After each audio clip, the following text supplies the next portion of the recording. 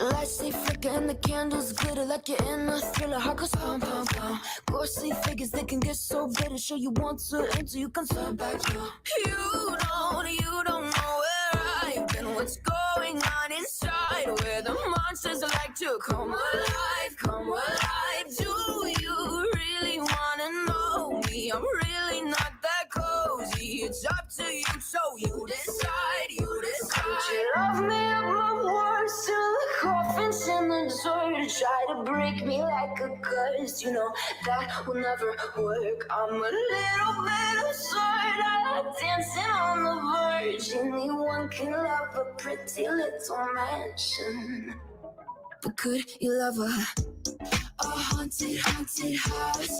Or could you love me now? A haunted, haunted, I'm a haunted house. A haunted, haunted house. If you're too scared, get out. A haunted, haunted, I'm a haunted house.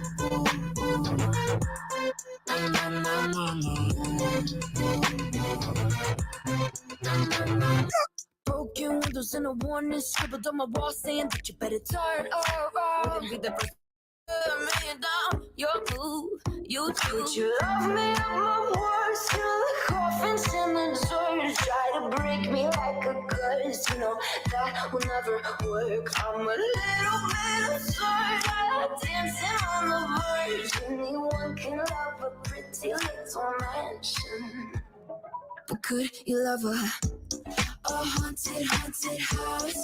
Or could you love me now? A haunted, haunted, I'm a haunted house. A haunted, haunted house. If you're too scared, get out. A haunted, haunted, I'm a haunted house.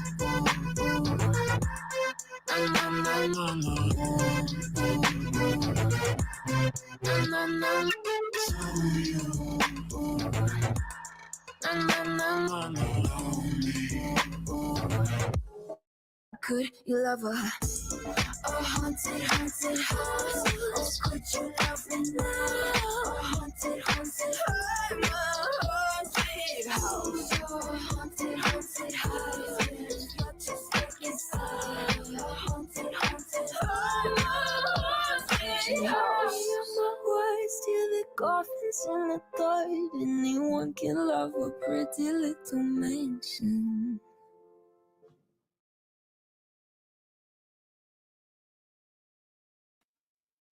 Well, hello. Hello. Oh, why am I so nervous? I always get so nervous when I go live. I haven't been live for a while. How's my sound? How's my sound? See? Look, I'm already... Do I sound okay? Let me say some hellos here. The chat is filling up. We got Chris Miller, Taylor Johnson. How's Taylor doing? Detroit, some beautiful Detroit. Mrs. B. Hello. That's right. This is going to be eye-opening for real. Like, when this hit me, I was like, oh my gosh, I have to share this. I have to. Cher's going to be live later, and I'm supposed to be joining a panel with her. So I was like, okay, I got to do this live. I got to share this information. So I'm going to try to run through it pretty quickly. But this is a mountain of evidence that has been sitting in front of us this entire time. And I don't think that we've ever looked at it from this perspective with this education. Okay. Yeah. I'll put it that way. Okay. Oh my goodness. It's crazy. Hey, Sally, Selena. Sebastian's nerves are probably bad. Probably so. Probably. I put the trailer video, what Selena's talking about. I put the trailer video as the clip that's on my channel of Mr. Chris Proudfoot saying that Sebastian likes to pee in his pants and defecate in his pants. Okay, because that's important to hear before I share the information that I'm going to share with you tonight. Okay. Once we start getting into it, you'll completely understand. Hey, Trishy, Canadian Grandma, welcome. Pink Butterfly, Lady D. Hey, Cooter. Thank you, Sally. I love that. That song is called Haunted House, and it's not really about a haunted house. It's saying, like, I'm a haunted house, like we all have our skeletons hidden in the closet type deal, stuff like that. So I love it. The sound is great. Hey, Bama's. You changed your name. Oh my goodness. Do you have a channel, Bama? Is that why it's called Tiny House and Gardens? I'm gonna have to check that out. Mr. J, aka Joker. Hi, Crystal. Good to see you. Any old time, 48. The suspense is killing me. I know, right? We're not going to waste a whole lot of time, I'm telling you, because we're going to jump into this. You did? Oh my goodness. Okay. Hold on here.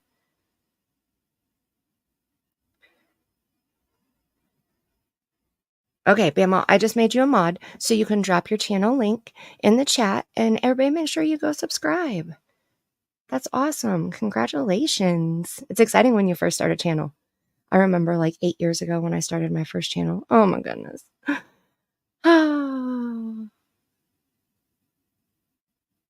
Pink butterfly, that's okay. That's okay. Cher and I have different perspectives on a lot of things. And we can talk it out, like Cher's open to hearing different perspectives. I know sometimes she's in a mood and she'll kind of get snippy and she'll snap back, and I've seen that. But if you go back later and be like, hey, like the way that you kind of snapped it, let's talk about this like adults, let's have an adult conversation. And she's really open to it. So she keeps going back and forth. She'll hear something and she'll be like, oh my gosh, okay, maybe Seth does have something to do with this. And then she'll hear something else and she's like, there's no way Seth had anything to do with this. So she's definitely open to all possibilities. And I like that because it keeps me on my toes, right? Queen of, I am not gonna butcher that, but welcome, Queen, from one queen to another. I'm Queen Bitch. Oh my goodness. Welcome. Let's see. Get some content. Yes. You gotta have content to start your channel, right? Thank you, Sally. Thank you. She's one that, either you love her or you hate her. And when you love her, you may still have some like, excuse me, ma'am. Crystal, what would your channel be about? Would it be true crime? Would you be willing to start would anybody in the chat right now that does not have a channel, would you be willing to start a true crime channel in the middle of this case? And if you do, or if you would, how would you run your channel? Like what would you be sharing the drama, or would you be strictly about the facts, or would you stay as far away from true crime as possible? Be a light. Hello, beautiful. How are you? It would be. Not this case, though. Hell no, right? Hey, Hope Floats. Be facts. See, I love facts. But when you have spacs, look at me. When you have facts, you have speculation also.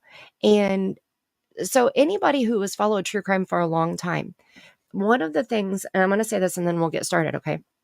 One of the things that I've always tried to focus on with true crime is strictly the facts. Like, I don't say it unless I have it to show. Okay. So it's not that I heard it from so-and-so. It's I heard it with my own ears, or I saw it with my own eyes. So if I say something and I say it's a fact, you can rest assured that it's already clipped on my channel, or I can provide the link to show you, or I can share a screenshot or, something to back up what I'm saying. Now, we take those facts and we speculate.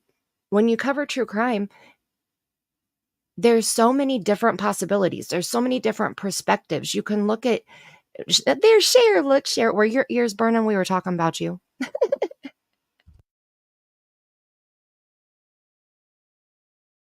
Excuse me, sorry. Got a frog in my throat. We were just talking about you. And Cher, did you know that Bam has started a channel? So you want to look at other cases. You want to look at other red flags in other cases that have already been tried and convicted. Okay. The red flags stood out, the things that they show in court, the things that they displayed in court. Look, let me move myself so you can see my background. Look how cute it is. Oh my goodness. I love it. So happy Halloween. It's October, right? So you want to look at everything, okay? That's where we get the mountain of evidence, right? It's not one thing. One thing is not going to tell you what happened in a case. It has to be a collective of different things that have happened, the facts of the case. What if this happened to make that a fact? What if that happened after that fact? Different things like that. Then it's also important that we listen to what the people are saying. So like in Summerwell's case, it was important that we listen to what Dawn and Candace said. Candace was the last person to allegedly see Summer Wells. Dawn wouldn't shut his freaking mouth. He acted like he was there. Most people think he was there. So it's very, very important that we listen to all of those words. And right, exactly, Chantel, exactly. Be a light, exactly. It's okay to speculate as long as you say that it is speculation. Do not share a rumor or your opinion or your speculation as factual information. Please do not do that. I have a clip of an example of that.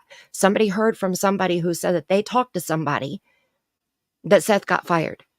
It was stated as a fact on a person's channel that I clipped it from, that it didn't have anything to do with her, but she got mad about me clipping her video and got offended that I didn't give her credit for asking the person for proof, which I appreciate her asking for proof. I feel like that's what we should be doing. So that's why I guess I didn't point the fact that she asked out in the video, because that wasn't my focus. My focus was the person spreading the rumor as a fact.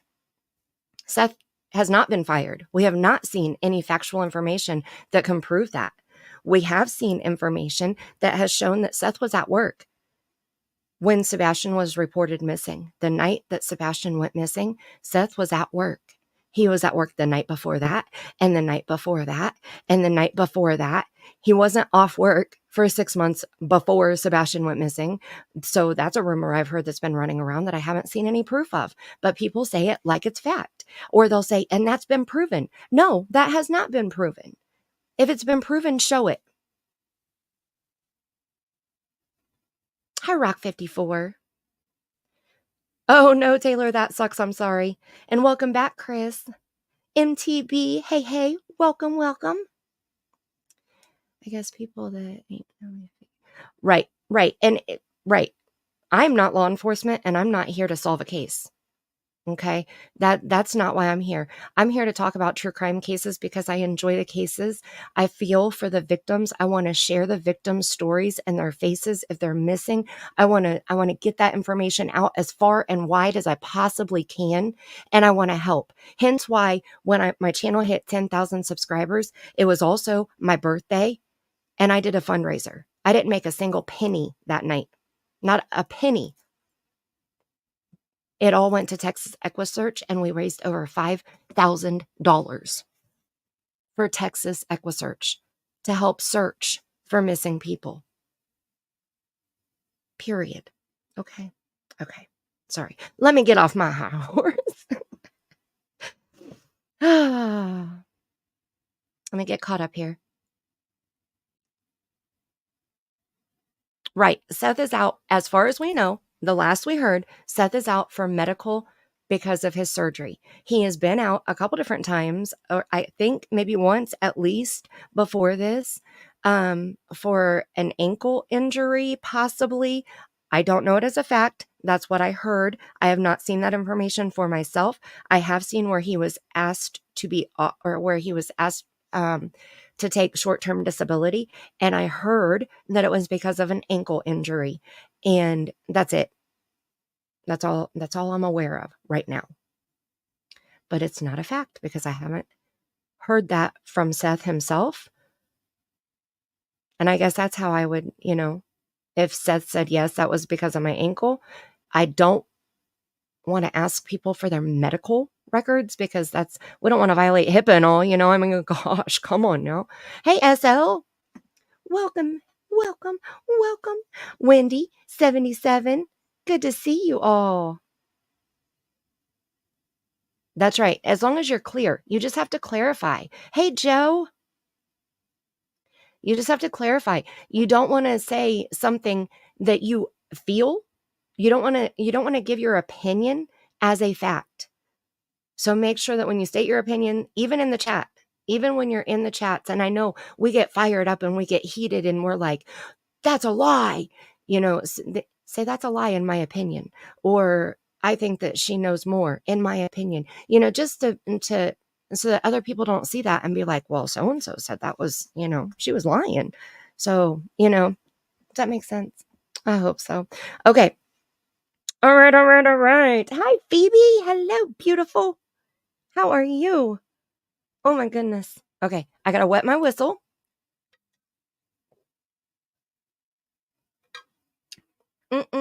Drinking my spice chai tea as usual.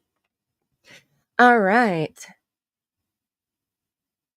I like to okay, so this is the first of the month. We're gonna start this out with a bang, right? Okay. I see there's not a whole lot of green in my chat right now. I don't see any green in my chat. Oh yes, Hope Floats is green.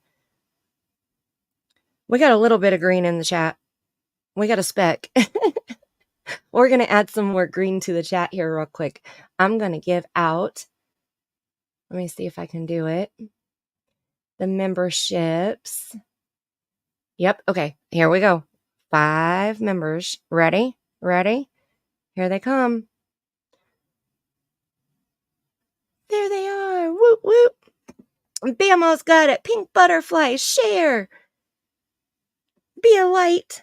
And Crystal, welcome to the squad, the best squad on YouTube. Whoop, whoop. And I got a new members video. I got to play that too. Hold on, let me scroll down here and grab it. I'm so excited. I love this. I made it myself. Here we go. Baby, you're a perfect 10. I want to get in. Can I get down so I can? I like the way you work it. I got to bag it up. I like the way you work it. No diggity. I got to bag it up. Come on, y'all. I like the way you work it. No diggity. I got to bag it up. I like the way you work it. No diggity. I got to bag it up. Yo, easy. Say what? Woohoo! Did you guys like it? I love that song too. Oh my goodness. Yay. Hi, Jenny. That's so exciting. And Bama, thank you so much. Oh my goodness. Why is my chat on my phone not catching up here? Come on. I want to see who got it. HDC, Lady Wolf, Coffee Bar Lady, Amos Liz, and Queen. Woo, woo, welcome to the squad, the best squad on YouTube. Look, we just got 10 new members. Woohoo! That is so awesome. Thank you so much, Bama. I love it. Oh, I love it. Love it. Thank you, Phoebe. Oh, Pink Butterfly, I appreciate you guys being here so much. I appreciate Bama just gifting 5 memberships. That is just, I love it. I love it. I'm not used to getting things given to me, so it always gets me all emotional when stuff like that happens. So thank you, Bama. I really appreciate that. Thank you so much. Sunset Gazing, welcome. You like the background? Thank you, thank you. Hi, Wanda. You have Jack on your nails right now, MTV. I am so freaking jealous. Oh, my goodness. I am so jealous. Okay, so if you're not a member of the squad yet, that's okay. If you want to join, you can click on the little $sign down in the bottom right-hand corner of the chat and join membership that way. And the gifting option is down in that corner also, I think. And that's where the super chats are also. I'm not saying you got to do it. I'm just letting you know where it is in case. Okay. And make sure that you have the gift setting on, because if gift or if memberships are gifted, it's gifted randomly by YouTube. Okay, we don't get to choose who gets them, where they go, or anything like that. So just make sure that you have your gift settings turned on. And let me see. Okay, last thing is I need every single person in the chat to go hit that thumbs up. We have 56 thumbs up right now. Okay, we got 64 people in the chat. That's pretty good. Pretty good ratio there, okay? Pretty good. But I want you guys to go on the count of 3 and slam the thumbs up. Don't break your phones or your devices. On a count of 3, all at the same time, and then I'm going to refresh it and check it. Okay? Ready? 1, 2, 3. Smash it. Smash it. Please and thank you so much. I appreciate it. I do my own nails. Do you know that, MTV? I used to get my nails done and I quit paying other people and I started doing the quick dip myself. And I became a little bit ambidextrous and I'm able to do my left hand with my right hand now. And I'm so proud of myself. I haven't had my nails done in almost 2 years though. Grandbaby keeps me busy. I'm telling you what. You're number 61, number 57. Whoop, whoop. Hi, Angel. You helped your son change the brakes and you're still not done. Oh, that's a dirty job. That's a definite dirty job. All right. You guys are so awesome. Thank you. Thank you. Thank you so much. All right. I'm going to refresh real quick and see what we got right now. And then we're going to get into this. We're up to 64. See, you guys are awesome. You do acrylic nails professionally? Oh, Phoebe, that is awesome. That's a good skill. Like, I mean, I've never done anybody else's nails. I've only done myself. Just myself. All right. Okay, so everybody ready? I saw somebody said it was like Christmas morning, getting ready to open the gifts. Hi, Kathleen.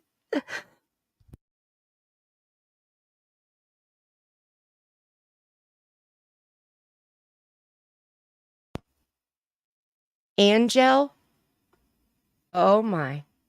Welcome to the squad, MTB. Woo, woo. Welcome. You guys want the song one more time? One more time before we get into it, okay? Just one more time. Hi, Wanda. Welcome. We got 2 Wandas in the chat now. All right, one more time. And then we're going to jump thigh deep into this, okay? Not ankle deep, not knee deep, but we're going thigh deep into this mountain of evidence, okay? You ready? Welcome, MTB, to the squad. Baby, you're a perfect 10. I wanna get in. Can I get down so I can? I like the way you work it. I got to bag it up. I like the way you work it. No diggity. I got to bag it up. Come on, y'all. I like the way you work it. No diggity. I got to bag it up. I like the way you work it. No diggity. I got to bag it up. Yo, easy. Say what? Woohoo! Welcome, MTB. So, and we have our mods who are also in the squad too, okay? Be a Light and SL and Chris Miller. Holy mackerel, 33 months. 33 months. Thank you so much, Chris. Thank you. That's probably the very beginning of when I first set up memberships on my channel. Thank you so much for that. You're freaking awesome, man. Freaking awesome. Reality wins. Hey, sweets. How's it going? How's it going? Thank you, Lady T. I love you guys for being here. I really do. Thank you so much. Grammy H. Hi, Grammy. Okay, so this is what we're going to do. Okay, so how many of you, I want you to put a number 3. Everybody does number 1s. We're gonna change it up. Okay. Hi, Tammy. Miss Tammy. I want you to put a number 3 in the chat if you followed Summerwell's case from the beginning.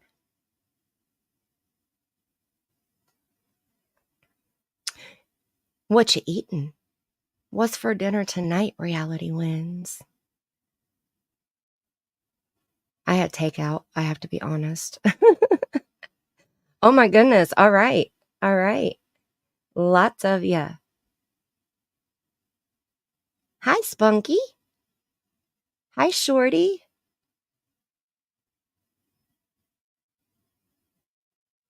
One month shy from the beginning. Okay. You're making tacos? Taco Tuesday.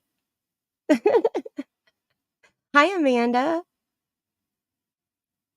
All right. Okay. So a lot of you have. Okay. So, I'm sure that you remember when the interview room, Chris McDonough went and interviewed Candace Bly, right? He met her at the horse pond and they had an interview there. Then they went back to 110 Ben Hill Road, which is where Summer Wells was reported missing from, right? T-bone steaks. I'm sorry, I need one of those right now, like stat, please. Thank you. Hi, Junipers. Welcome, welcome. I'm so glad you caught it. I haven't been live for a while, so I wasn't for sure who was going to see it, who would get notified. You know, YouTube doesn't like me sometimes, you know. So I'm glad you're here. 75. Thank you, Wendy.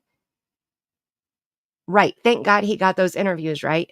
Okay. Now, do you remember when he had Steve Johnson come up on his panel and they reviewed the lake video and the house video?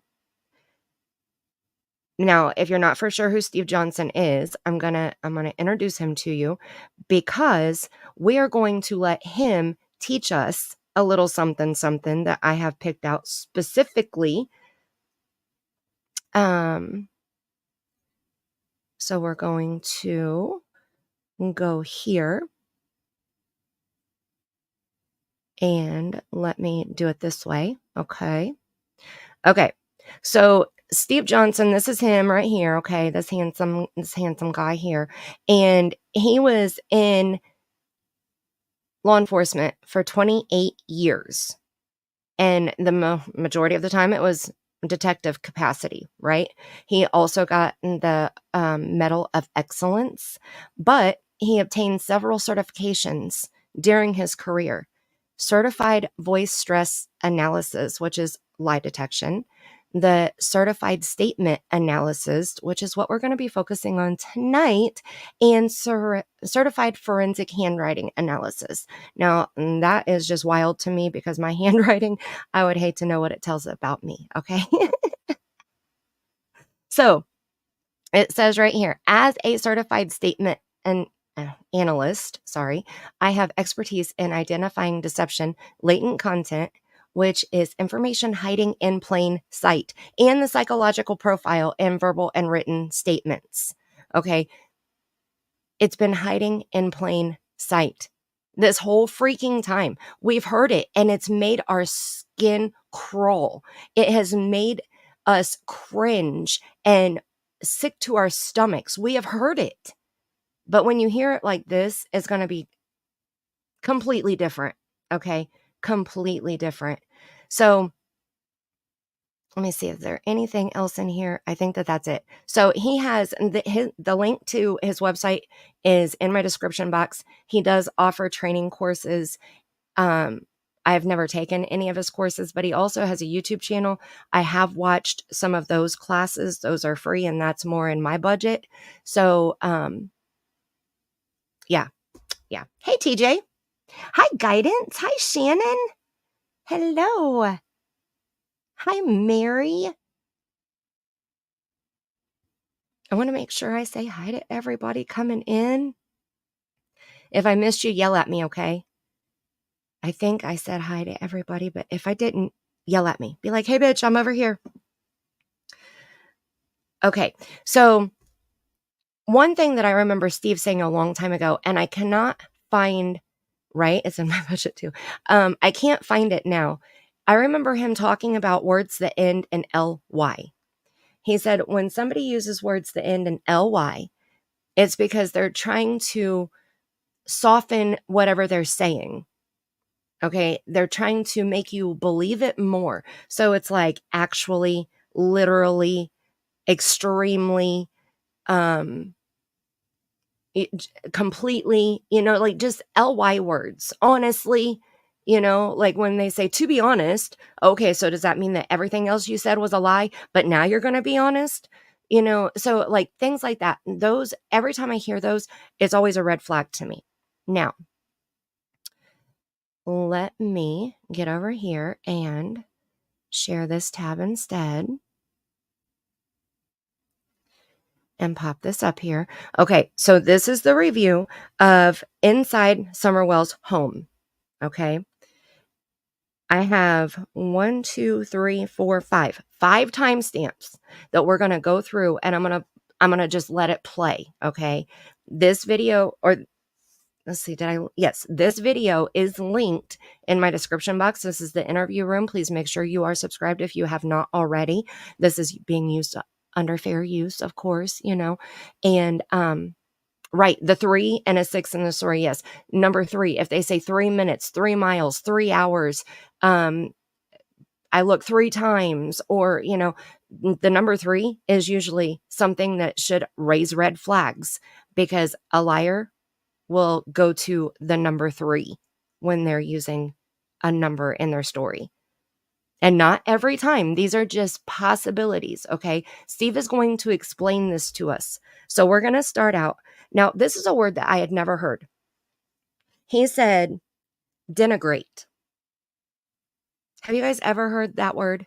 Denigrate? Hi, Bailey. That's right. Liar, deception, number. 3-way call. Yep. Three beers on the wall. Don't get that song stuck in my head. Find Summer's Truth. Hi. How are you? Just scrolling through chat here.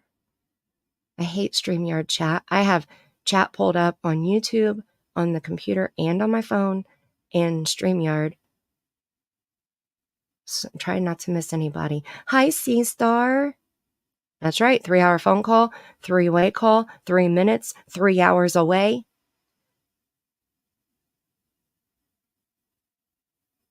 Never heard of it. You're not a dummy. I'd never heard of it either, right? No? You've heard it, but not often. Yeah, people are having T-bones, Pink Butterfly. I'm jealous. Yes, denigrate. Yep, exactly. So I actually looked up the definition and some synonyms. Some synonyms. Some synonyms. If I could talk, I swear I'm not drinking. I'm not a drinker. To denigrate. Okay. So it means to criticize or insult somebody. It means to spread negative or hurtful information. It means to deny one's importance or validity of, or belittle someone. Denigrate. Put down. Yes. 3 people. Exactly. Hi, Stephanie.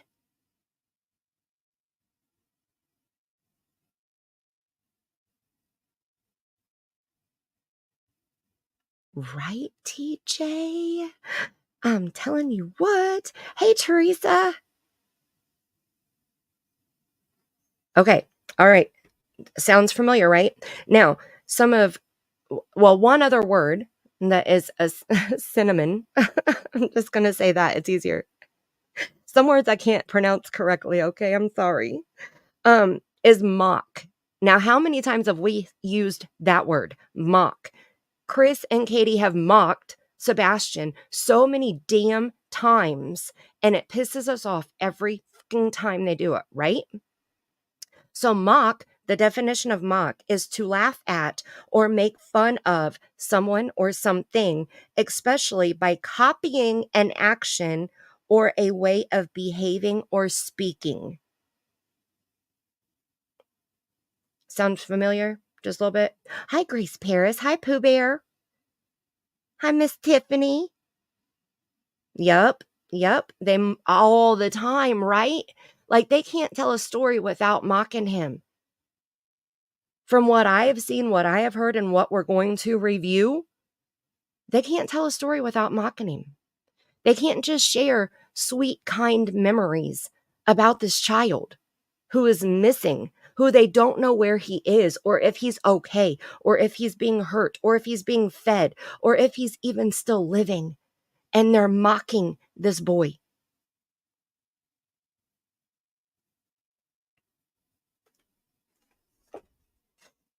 Pisses me off. I'm sorry, it pisses me off. Okay, so we're going to listen to Steve for just a couple, not even 2 minutes here. Okay, this is where we're going to start. And let me get back over here, and then we're going to talk about it. But, you know, when your little 5-year-old goes missing, do you really think about all the little negative things about him, or do you think about the positive things? Well, you think about the positive things. You know, you have this angelic view. It happens with even the most troubling kids, the troublemaking kids. Still, when they pass, when they go missing, there's an angelic view of them, and so we don't expect any subtle digging or denigration. And what she said here about Summer, it went real quick, but she said she just sleeps till 9, 10, even 12 o'clock if I let her, as if, I mean, she's a kid. Yeah, of course she's going to do that. But it's just a little subtle dig. And I'm not saying it's a big thing or not hanging my hat on it or anything like that. I'm just saying, I wouldn't expect that, especially regarding my 5-year-old. I think I would have more, it would be all just positive things. I would remember just the most fondest and memories about her, and all the funny things and that she does, and the funny things she said, and all that kind of thing. And so anyway, small but subtle denigration right there. So now I don't really like it, and I'm further on alert now. Okay, you catch all that? So basically, he just explained to us what denigration is and why he's on high alert. And he's not saying that, he's going to hang his hat on it. That doesn't mean, oh my gosh, she's guilty of doing something to Summer just because she denigrated her child who's only been missing for a few weeks at this time. Okay, keep that in mind. Now, any questions, comments, or concerns before we move on to the next timestamp? Right, SL? She likes to twirl. She always wanted to twirl. She'd twirl till my arm got tired. Hi, Megan.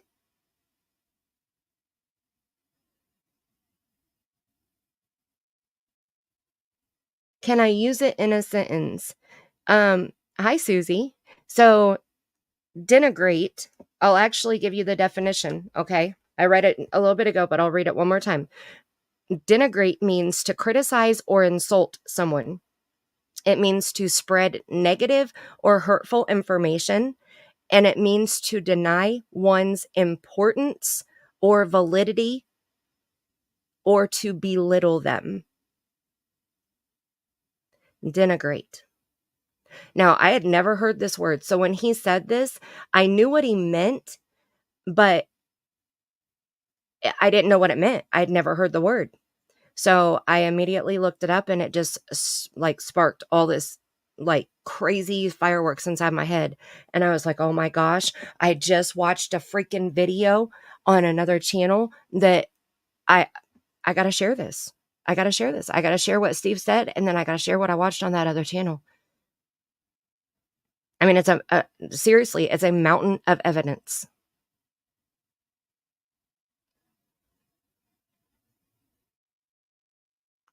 Right, C-Star? His poor arm. That's his good drywall arm, Welcome back, Sally. Nope, you're doing just fine. We listened to Steve Johnson explain what denigrate means, and how it's red flags. It's basically belittling the missing child that she is speaking about, her own missing child. All right, so we're going to move to the next timestamp. Let me look. I went through it and I got timestamps today. Okay. Oh, back right here. Okay. Now we're going to listen about the red flags and the mountain of evidence. Okay.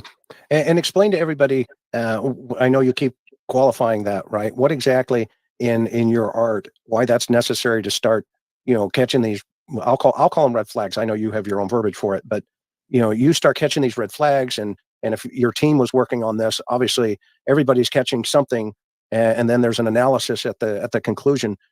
In fact, you were pinging me the other day. One of my guys, one of my team members caught this. Have you seen this yet? And I was like, not yet, but I'm about ready to. And man, it was spot on. I don't want to tell everybody what it is right now because, I won't explain it correctly. I know I won't, but it was good to go. So in this situation, you're in your mind, you still have an open mind, but you're starting to see a pattern here. Would that be accurate? Yeah, correct. So yeah, all these things stack up, and by calling one thing out, I'm not going to hang my hat on that. But when I have several that stack up, I call it the mountain of evidence. It's being built, and until it gets to a point where it just can't sustain itself and it kind of just implodes. It just falls. You can't stack any more on it.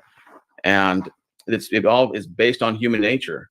It's based on how we've been acting and what we expect from a biological mother for many, many years. And now I know that everybody has different issues and things. And some people have said, well, Candace grew up in a different environment, so she might think a little bit different. Well, that's true. We all are different. But I want to pause right there. We're not done with this clip yet, but that is so important because I heard that a lot. Well, Candace grew up under special circumstances. She came from a troubled home. Well, so did Katie Proudfoot. So did a lot of us. A lot of us had trouble in our past, or we haven't grown up with a white picket fence out in front of our house our whole life, So I like that he specified that, yes, Candace is a little bit different than, so when people say that, it's like, okay, but aren't we all? We're all a little bit different. That just means that we have to be careful with our perspective. That's what gives us our perspective, is what we've experienced in life and how we've experienced different things, good and bad. Some people can't imagine a mother hurting their own child, whereas others who followed true crime know that it happens all the freaking time. Right, exactly, TJ, exactly. And thank you, Noelle, and hello, welcome. Thank you. Noelle said, thank you, Spirit. We always learn something new here. I like to get your brains thinking, I don't want to just give you the same old shit that, that we've reviewed over and over. And I don't want to just review, like I would love to go back over the interviews, which I've been doing on my own time. But I know that the interviews have been played, and everybody has given amazing reviews of the interviews. But I want to do something different. I want to bring it to you from a different perspective, a different way. And I like to learn. I like to educate myself. And, they say ignorance is bliss. I absolutely disagree.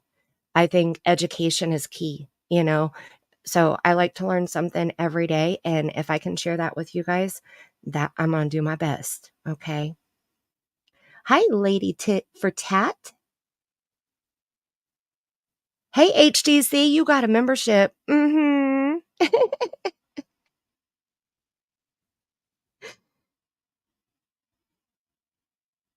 Right, Tammy. You would think that they would want something different for their children, which I think so. Look at Katie. Katie had a rough childhood.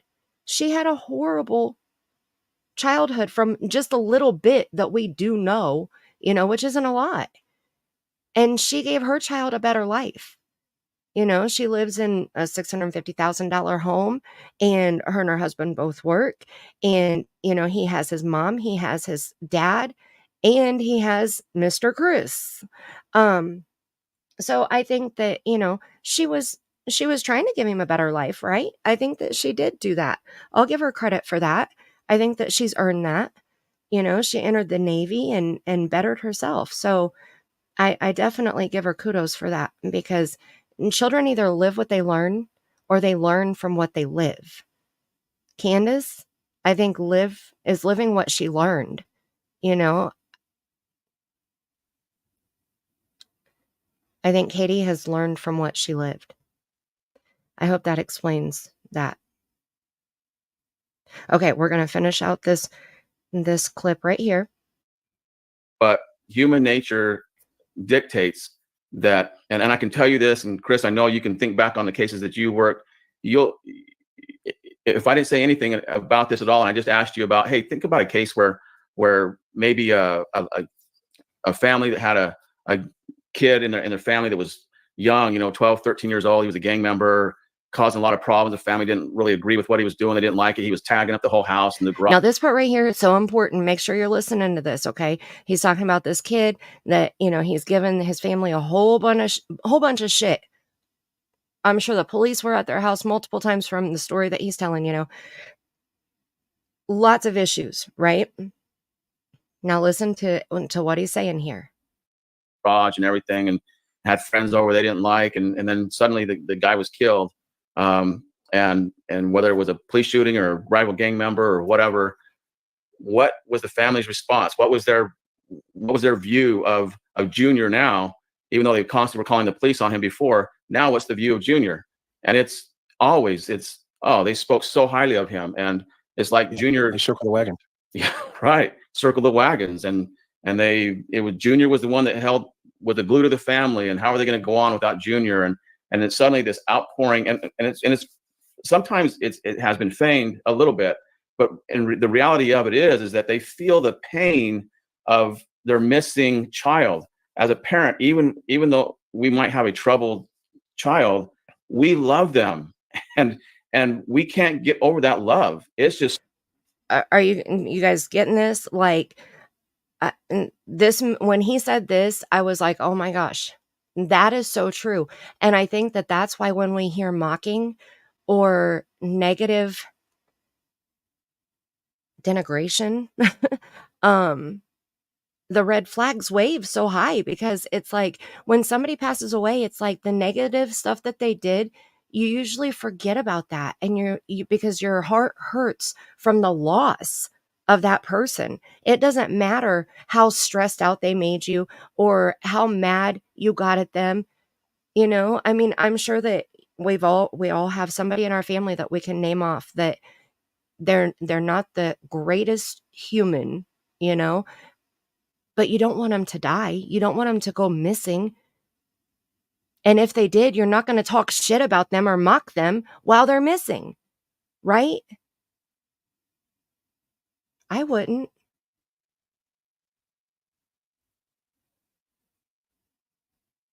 And I don't think you guys would either. Like, you don't want to be negative about somebody that you have no idea where they even are, especially when it's a child. Hi, hey, Jude. K-Mac. How is Miss K-Mac? All right, here we go. We got to get through this. We still have a lot to cover, and we got to get over to shares after this. So we got to roll. So strong. And so when they're gone, oh my gosh, the heartache that it's just. People that have a child, have lost a child, and I know, Chris, you know what this is like, have a child missing, it rips your heart out, and your thoughts and memories of that child are they're just endearing. And so when denigrating language slips off the tongue, we step back, we hear that, and we step back and we think, wait a minute, that violates human nature. That's not what a parent, that's not what over, hundreds of cases and I should say thousands of examples and over thousands of years how parents have reacted. It's documented, and we know this. And so that's what we're going on. And so here we have this subtle denigration. And so, as you say, it's a red flag. And we could explore it further. We might take it off the table. That's why I say, okay, I'm just going to highlight this. Now, this part right here is important. Okay, I would have cut it off because Steve is long-winded, okay, which I appreciate because he is a wealth of knowledge, but he's very long-winded, and I have this on 1.25. I may even have to bump it up to 1.5 if we're going to make it through. But this part right here is important because he's saying he's just putting it on the table, okay? And he's going to explain a little bit more, but this part's important too, okay? Seeing this, but she might say something later on that clarifies that, and I'll take it off the table. It's gone. I'll erase it. She might say something later on that makes that even stronger, a stronger trait of denigration. And so now my highlight, my what I underlined before now becomes a highlight. It's definitely a red flag. And so that's what we're doing as we go along, and that's how we come to our conclusion at the end. We look at everything. Some things we take off the table. Some things are now in bold and highlighted, and they're even more important. So, yeah, they all stack up. Yeah. Okay, they all stack up, right? Let me see. Let me go ahead and get up here to our next timestamp. Maybe. Come on. Why isn't it?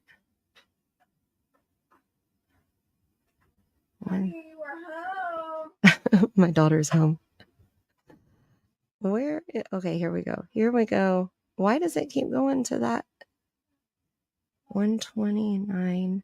Okay, we're going to have to do it this way. We're going to skip through because it's 130.50. Okay, right here. All right, we're going to go ahead and skip to the next timestamp. And this is the little bit, this one's short. This is where he talks about actually, okay? Grandma. Yeah. Hold on. The key word in there, she used the word actually again. And it's one of those words that O.J. Simpson used. I gotta go back here. Hang on. I missed that completely. Hang on. That's awesome. I was actually sitting on the floor playing with the toys at that time. I said, "Somebody want to help plant flowers?" Back it up. Yeah, let me go back. I got it. Okay, I'm gonna start from here. Come out. Good catch, man. I was like, "What are you doing? What are you staring at?" She's like, "These plants, I gotta get them transplanted." I was like, "Well, summer will help us." So I went back in. By that time, she was sitting on the floor playing with the toys. Right here? No, in the kitchen where we were just at. Okay. She was actually sitting on the floor playing with the toys at that time. I said, she's actually sitting on the floor. Wow. Yeah. So it's, I mean, dude, that is a good catch. Yeah. I mean, it was so subtle. And I've probably watched this thing 10 times, 15 times. Yeah. And there's even more in there that she said that I'm just, for the sake of time, not calling out. But I mean, her quoting her conversation with her mom, she can quote that, but she couldn't quote anything from Summer or tell you what Summer was doing. And so we compare the two. It's like you said, we're looking for patterns, and so it all adds up. That thing about Summer being right there, that actually, it's one of those words. It's a dependent word. It means it's there has to be another thought. She's comparing it to something else, and it's one of those things, like I said, that O.J. Simpson used in his narrative, and when he was lying. And it's one of those words that gets used a lot. I'm not saying that everybody that uses it is lying. Don't go think that. But in the context, and put it all together, and if you know what to look for and listen for in this context, it's a big deal. Okay, so I thought that was very important. What do you guys think about that? I've been trying to follow along with chat here. I guess Cher has rescheduled her live till tomorrow evening, a little bit earlier in the evening, but so we don't have to rush as much as what I was thinking, but I still want to get through it. I don't want to keep you guys here all night. I appreciate your time. And hi, the real Gemini no lie number 7. Honey, I'm home. You know, Ricky Ricardo never said that to Lucy, but everybody associates that with I Love Lucy. And Bama, I appreciate that you do that. And I know that we have discussed this before, and my heart still goes out to you. No parent should have to bury their child. It's just not. I'm so sorry. But I understand why you talk about the both negative and the positive. I think that it's a little bit of a different situation with addiction, I think. And I may be wrong. That just may be my perspective, but I think that that's helpful when you discuss the negative things, because you never know who you might be helping when you share that information. So I appreciate that you share both. What's the matter? Hey, Jude.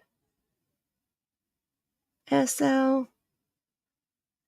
K-Mac. K-Mac, how is your back doing? I know you've been having trouble with it. I'm so sorry. Let me go back up here. I couldn't either, Sally. I couldn't imagine my child missing. My heart drops every time my kids leave the house. You know, like my anxiety, I swear, my anxiety levels get so high when they leave the house. My stomach is in knots until I know that they are where they are headed, you know, until they arrive where they're going. So I couldn't imagine not knowing where my child was. Oh, physical therapy. Okay, Mac. Oh my gosh. Girl. I went through physical therapy. I went through chiropractic work. I have an extra vertebrae in my spine, and they told me there's nothing they can do for it. I just have to live with it, and it's just going to get worse as I get older. And they weren't joking, because that was about 20 years ago. And I will never live in a 2-story house ever again because I can't climb the stairs. I'm only 45 years old. It's ridiculous. It's ridiculous. But got to keep going. Hi, Pink Life Christina. Welcome in. Hi, Lisa. Black Skies, hello.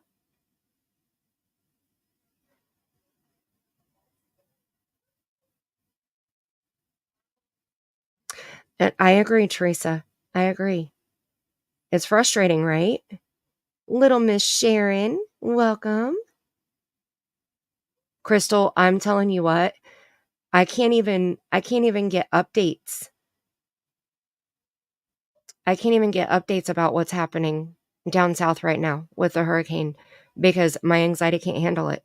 Like, I really can't. Like last night when Brittany started talking about it, I had to mute her because I just can't emotionally handle it right now.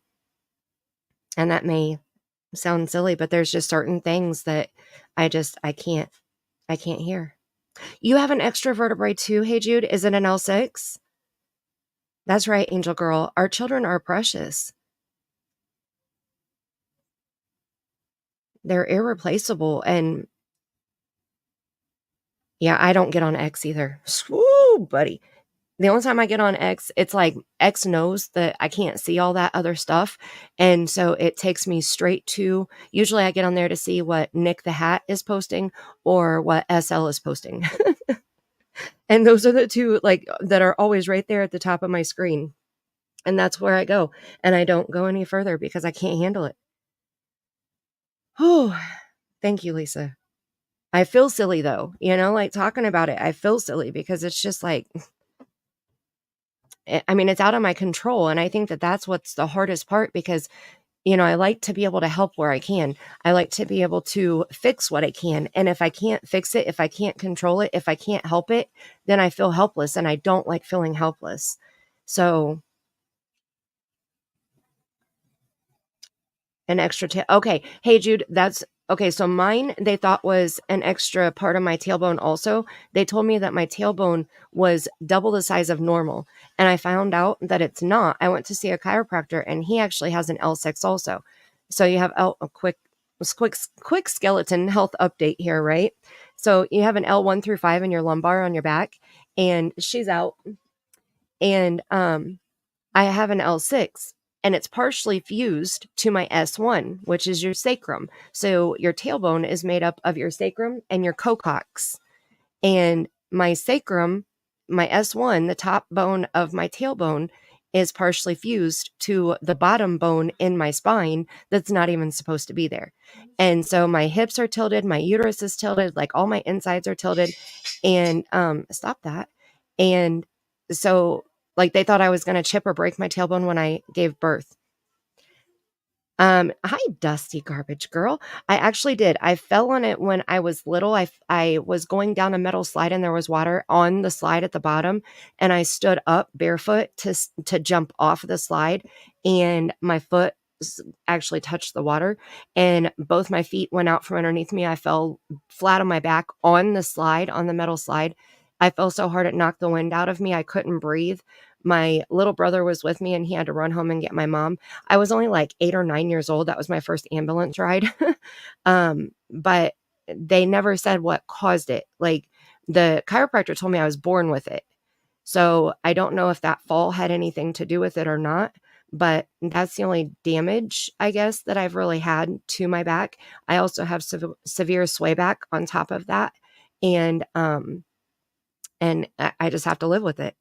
So I use magnesium lotion, ibuprofen 800, Tylenol, ice packs. I can't use heat. That makes it worse. So I just have to alternate ice pack on 20 minutes, off 20 minutes, on 20 minutes, off 20 minutes when it gets really bad. And that magnesium lotion is a freaking godsend. Okay. Oh my goodness, Teresa. Oh no. Right? It doesn't fit your mindset. Now that I totally get. I totally understand that. Happy birthday, Joe. Joe, is it your birthday? Right, Crystal. And see, with cases, for some reason, I can separate myself from it because I think it's not something that can change anything in my life. Like it's something that I don't have to worry about my children being affected by a case. The weather, the hurricane, all of that, we're in Indiana and we had tornadoes not even 2 weeks ago. There was a tornado that touched down less than 2 blocks away from my house. Like I had to sit here and just zone out because I was going to have a panic attack. So like it's just, I don't know. With cases, I feel like I can separate myself from that just a little bit. And it's something that I've had to train myself to do. It's not something that, like when I first started following true crime, it wasn't that way. That's why with the West Boys case, I got really, really involved. And I had to teach myself to pull back a little bit. And thank goodness I was able to do that. But gosh darn it.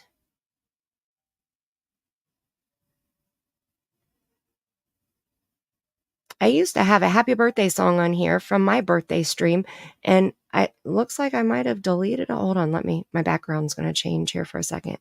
But, oh no, wait, here we go. It's Joe's birthday. I don't sing. Okay, that's my gift, is I don't sing. And I see people saying happy birthday to Joe. I still haven't found Joe's comment saying that it is her birthday, but I'm going to take everybody else's word and we're going to say happy birthday. Oh, go shawty, it's your birthday. Ooh, it's your birthday. Go shawty, it's your birthday. Today's your day. Happy birthday to you. Happy birthday. All right, let me move this back up here. Let's see, is it this one?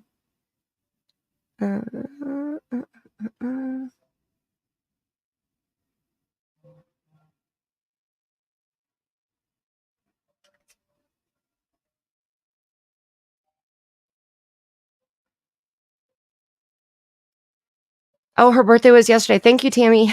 Tammy just texted me. Joe's birthday was yesterday. Well, happy belated birthday.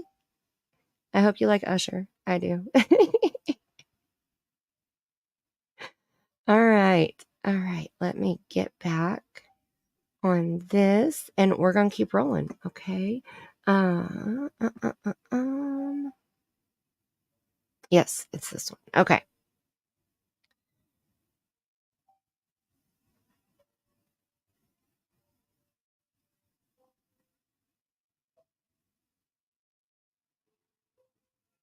Oh, Lisa. Oh my goodness. I am missing chat, you guys. Look, I am a horrible host. My chat just, it froze because I was scrolling back up. Tar Heel. Hi, Tar Heel. How are you?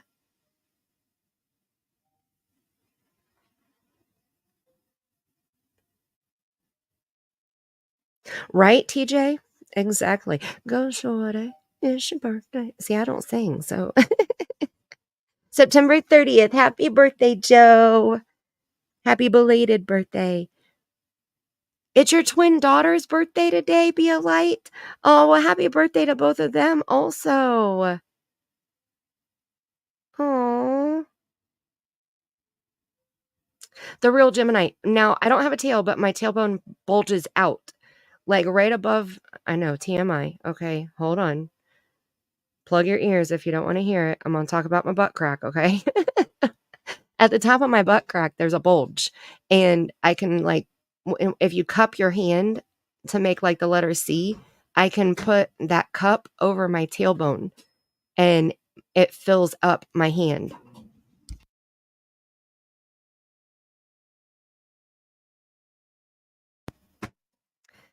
Okay. Let me see. Oh, Lisa. Oh my goodness. Okay, we have two Lisas in chat. Lisa Opinion. See, I saw somebody saying something about happy they found it early. My daughter, who is 29, fell down the stairs and broke her tailbone, so they did an MRI and found out in her upper thigh she has a tumor the size of a tennis ball. Oh my goodness, Lisa. Oh my gosh. Hopefully, it'll be quick healing, quick recovery. Everything will be amazing after the tumor is gone. It is not weird, Sally. It is not weird at all. I'll be 95 and still trying to sing Let It Burn, okay? In the shower to myself. Hi, Justin. Hello, hello. Mary Ellen, welcome. Hi, Sue. Okay. I think I got everybody. Okay, are we ready to get back to this now? We only have 2 more timestamps here, okay? 2 more. Are we learning from Steve? Like, I am so thankful that Steve has done these panels with Chris McDonough. I am so thankful because I have learned so much from him. Hi, Sammy G. Yeah, they will. They won't remove it. So do they need to biopsy it or anything to find out if it could cause harm? Or, I mean, that's pretty big. I know I have issues with my female parts. Okay, again, TMI, right? Learn all about Mandy tonight too, okay? So I have polycystic ovarian syndrome, but I also have had cyst on the outside of my ovaries. So polycystic ovarian syndrome, also known as PCOS, is cyst inside your ovaries, and it's like a cluster of grapes, and they pop and they go away, and then they come back, and then they pop and then they go away, and when they pop they hurt like a bitch. Okay. And I kept telling my doctor, I feel like I have a softball inside my stomach on the right side, and it feels like it has spikes on it, and it takes my breath away. Like I huddle over in a fetal position for like 30 seconds if I move wrong. And so they did an ultrasound, and they found out that I had a cyst on the outside of my ovaries and on the outside of my right side ovary. And so they did laparoscopic surgery. And when they went in there, they found out that I had a softball size cyst. I had a baseball size cyst. I had a gumball size cyst, and I had a marble size cyst. And they removed all 4 of those off of one ovary, and they almost had to remove my ovary. And he said that there were more cysts that had been on my ovary because the amount of scar tissue on the outside of my right ovary was extensive. So I didn't even think I could have children in my younger years. So I'm blessed with the 2 that I have, you know. And yeah, there's a little bit about Mandy. No, they didn't want to even remove my ovary. Like he said, I might have to remove. He said, I thought I was going to have to remove part of it or the entire thing, but he said I didn't. He said I was able to leave it. Yeah, I need to get back in there and have it checked again. I haven't had it checked for a while, but I know, right? Today's class is all about Mandy, okay? You thought you were coming here to learn about the Sebastian Rogers case. You got a little bit of this and a little bit of that, right? Okay, we're going to get back to this because you're learning too much about Mandy tonight. This is supposed to be about Sebastian. Here we go. Interesting. Somebody want to help plant flowers, and she jumped up, left her toys, and that's what. Okay, we're right Yeah, there. well, that's what kids do. It's Hold their up. job. What? Okay. Chris, hold up a second. Remember, did you hear her? She said, and she jumped up, left her toys a mess, of course. And so there's more denigration towards Summer. So this now I'm seeing that. I've seen it at least twice now. This subtle dig towards Summer instead of reflecting on, the positive things and the endearing things. It's a subtle dig towards Summer. So now it makes that trait that we're seeing that in her language, it's stronger now because she's done it at least twice. Since you've been there, and it's just, it's an alarming thing that for an investigator to hear, and we see it or hear it a lot when we hear a lot of victim blaming, particularly in more violent cases, and so this is goes right along with that, which is almost blaming. For a child. We wouldn't expect this as much in a child cases as, to your point, maybe an SA adult or something to that effect, or something, pretty, crazy, right? Right. Yeah, interesting, because she's, again, let's remind our viewers, she's only, 3 weeks into the baby's disappearance, and she's thrown her under the bus here, is what I'm hearing you say. This is a good catch. Correct. Interesting. Yeah, exactly. Wow. Well, Okay. I thought that was very interesting because they pointed out that, we're only 3 or 4 weeks into Summer being missing, and she's already thrown her under the bus. Now, we heard some throwing under the bus a little bit earlier than that in Sebastian's case. Am I right? Or am I wrong? Because if I recall correctly, I'm pretty sure that it was a little bit earlier than that. Now, we have one more timestamp. And Lisa, I am thankful that they are doing a biopsy. Please keep me posted on that and let me know. My email is in my about section if you would like to email me or pop into my next live or leave a comment on my video or something. I will definitely be praying for your daughter. I'm sure that she is just out of her mind with worry. I can't even imagine. I can't understand.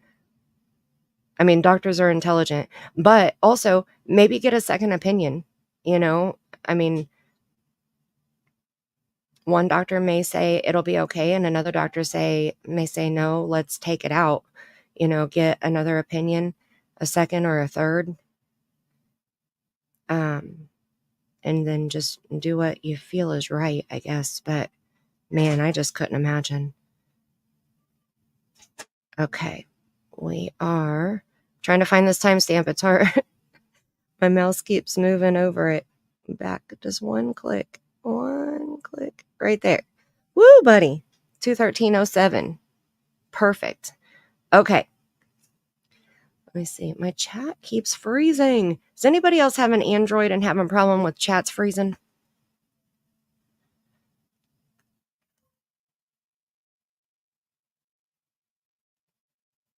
That's right, TJ. Exactly.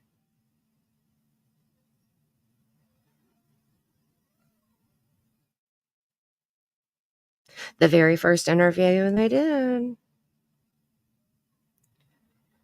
Oh, Detroit. I'll tell you, it's definitely, mine was so bad that I had to get an IUD to stop my periods because my PCOS was so extremely painful. So and my sister-in-law, she has it also, and she has 4 kids now. So it is possible. It is definitely possible. I think with her second child, she used a little help from the doctors, and then the other 2 were happy surprises, the younger 2. So, and both of mine were happy surprises. Hi, Stephanie Murray. Yeah, I know TJ's a jokester. All done being therapist, right?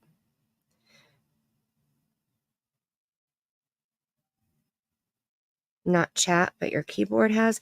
Now, see, I've had YouTube freeze too. I do the picture-in-picture where I'll minimize YouTube and go work on a video. And so I'll have YouTube in a small little box up in the corner, and it'll completely freeze to where I have to restart my phone. Like, it won't play. I can't, if I tap it, it won't light up at all. I can't move it around on the screen. I have to actually reset my entire phone. You have an iPhone and it's been freezing, Joe? Okay, so see? Right? Hey, Jude, I have to keep doing that. I have to keep closing it out and open it back up. TJ, you have T-Mobile. That's right. TJ's our class clown.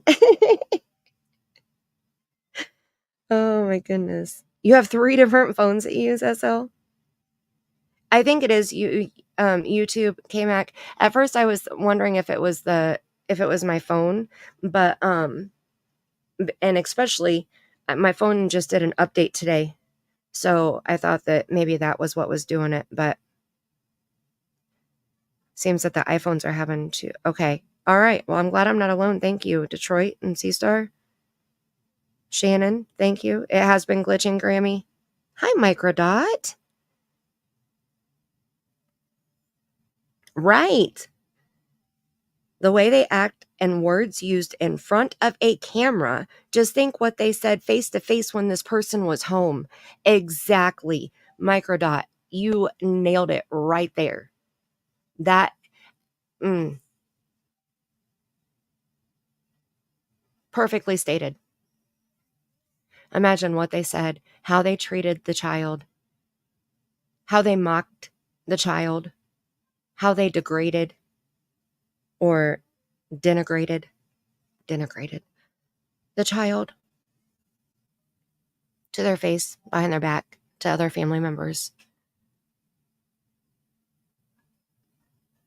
That hurts my heart.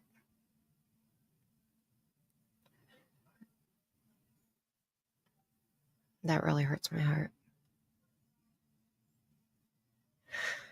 Okay. Just reading through chat there. Okay, so now we're going to do this one. This is our last timestamp before we go to the other video. Okay? Are we learning? Am I sharing some education? Are we learning from Mr. Steve Johnson?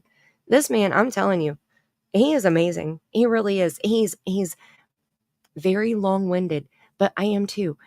He's a slow talker, but that's okay because the information that he is teaching us is priceless, in my opinion. And just sit here and play, just for, And usually when she comes out and she goes directly that way up to the swing. Oh, okay. So this is like, hold up right there. Will she come running out? Let me call something out right there. She's selling this to you again. Selling this narrative.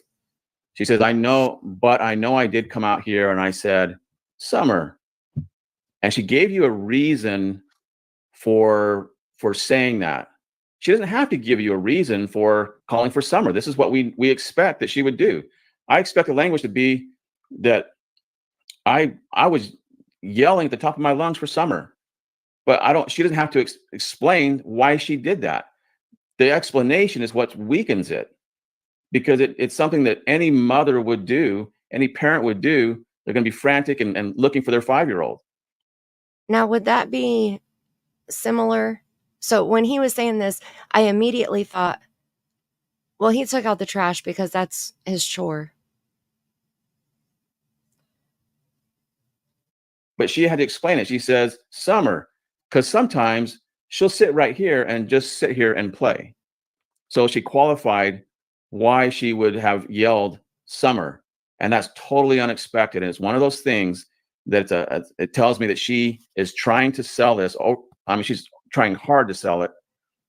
And I have to ask, why is she trying to sell it so hard? She shouldn't have to. There's no reason to sell it unless there is a reason. And so it tells me she has to sell this because this is not likely what happened. This is scripted, more scripted language right here. So, and he's not done yet. Okay, that's just the first part, right? Who said nude in the chat? Who did it?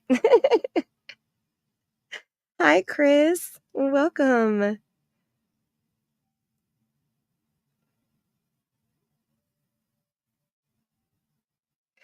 Right, Teresa. And I like that Seth is, like, when Seth talks about Sebastian, that's usually what he talks about, is things that he was teaching him, independence, going through life with asshole people, basically, to put it bluntly, and just take things one day at a time. You can't let people control you and just do you, like there's been many times that he said, that's something that I was trying to teach Sebastian. And each time he says that, I get more and more respect for him. And hi, Holly S. Welcome, welcome. Right, MTV? Very uncanny. And any old time, great minds think alike, right? All right, this is the last part of this clip right here, okay? He's going to teach us one more thing before we move along. Let me add to this. This selling things as what they normally do or what they usually do. She did that again, and she actually used the word usual. She said, and usually when she comes out and goes directly that way up to the swing. And so she's going back to this selling it as, what normally would happen, meaning, and what she's doing there, she's saying, she's selling that Summer would sit right there, because usually she'll come out this door and she'll go up this way, and sometimes she'll sit right here and play. And this is the normal thing that she would do. So it says oversell, and then she doubled up on this oversell. And so that just tells me, you were right, Chris, that when you felt that this didn't really happen, it didn't really happen, because and the reason I know that is because she's overselling it. And that's not normal. And the toys. All right. Normally. So when they say that just like any other normal day, well, because that's what she always did. Or Summer was splashing in the water like she always does.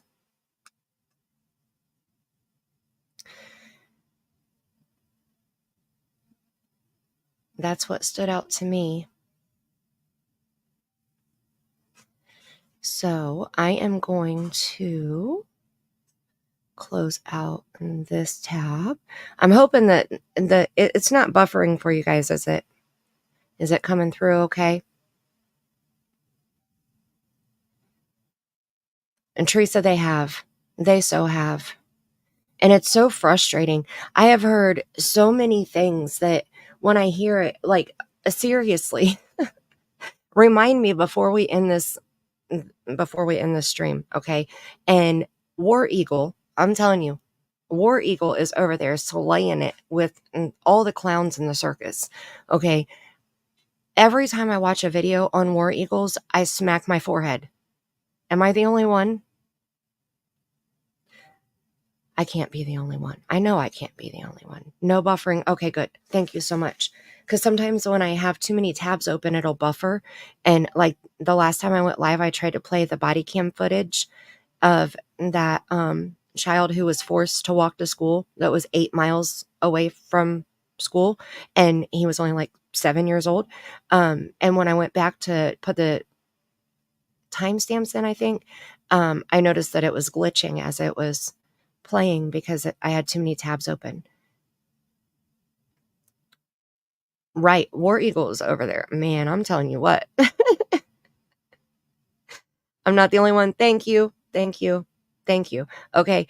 War Eagle put up this video, and I think it was almost 4 minutes long. And I only made it 2 minutes in, and I wrote a novel for a comment. I was like, you cannot be this ignorant. There's no way. And I don't do drama. I'm not doing back and forth with people. That's not me. That's not what I do. Hi, Wanda Davis. So, you know, I'm not trying to do that. But the words that the person said, like, I didn't even pay attention to who said it. I listened to their words. And I was like, you can't be this foolish, this ignorant, this blinded, and this hate-filled. You can't. You cannot live life like that. How miserable would that be to live life like that? I can't. So I feel bad for those people. I really do. Hi, Thomas. He is very good at what he does. He is. It's hard to follow him sometimes because I think his brain works faster than his mouth. And so sometimes he'll lose me and I have to rewind and listen again because it's like, wait, what did he say? You know, and I think when I speed it up, which I listen to everything on 2x speed. So when I listen on normal speed to try to absorb every word that's being said, it's too slow. So I usually listen to Steve on like 1.25 or 1.5. And then it's like, okay, now I gotcha. Now I get it. Hi, Laura, 168. Oh my gosh, you guys are awesome. Oh my gosh. Thank you so much. I get it. I get it, TJ. Hey, Blue Eyes. Hello. Look at all of you fun people coming in. Right. They use their own words. Exactly. Exactly. They use their own words. And then I've heard threats of striking. I'm going to strike you. You're not using fair use. Sally, can you imagine though? I just can't imagine. I can't. I would be. Marissy! Welcome. Everything froze. We were just talking about that. YouTube has been freezing like crazy. I'm so glad you made it in though. Welcome. How are you doing, sweets? Her channel was struck, or his. I don't know if War Eagle is male or female. They were struck by who? Who ended up striking them? I think striking people is petty. I mean, unless they're stealing your entire video or your entire live stream and uploading it as their own, then don't strike.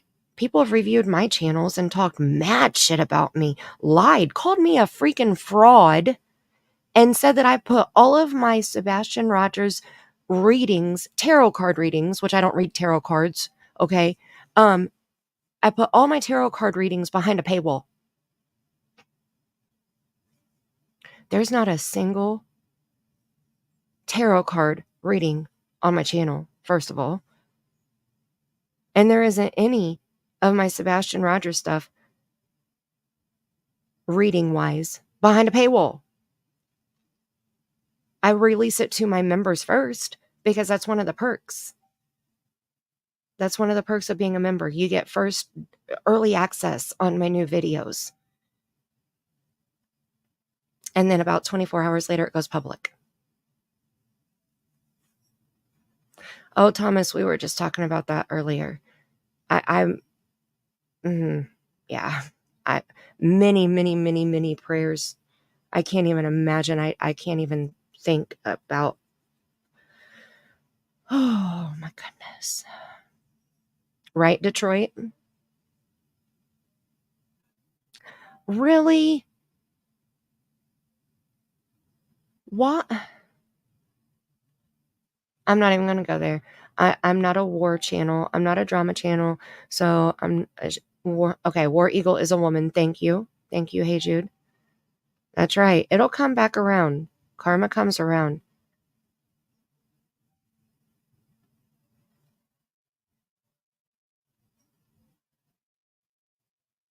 Right, sunset gazing. Yep, exactly. And I appreciate the clip channels because they introduce me, for one, they introduce me to new channels that I've never heard of.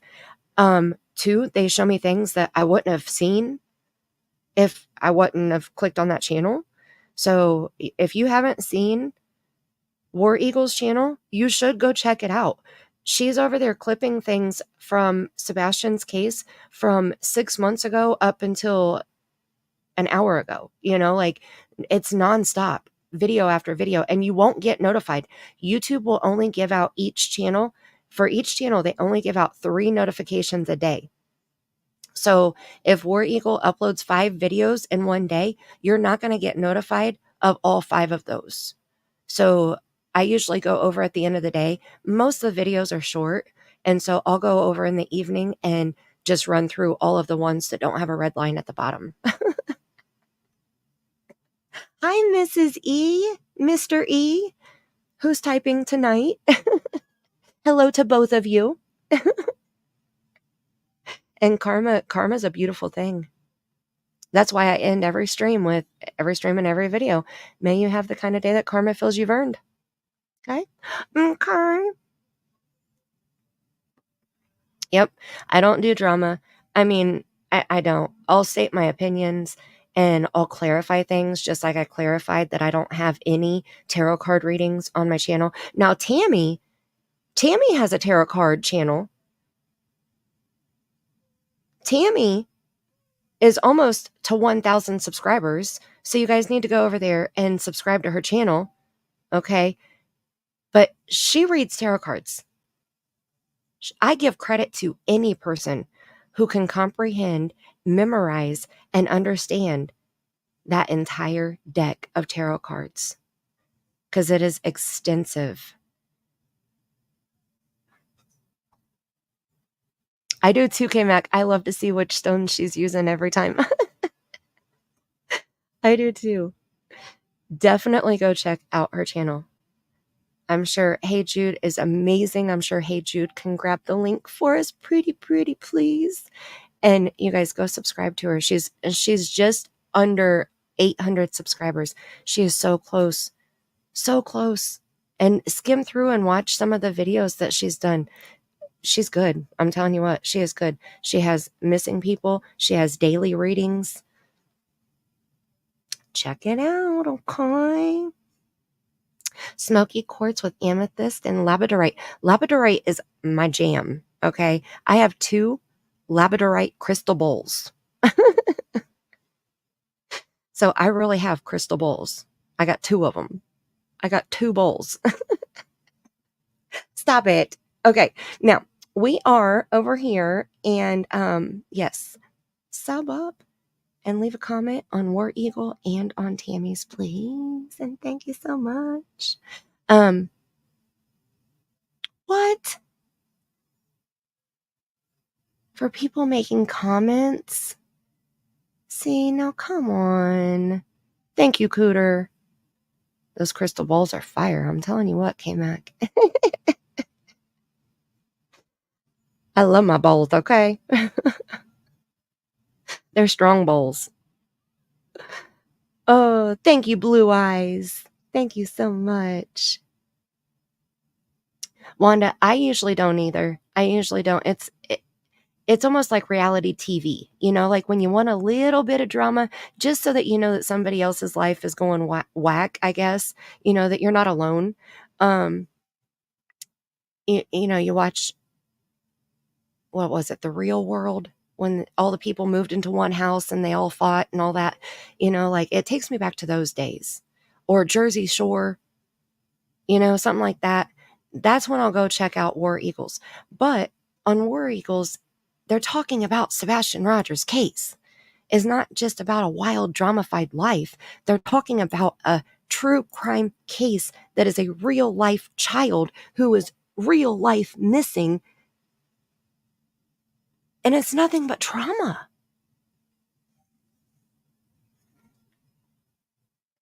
I can't. I just can't. I can't fathom it. I don't understand it. Right. She doesn't make any of it up. It's their own words. And I appreciate channels that do that They don't just come on and say, well, so-and-so said, and so-and-so did. They show it. I appreciate that. That way I can hear it with my own ears and I can judge it for myself.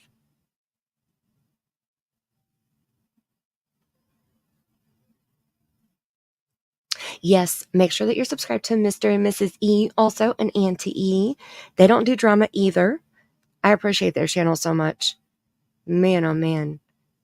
They're down there in Tennessee and they're in the know of some of the things that's going on. And I appreciate that. And I appreciate that there's no drama. They're not jumping on a side. You know, I'm on this side good, this side bad. They share their opinions. They share facts. They speculate, but they don't fuck with drama. I appreciate that so much.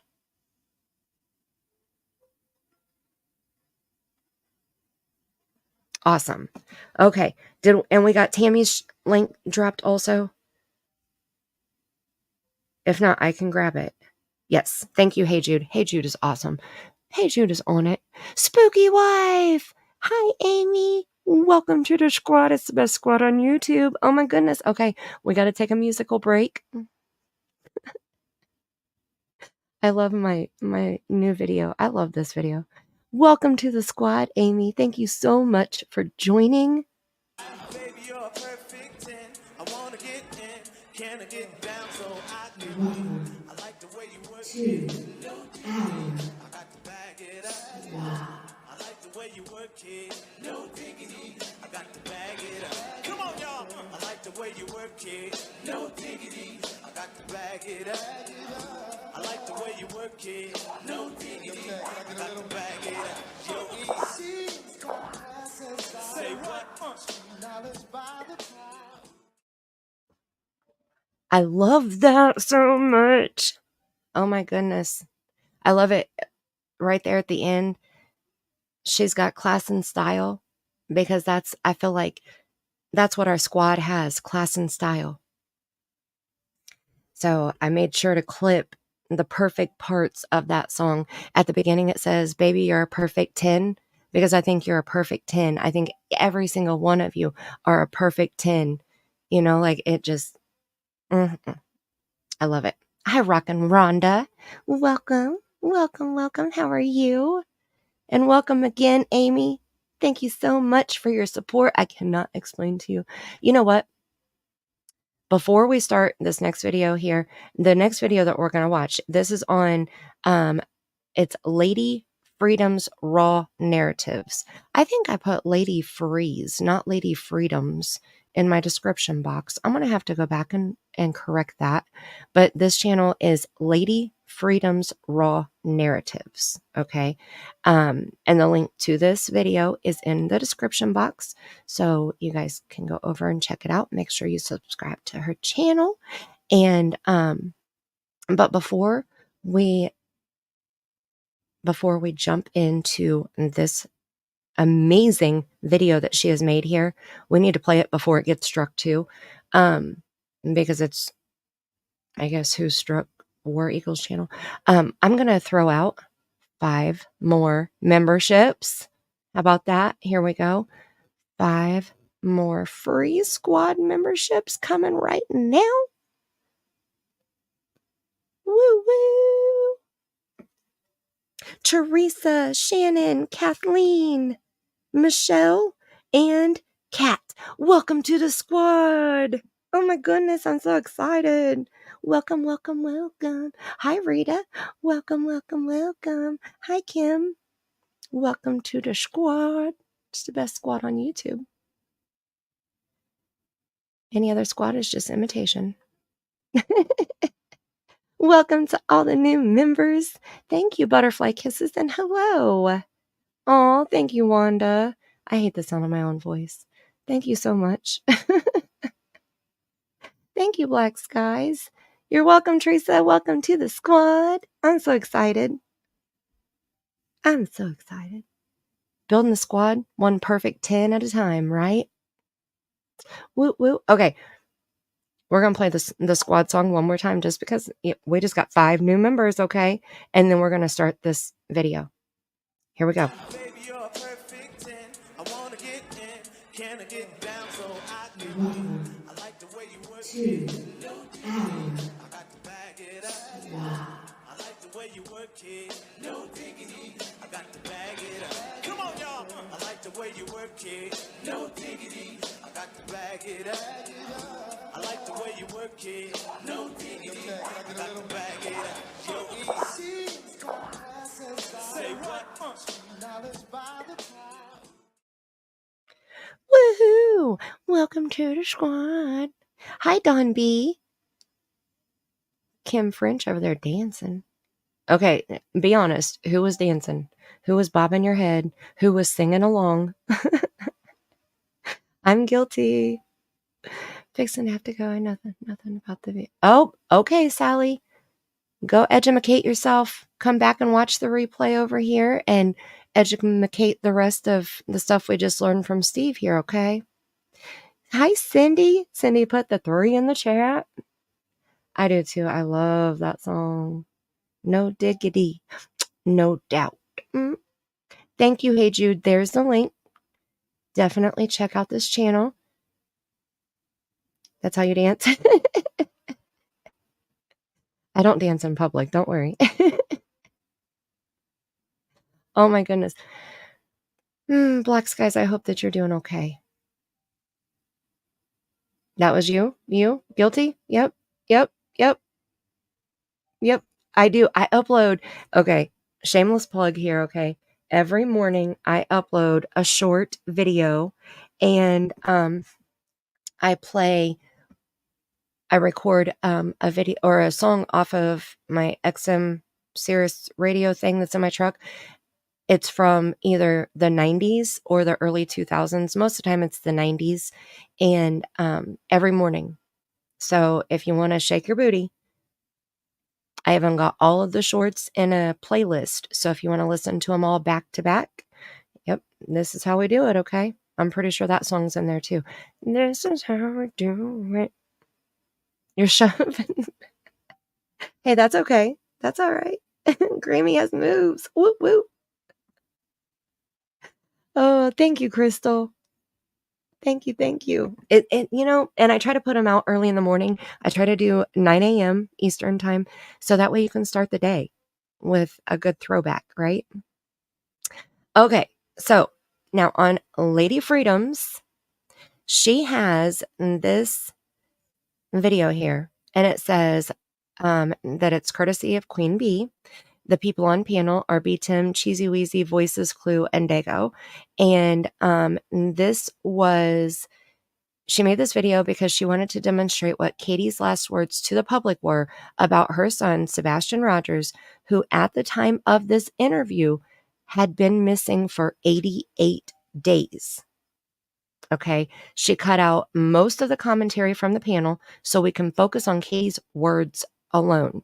It's hard because, of course, Chris had to put his 2 cents in, and what he says is absolutely awful per usual. These are her words. I'm just reading them. Okay. We know they have plenty of time allegedly to take YouTubers to court and harass others who are trying to get people together to pass out flyers and search for their son, Sebastian Wayne Drake Rogers, who has been missing now for 7 months. This interview, if that's what you want to call it, I don't call it an interview because it's not an interview. They're just sitting on panel cutting it up. Okay. Now I like this even more because it's not a professional interview. It's not like where they're sitting there rocking back and forth and, grabbing their Kleenex and like, they're not doing all of that. They're chilling with their friends. These people on panel, who I just mentioned, made them feel comfortable to sit there and chit chat like they're buddies. Okay. I appreciate that because this is how I picture them speaking to their family members, to their friends, but then I expect a little bit more to those people, to the family members, to the personal friends.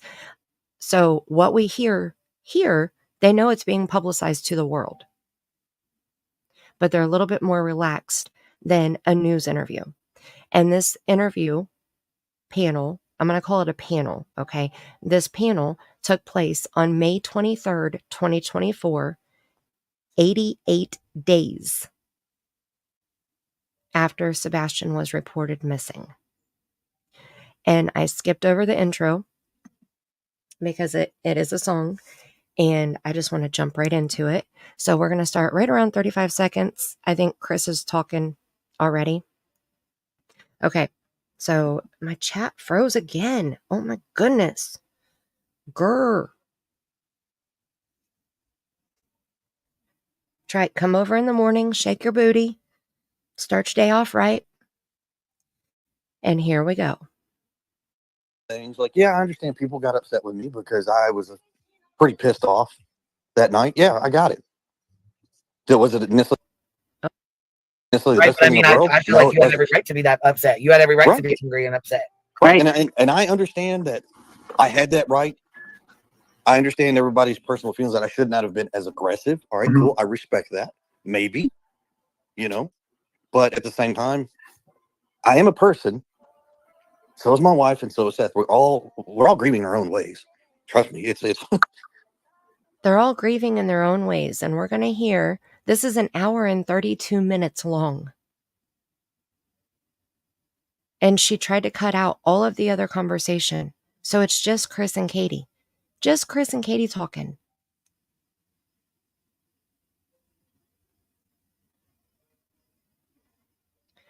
Marissy, you are so freaking sweet. Oh my goodness. Love you, Mandy. Thank you for being you. Thank you. Oh, stop it. You're going to make me cry. Oh, I can heart this. Can you please buy little giggles, a little something for me? Absolutely. You want to hear some giggles? You got it. I will give you the big giggles. Here we go.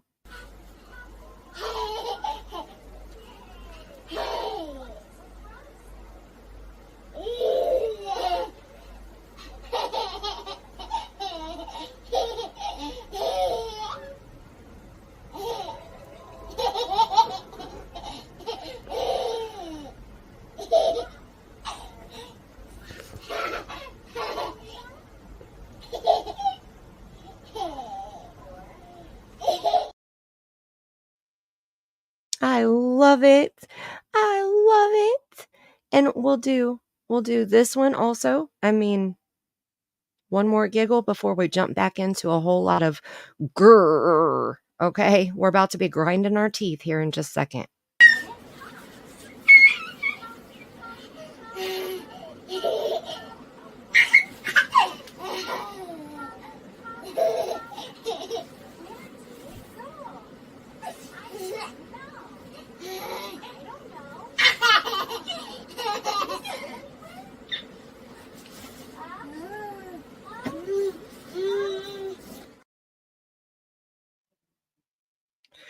That is my grandbaby. Isn't she the sweetest? Oh my goodness. Those are her little giggles. She's watching Miss Rach. Miss Rach lives in our living room throughout the day. And then at nighttime, the owls live in the living room. But Miss Rach is in there throughout the day, you know. And she just, she loves Miss Rach. She is so funny. She is so funny. The giggle is the best. And she has dimples. And she has the most perfect curls.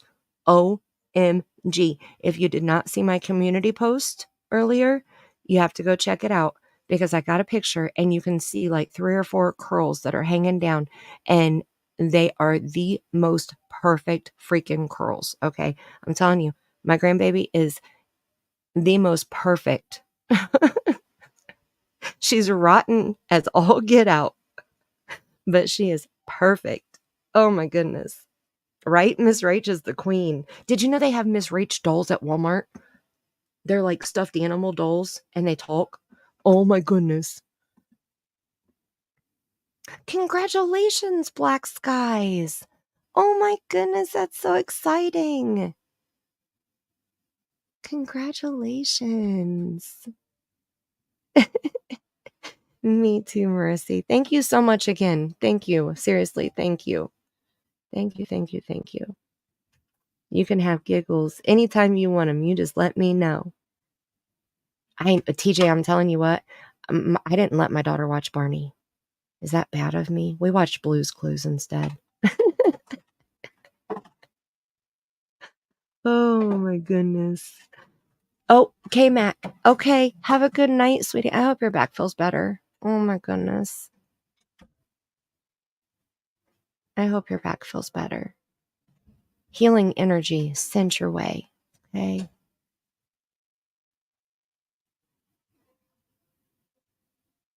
Oh, that's right. No Barney. Nope.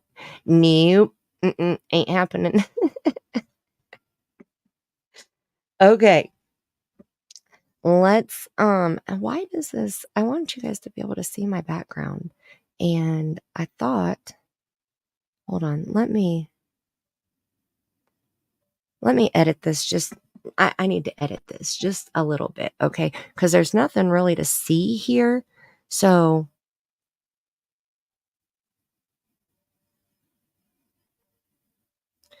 let me see if I move this.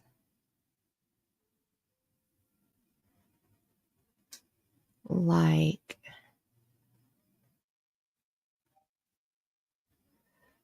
let's see, we'll do it like this and we'll put it up there.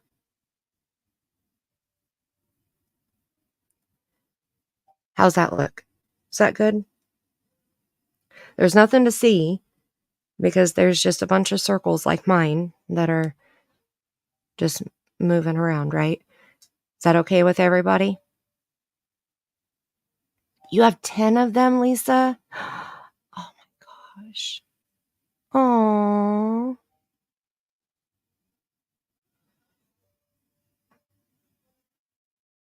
Aww. Grandbabies are the best, right? And I feel I love it because my daughter lives with us. So my grandbaby's here all day, every day. Okay. I love it.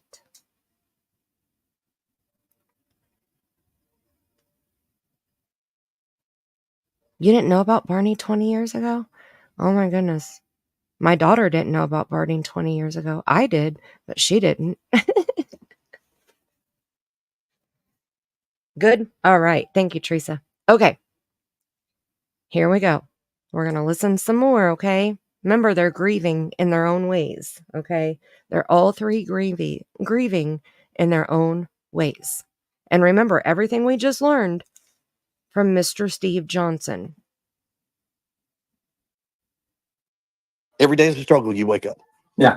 And until these folks have to endure something to this magnitude, they will never truly understand. Never. No. You know, I mean, if they were doxxed, although I don't understand doxing, but where they put out all their information. You were doxxed. Yeah. Oh, Absolutely. yeah. Oh, You yeah. were absolutely Myself, 100%. Katie, my family's been doxxed. But if they start doxing these folks and blasting their information, and no, I'm not by any means am I saying do this. I'm not about this. But if it happened to them, and then it starts causing more problems and chaos, and you get to the point where going in public is sketchy at best, because you're going to have people staring at you. You're going to have people that don't want to be near you. I mean, and it's sad because it's like, you know the truth. You know the things that you know that can't be said, and you just wait and you wait and you wait, and eventually, you know, one of two things is going to happen. Mm-hmm. We're going to get an answer, and we're going to move forward. Or two, we're going to be right in that same pool with Summer Wells and the rest of the families that years go by and we have no answers, and we have to endure every aspect from day one. Will continue until there's an answer. Okay. Did you just hear that? So he's already projecting it. Oh my goodness.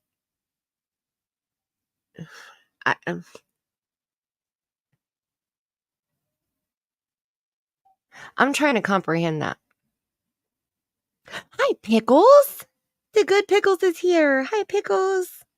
And Mama Dukes. Hello, hello. How are you guys doing? Welcome in. Come in. Get cozy. What was wrong with Barney, Detroit, other than making me want to pull my hair out? Nothing. Oh.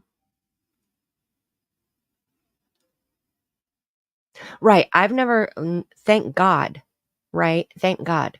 I have not lost a child either. So I'm not going to pretend to understand either. But I'm trying to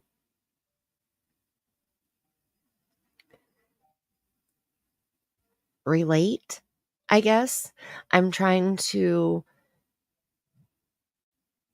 usually when something happens to somebody, I can imagine myself in their position. And I imagine what I would do. And I imagine how I would handle things. And then I usually try to offer help. Maybe it's suggestions that they may not think of because there's too much going on, or maybe it's just a shoulder for them to cry on, or an ear so that they can scream and yell and just get it out. I can't do that with Chris Proudfoot. I can't relate to him. Right, Lisa. Right there. Hi, Sparkles. Hello, Sparkles. How are you? Hi, Kitty. Fraggle Rock and Pee Wee Herman. Oh my goodness, Jude. Hey, Jude, you're giving me flashbacks. TJ Fraggle Rock. I had a whole book collection of Fraggle Rock. Have a good night, Find Summer's Truth. Love you back. I hope you have an amazing, amazing evening. We're almost 2 hours in. Oh my goodness. Well, I'm glad you made it, Pickles. Woot woot. Right. There I can't explain it. I can't relate to it. I can't. And I'm even like, I can be snarky. I can be brash. Okay? Like I get when he says, "I'll answer your questions," but I'm direct and I'm brash and I'm to the point and all of that. Like I get that. I can be that way too. I can totally get that. But I can't get him. Because this is why, okay? I'm pretty sure that I've got it narrowed down to this, okay? Because he always has to be in control. And this is all my opinion, okay? All my opinion, okay? This, hold on.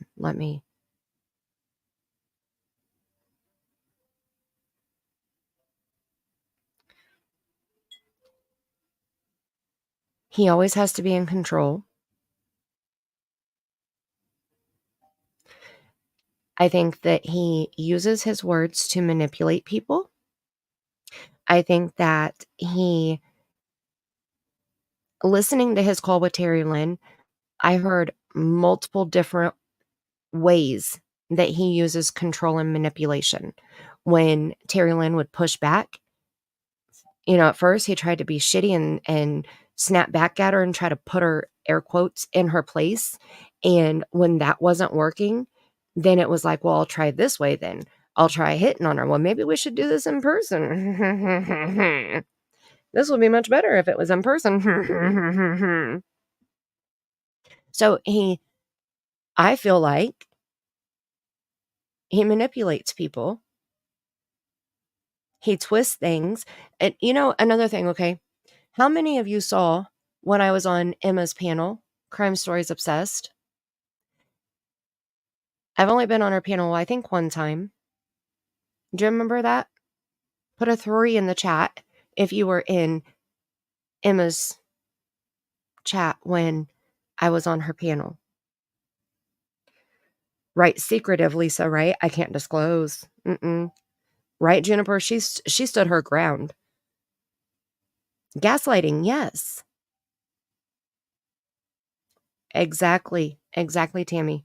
That's exactly how I feel. And I'm a pretty good read of character. I always go with my first impression. I may not tell you what my first impression is, and I may let you fuck shit up on your own. But my first impression of you is usually pretty good. And I never forget my first impression. There was a bad pickle one night in Britain. Pickle, there was a bad pickles in my chat one night when John Q and I were on panel. It was actually probably pretty early morning when that pickles came in. She said we were gross. I acted like it bothered me for a second. Creepy vibes. You remember that, TJ? Yeah. Hey, Jude, I agree. This is opinion time. You see the bullhorn on the screen? This is opinion time. You can share your opinions. Yes, Emma's panel. Okay, so I was on Emma's panel, and she did a call-in. Very first time she had ever done a call-in show, ever in life of her channel. And this lady called in from Georgia, and she was an older lady. I think she said she was 78. She said that her son didn't want her to make phone calls about what she thought she had seen. She said that her grandson had taken her to the store, and she thought that she saw that same child and that same woman that was spotted in North Carolina. She said that she spoke to the child. Emma and I tried to get as much information from her as we could after she told us that she refused to call law enforcement with the information. When we got the information from her, I was writing it down. Emma gave me the lady's phone number. We got her name. I put everything into an email, included the link to the live stream and the timestamps of when the lady called in, because she called twice. And I emailed it to TBI.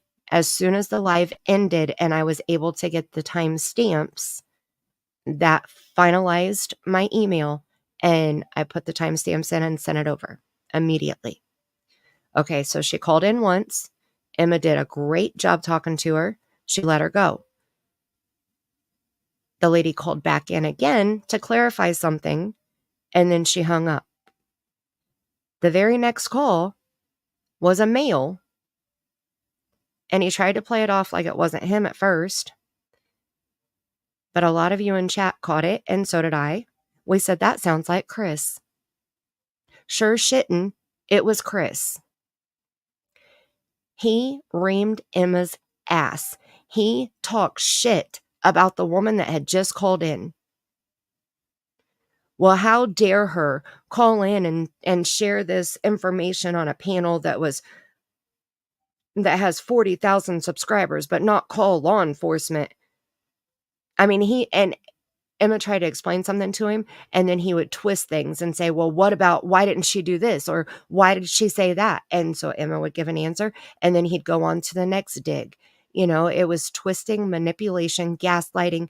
He was an asshole, okay? Period, point blank. He was a fucking asshole. He was an asshole to Emma, and he was an asshole to that woman that called in that thought she saw his stepson. And it was a good thing that I knew that he could not hear me, because Emma was using her headphones to take the phone calls. So I knew the person on the call could not hear me on panel. So I kind of kept my mouth shut. There were a couple things that I kind of jumped out and said, like the fact that she thought she saw your stepson, and you're up here bashing the shit out of her. And then another lady called in after he hung up when we were getting ready to end the live stream. And she said, the way that Chris just jumped your ass and got pissed off at the woman that called in, that makes me not want to call something in. If I saw something, if I had information, that would make me not want to call and give it to law enforcement for the way that he just handled that.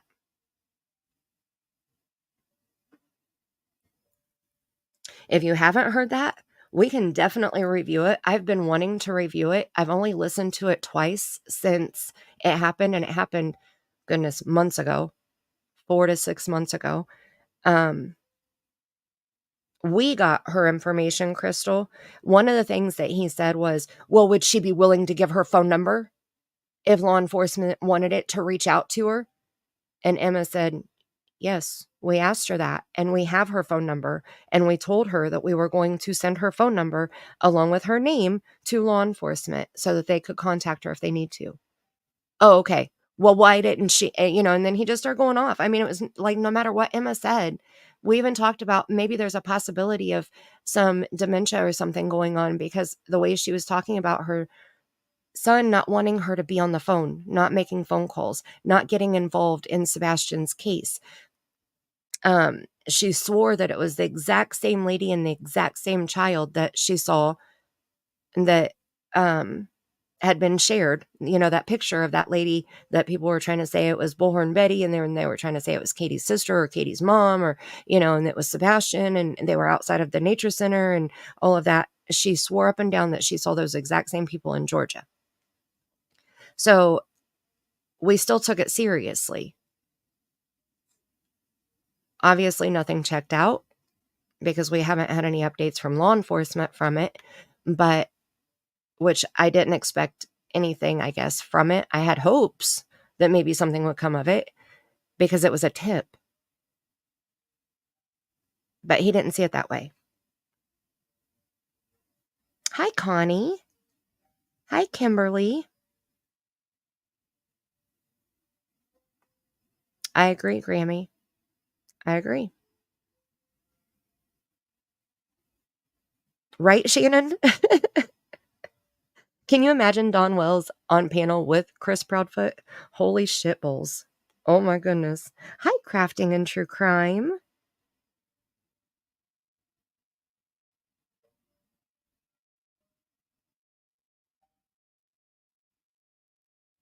Yes, Hey Jude was here. Hey Jude was the wrench that whacked the troll, the bad pickles.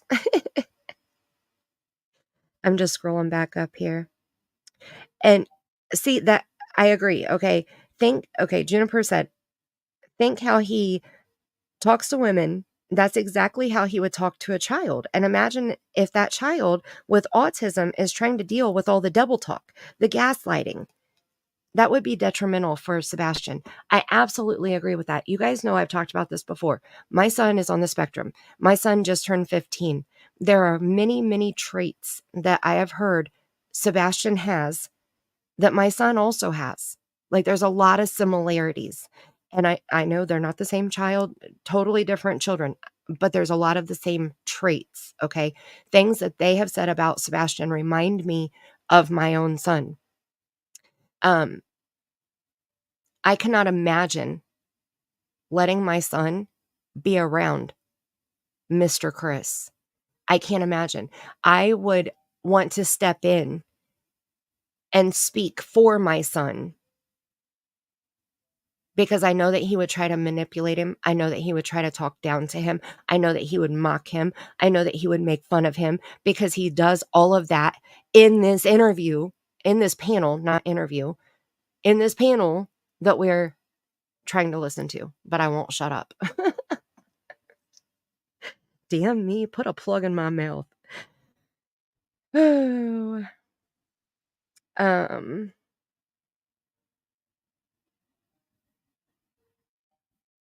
just wanted to make sure I got all of your comments here, and that just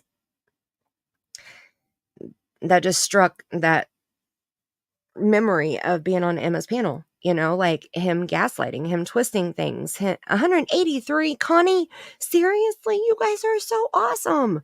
Oh my gosh. Thank you so much. Angel, yeah, you would like to see that. You guys haven't seen that? Emma did great. Okay. Emma gets all the credit for that because she did amazing. And he was a total ass to Emma. Hell no, I wouldn't have a man around my son like that. Exactly, TJ. Exactly. There is no freaking way. I wouldn't have a man like that around me. I respect myself. I'm not going to let a man talk down to me or degrade me or denigrate me.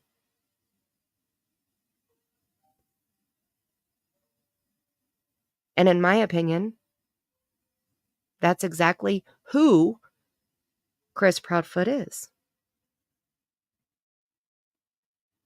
Okay, we'll watch it. Okay, so let me play more of this. Let me take this off the screen. Let me play more of this because I want you guys to hear some of the things that are said on here, and we'll kind of skip around. And then before we end this live, I will jump over to Emma's and I will play some of that so you can hear it, because the way that he tried to manipulate Emma made me sick. It made me oh my gosh. Like I said, he's lucky I wasn't heard on that phone call. I'm probably lucky too, because I would probably get kicked off of YouTube if he could have heard what I was saying, because then I would have spoken, because I didn't speak up, because Emma was speaking and Chris was speaking and he couldn't hear me. Emma could, but if I tried to talk, I would have talked over one of them. So I just didn't speak. There were a couple things that I said, but not much. So, right. And exactly. How you going to let somebody hit your child with a belt? How? I wish a motherfucker would. Okay. That's all I can say. That's it. I'm going to leave it right there. They don't even know you. So how can they make a decision on whether they actually like you or not? They know the little bit that you have shown. And I'm sorry, I don't know anybody that's going to put their best face forward when they are when they're facing the tragedy that you and your wife and his father are facing. Well, this goes back to the old saying, the first impression is a lasting impression. And although that is maybe true, I did not necessarily make the best impression to some people. And that is an impression that they're going to have of me. I'm okay to accept that. But I'm also okay to extend and say, you don't really know me. Yeah. So until you actually get to know me, I'm asking that you reserve your opinions about myself, my wife, and Seth. I mean, but Seth is doing his own thing. I am not bashing. Absolutely. And don't get me wrong. Anybody asked me to start, your answer is no. And I want I to respect the that. conversation. No, I'm actually pretty fucking impressed that you have included him in everything you said. Yeah. And you've been so kind. So kind. All the way through with him. I mean, to be honest with you, if I was in your position, I'd be shit talking Seth right now too, because he would piss me off. Because he shut up. you know, but I respect you. Oh my goodness, that guy! I tell you what. See, I want to review my comment that I left on War Eagle's channel too, because that guy was that voice I know is one of them that I heard in that video that I left a novel comment on. And his ignorance drives me nuts. He has so much hate for Seth. I don't understand why he hates Seth so much. He has never met Seth a day in his life. And the way that he talks about him, that kind of stuff irritates me. It really irritates me.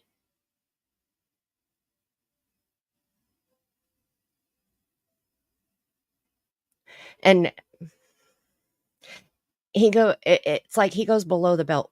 Okay. He's not giving his opinion. He states things as fact. Okay. I think that's what irritates me the most. I just gave you my whole opinion. I put a whole bullhorn on the screen to let you know that was my opinion of Chris. But not one time did you hear me accuse Chris of doing anything illegal. I didn't say he was guilty of any crimes whatsoever.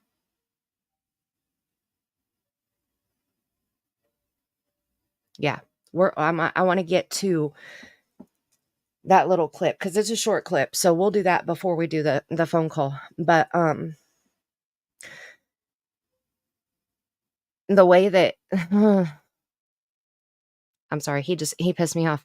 The first impression, you know, he wants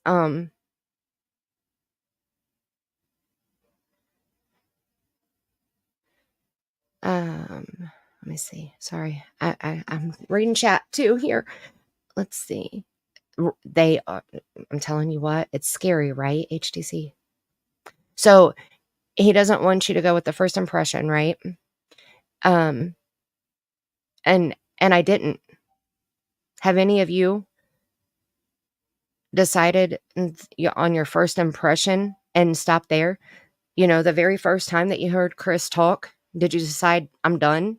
and not listen to him ever again? Or did you give him another chance? Did you listen to another interview? Did you listen to another phone call? Did you listen to another panel that he got on?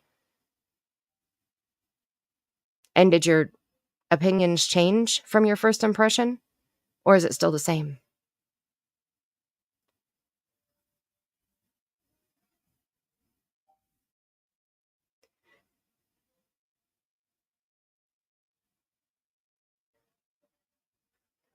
Let me see.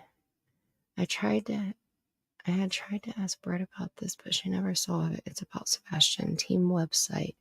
The lawsuit Chris filed is there, and it's crazy.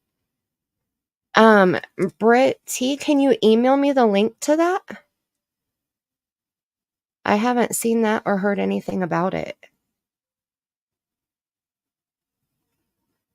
I can put my email in the chat. Thank you, Connie.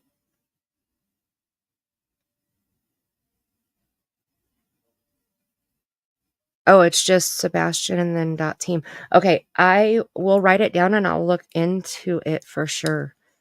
I haven't heard anything about that, so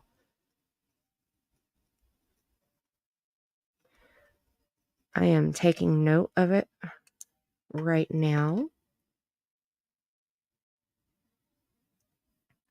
Thank you. I will look into it for sure, okay? Thank you so much. Right, it gets intense, and this is the same panel that I left a comment on War Eagle's channel. Hopefully that's not the one that got struck. Oh my goodness. Hi, Seeking Truth. And I agree. In my opinion, I agree. Me too, Detroit. Oh gosh.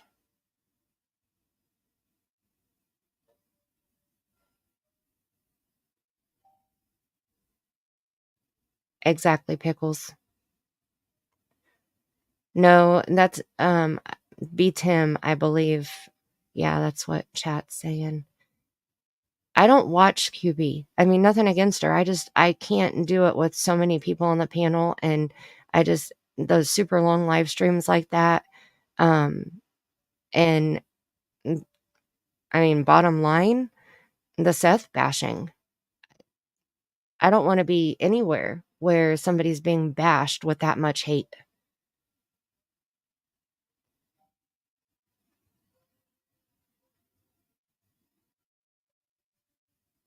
Same.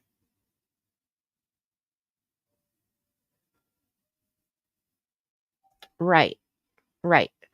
Now, I have my first impression, but I'm not judging you. When you're in an intense situation like that, I get it.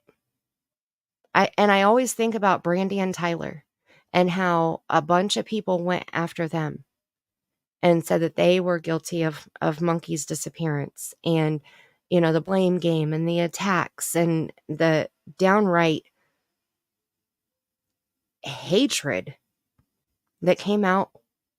And I wasn't even around really for Monkey's case. I was so in Summer's case that I heard of Monkey, but I didn't jump into his case because I had jumped into Summer's case. And I can only emotionally handle so much at once. Later, I have gone into Monkey's case, and now I feel well versed in Monkey's case. And law enforcement came out and said, we're not looking at anything that's leading us to the parents. They named 4 suspects. And I feel like it's going to be the same with Seth. So, okay, it's wild. He said the same things about Sebastian that he claimed his employer did to him. Okay, now you're going to make me want to pull it up. Okay, I'm going to play more of this panel, and I'll pull it up and see what I can find. Right. Yeah. Yeah.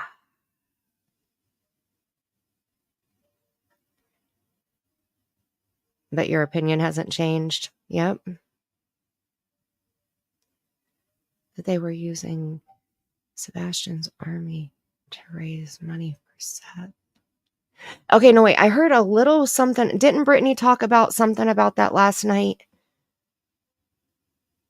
And then there's somebody who's trying to get Seth in trouble for Sebastian's army being a nonprofit or something and raising money, but they're not documented correctly or something. I saw some of that too. Sebastian's army is a hashtag. Okay. Sebastian's army is every person who wants Sebastian found. That's it. It's not an organization.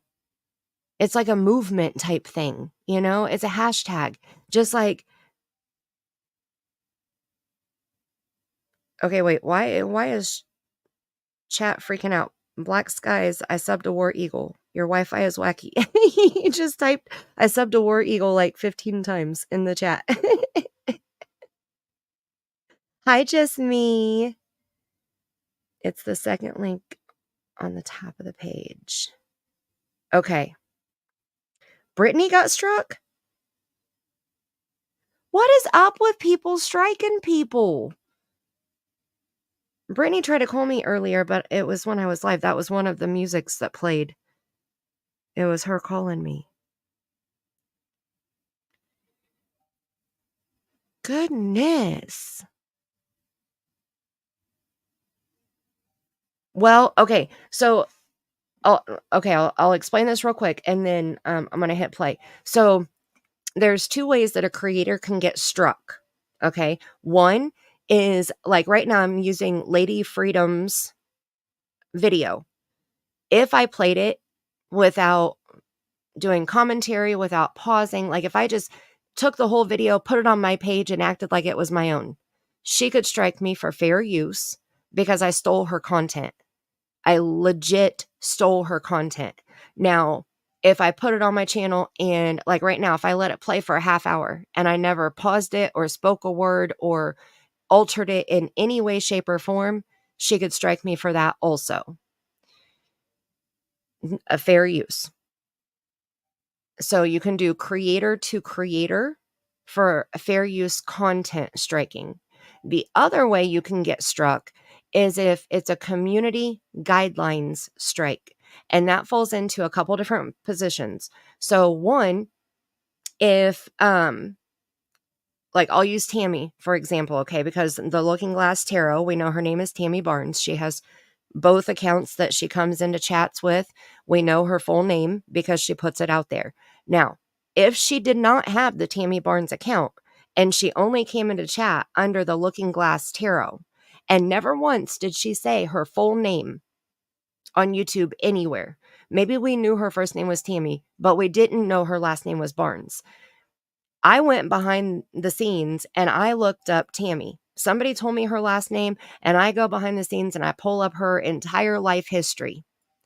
And then I come on here and I tell you everything that I found. I tell you her first name is Tammy, her last name is Barnes. I tell you what city she lives in, what state she lives in. Maybe I give you her phone number or her address, something along the like where I get really into her life. Okay. She can strike me for a community guideline strike for putting her personal information on YouTube. It's information that she did not bring to this platform. It's a dox. That's what doxing is. And so she could strike me herself. So those are basically the two ways that you can strike.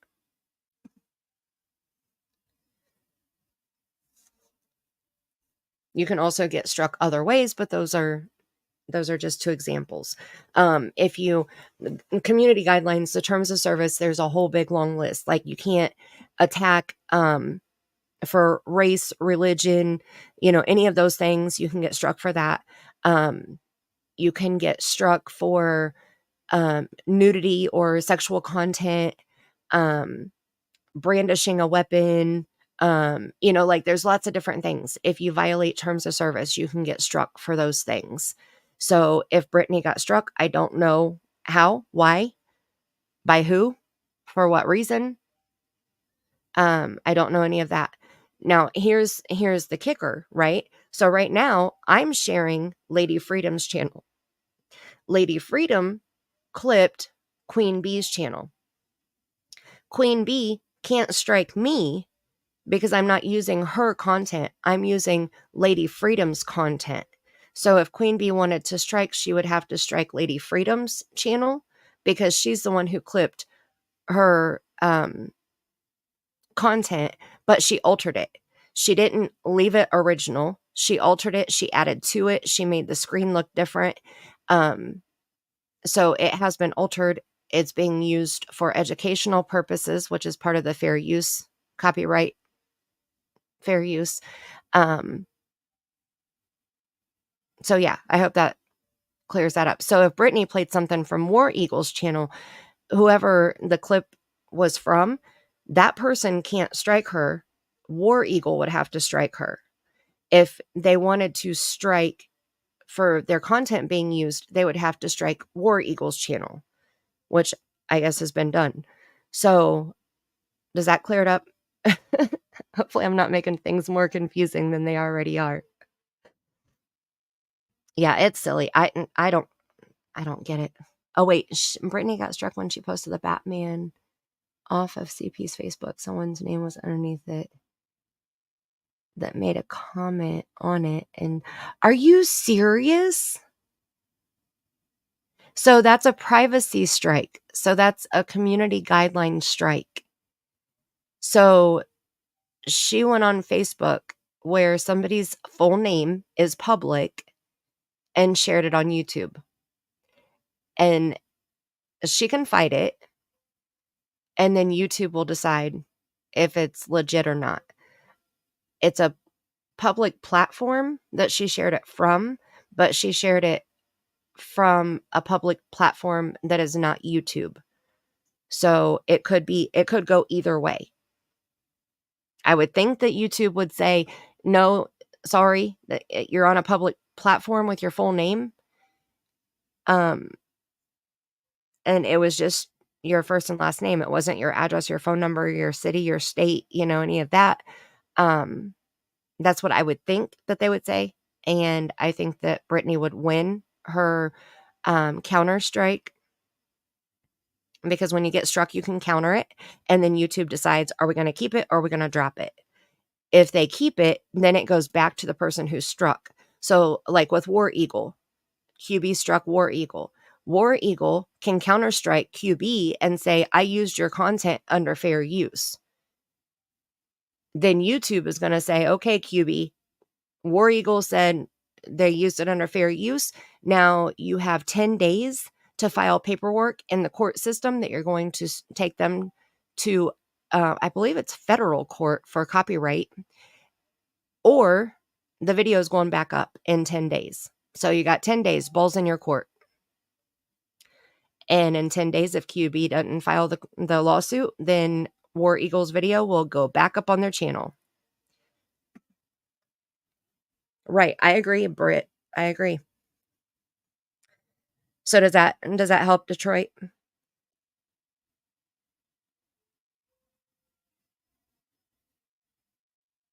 She did mention that, and she's removed the person's comment. Yeah, so she can go back in and add a blur over the person's name, and that should be sufficient enough for the person who complained about their name being in the video, and then it should take it away completely. There's a couple different ways to get around that community guideline strike like that.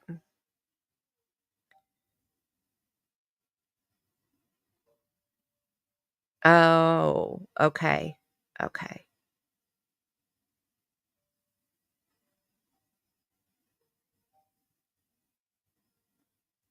She already altered it, Sparkles.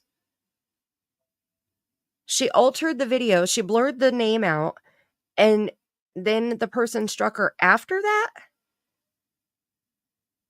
Oh, Brittany's going to win that with no problem then.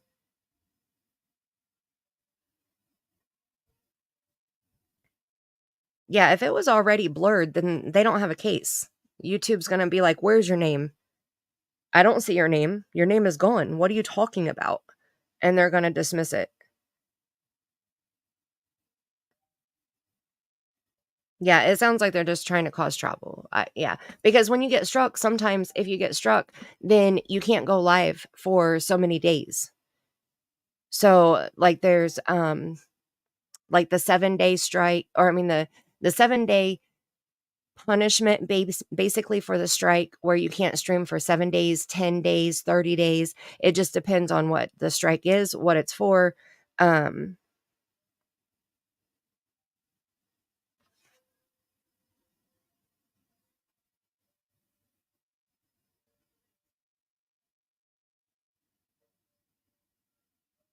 Oh, yeah, I'll have to call her back after I end this and find out what happened. I'm sure, I mean, Brittany's been on YouTube long enough that she knows the rules and she knows how to do it. So, she's got this. I'm sure she's got this. So, but if she's on a ban, like if they tell her that she can't stream for 7 days, that means that she can't stream on either channel. If she streams on her second channel while she's on a ban, they will terminate her off of YouTube completely. So hopefully she's not on any type of ban after the strike, because that would be awful. She can guest star. She can be on other people's panels, I'm pretty sure, but she wouldn't be able to stream on her own channels.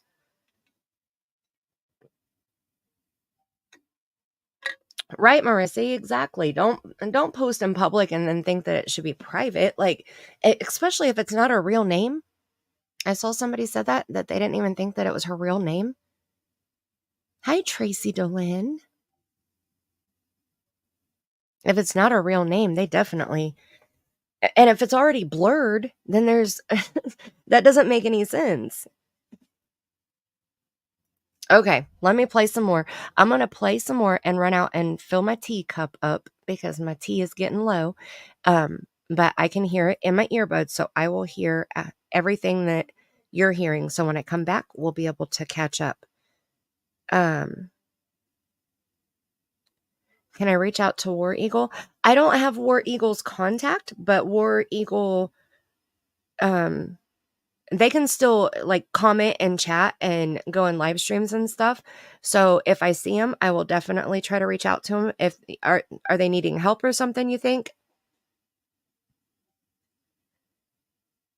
Right, Sparkles? Sherlock Holmes. She said she would see us in a little while. Okay, well, good. Then maybe she's not on a ban. Because I think that's the worst punishment. Like, if somebody strikes you, you should not be put on a ban until YouTube has said, this is really a strike. You know, like, you really did something wrong. Now here's your punishment. Like, why are you punishing somebody before you've even decided if they need to be punished or not? You know? And yes, I'm going to pull that website up also. Yes. Thank you. I'm going to go ahead and pull that tab up and type it in here real quick. So when I come back, I can look at it. Sebastian.team. Okay. So I got that pulled up and I'm going to hit play, go fill my tea. And then when I come back, we're going to chat some more. It'll just be like 30 seconds, maybe 60 seconds. She's not banned. Okay, good. Good. They shut the stream down that day. Oh, it wasn't even her video, Tracy Dillon. See, that's what I was saying. Yeah, that's why I made it clear. I'm not playing Queen Bee's video. I'm playing Lady Freedom's video. Go find my teeth. Thank goodness, TJ, the majority of the teeth that I was given are still in my mouth. I don't know how long they will be there, but they're there right now. Okay, I do have one that's wiggling a little bit, but we're not going to talk about that right now, okay? Hi, baby kisses. Okay, here we go. You're a better person than me. Honestly, I think I would be very angry at Seth, and I understand your anger, but yeah, Well, I think it's very good what you're doing. I think everybody has to understand something. I didn't say I'm not upset with him. I didn't say that. Right. What I Right. said is I'm not bashing him. Yeah. When Seth is ready to sit down and have a conversation, and that conversation would be something between me, him, and Katie, and nobody else, then that conversation, we will have to air out some indifferences. Mhm. But I will say this, the likely odds of him and Katie sitting down, I don't see that possibly happening, honestly, just because she is a mom, the mother to his son. And I just don't know. I just don't see it happening. Yeah. Well, I kind of had that impression that it was kind of you and Seth did most of the talking, I think, because it felt like to me, rather than him and Katie, because, but I could be wrong. But do you notice, everybody? I want everybody and the people who are listening. Do you notice how nice Chris sounds right now when people aren't attacking him and he doesn't feel like he has to be on the defense? You see how nice he is? See what a nice guy he is? That was pretty much Completely my point. different. Was that if you Huh? Do I agree what they doing is correct? No, I don't. Not at all. I'm not condoning it. However, what it is doing though is it does keep Sebastian's situation, not Sebastian's name, the situation in the forefront.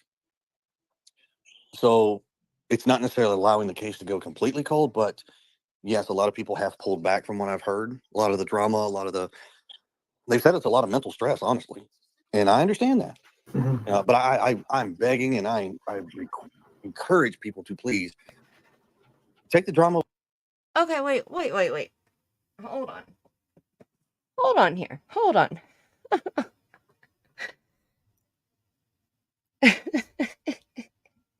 Did anybody laugh when she said that? Or was it just me? I was standing at my fridge cracking up. See how nice he sounds? He just sounds so nice right now. Do you see that? When he's not being attacked, he's just so nice. In your opinion, in my opinion, he sounds condescending. In my opinion, he sounds like he is being manipulative.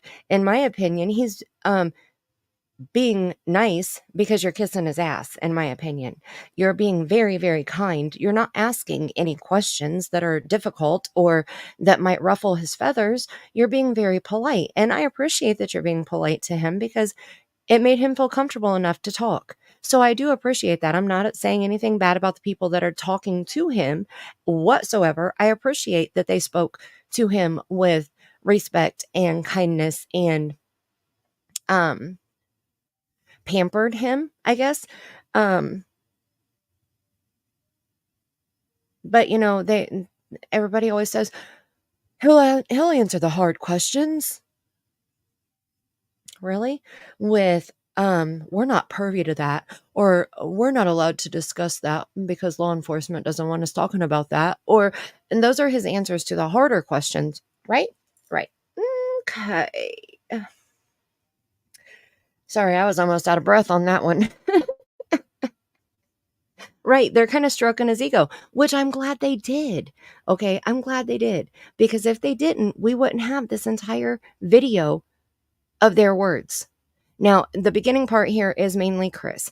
It does get more into Katie. So I'm not sure what I'm skipping over, but I'm going to skip because we're only 6 minutes in and it's an hour and 32 minutes. So I'm going to go a little bit further here. We'll go about 15 minutes in and we'll see who's talking right here. Okay. Rock, make sure you say in your opinion. In my opinion, he's a douchebag. Oh my goodness. He is a liar, Mercy. He is. I've proven he's a liar. I have proven in videos that he has lied. And when he gets confronted about that lie, he says, oh, no. That you got it all wrong. No. Mm-mm. That's right. Don't violate HIPAA. Exactly, Tracy. And crystal clear. We got crystal clear, members. Crystal clear. I just put it in the chat for you. That's our member emoji. And it says Chris Tal Clear. Allegedly. He's a douchebag, in your opinion. See, that works right there. There you go. Thank you, Tracy. Yes, in your opinion. Oh my goodness, TJ. I saw that clip on War Eagle. And I had mixed emotions about it. I understood what he was doing. I understood why he did it that way. I understood where he was going with it.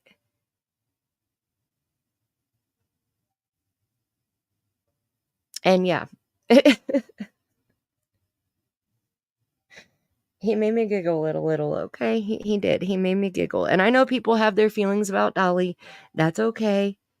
You're allowed to like Dolly or not like Dolly. It doesn't ruffle my feathers at all. You can like who you want to like, and I'm not going to judge you for it, okay? Let's just be crystal clear about that, okay? Thank you, HDC. Look at that. Look at that. There you go, Tammy. Crystal clear, in my opinion.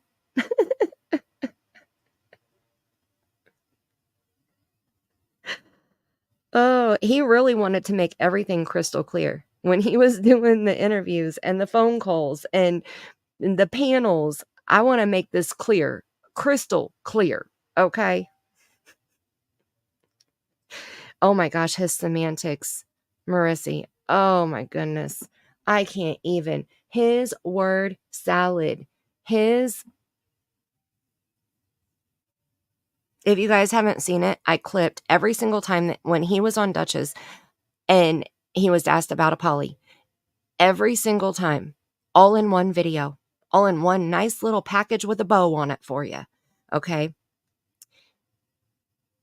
Every time he tried to lie and make people believe that he had taken and passed a polygraph test. To the point where chat was like, hold up. He's never answered. And Duchess even was confused too. She even said, yes, he said he took it and passed. And he was like, whoa, whoa, whoa, whoa. No, I didn't. No, I didn't. Don't twist my salad.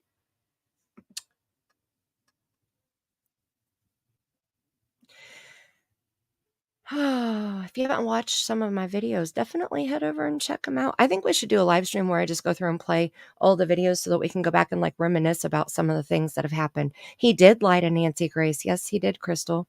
Yes, he did. He sure did. I made a video about that too. He lied to her. From what he told Smiley, he lied to Nancy. Now, if he told Nancy the truth, then he lied to Smiley. Either way, he's a damn liar. Okay. Don't twist my salad.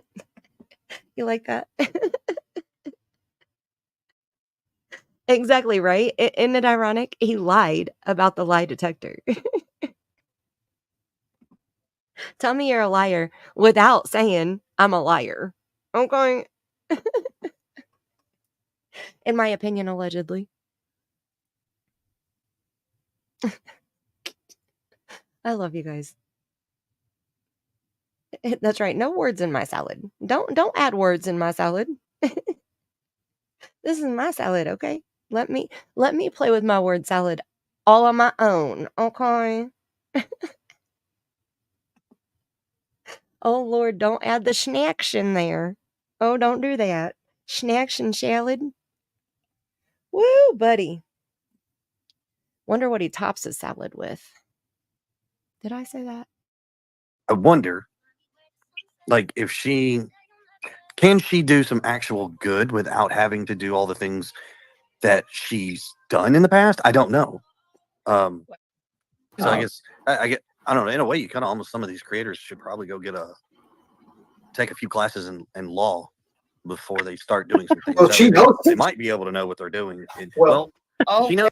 Or maybe you could take some classes with Steve Johnson and learn about statement analysis work, because Steve Johnson did a great job educating us before we started listening to them, right? In my opinion, allegedly. Hey Jude, don't be scaring your doggy. Oh. Right. He doesn't know if he has his job, but he's at work. We don't want to violate HIPAA. My goodness, Sparkles, do not violate HIPAA, okay? Don't do it. And also, I'm not repeating anything that Katie has already told you because I might get it wrong. Possibly, okay? I know Katie's already said it publicly, but I'm not answering for her because I don't know what she said right now, and I may fuck it up, okay? Tell me if you know what I'm talking about right there.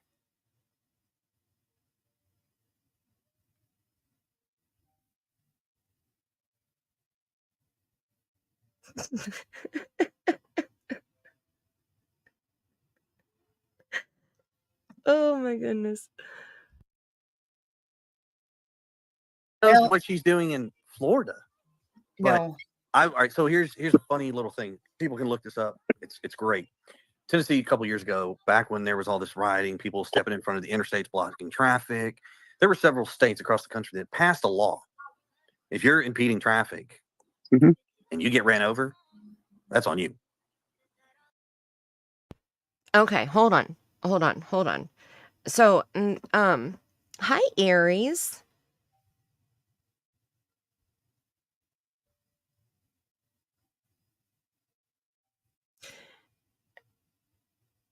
That is a quote I'm going to put on the screen. Aries always coming in with the amazing quotes. And I'm well, and I hope you are well. And I appreciate that. Thank you.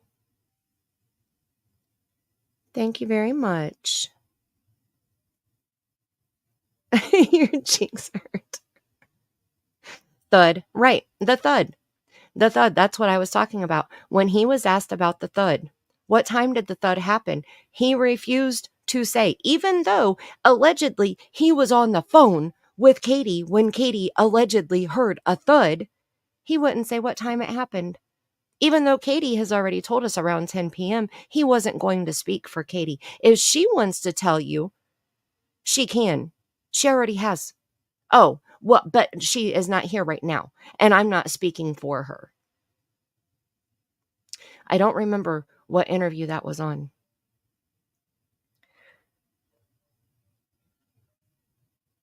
Uh-oh. Britt T. Okay.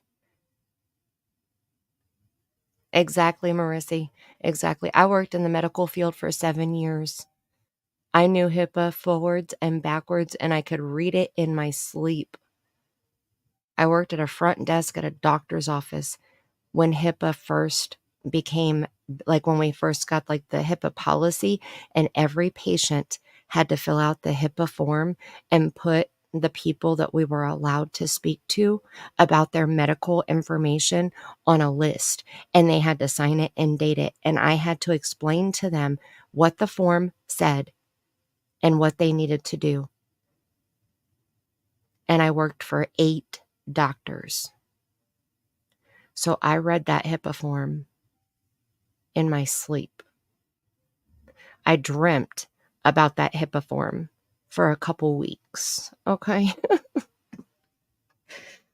He was just being an ass. He was trying to use something that he thought he could get away with saying, well, I'm not going to answer because this will make me sound smart. When in actuality,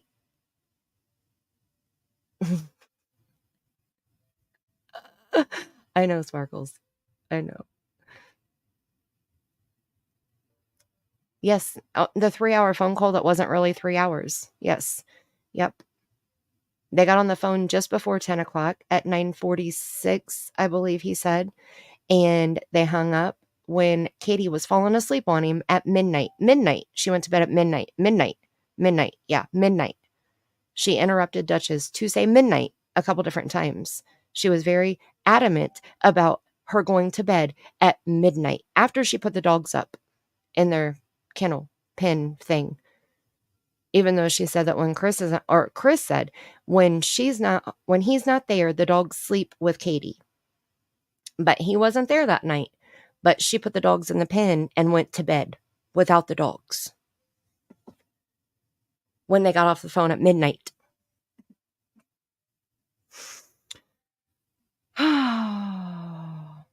Oh, Aries, I'm sorry. Sinusitis is a bitch. I used to get sinusitis and bronchitis at the same time. Sweet dreams. Hey, Jude. Thank you so much for coming in, hanging out, and having fun with us. I hope you have the sweetest dreams. Thank you, baby kisses. Thank you, thank you. How you doing? He thought, Tammy. He thought. Just being a smartass. Right, Grammy? I'm telling you. Okay, I'm going to skip forward a little bit more because, oh, wait, I was going to say, so he's talking about Betty. This is the part where he was talking about Betty getting hit if she was impeding traffic. Okay, you would have to be standing in the middle of the road, blocking traffic. And then if you got hit by the car, it would not be the driver's fault. Betty standing on the side of the road or on an easement would not qualify for that new rule or law or whatever it is. Okay. No, Angela, I wasn't. Did you know that actually Barry Manilow wrote that song and it was supposed to be Brandy and he changed it to Mandy for some reason?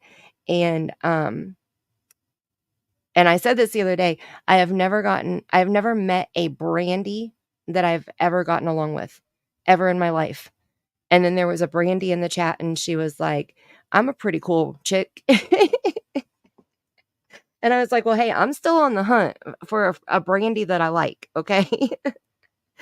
But no, and when I was growing up, so my legal name is Amanda, but my nickname is Mandy.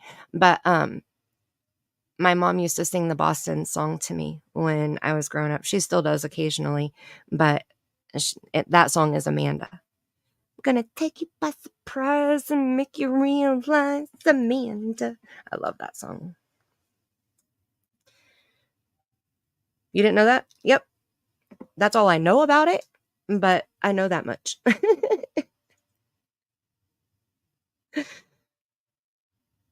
Oh, thank you, Aries. Same to you.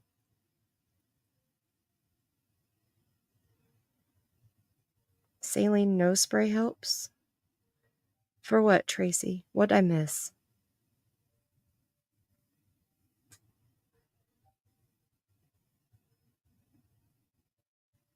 Did I miss something or was it a comment to me that I'm totally forgetting? I want to be sleuthin'. My Brandy used to be Crystal. I met the coolest Crystal when I worked at Waffle House. Well, see, there you go, right? Like, and I know that sounds crazy. Oh, for sinuses. Gotcha. I know that sounds crazy that when I say that, people are like, huh? Because most people don't even think about stuff like that. But it's true. Every Brandy that I have ever met, I can name like 4 Brandies that I've known over my years.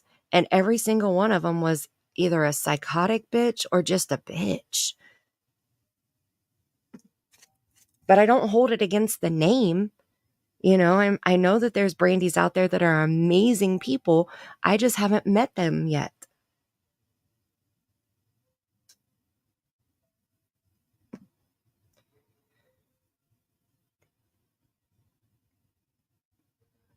What if she was retraining the dogs to sleep in their crates because Chris was going to come back to the home? Oh, Jacqueline, possibly. Okay. That is very possible. I agree, baby kisses.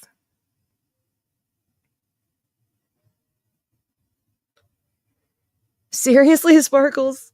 Oh my goodness, that's crazy. Oh my goodness. Okay. So we're going to skip forward because, we're going to see if we can get to Katie here. Here we go. A piece of it fried and a piece of it steamed. Oh my gosh. For him to try. And he bit in the fried one. And he was, ugh. But when she let him have the piece of that steamed, I don't think he could get it in his mouth fast enough. And that included the entire cube.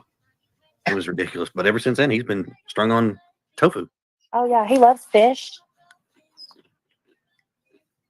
Like, if you offer the kid fish or steak, it's fish every time, no questions asked. Yeah.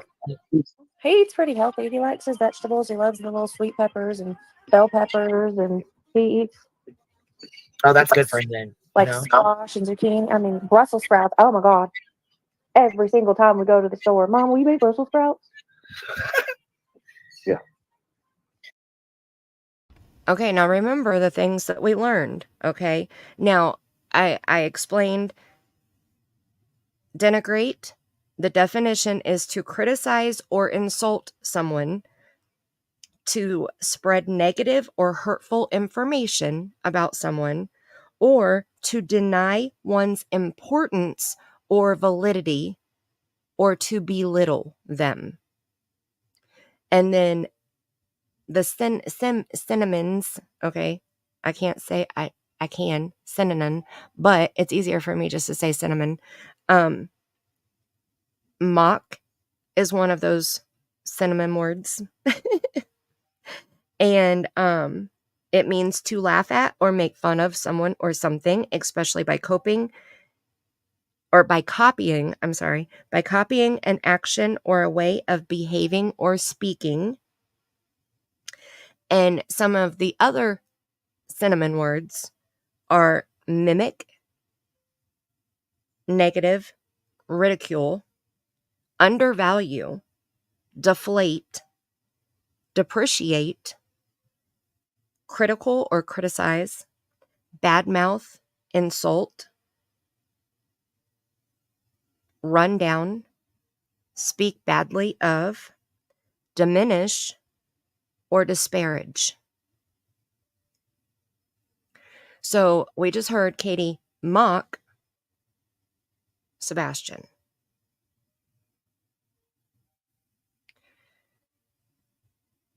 Are you serious, TJ?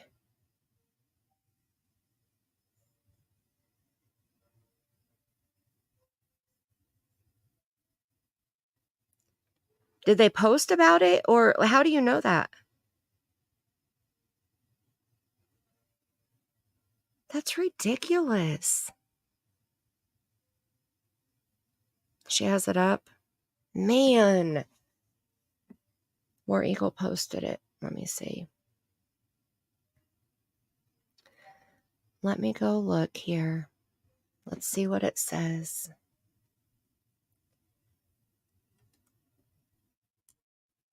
And I have the website pulled up, Britt. I will look at it. I promise I haven't forgotten.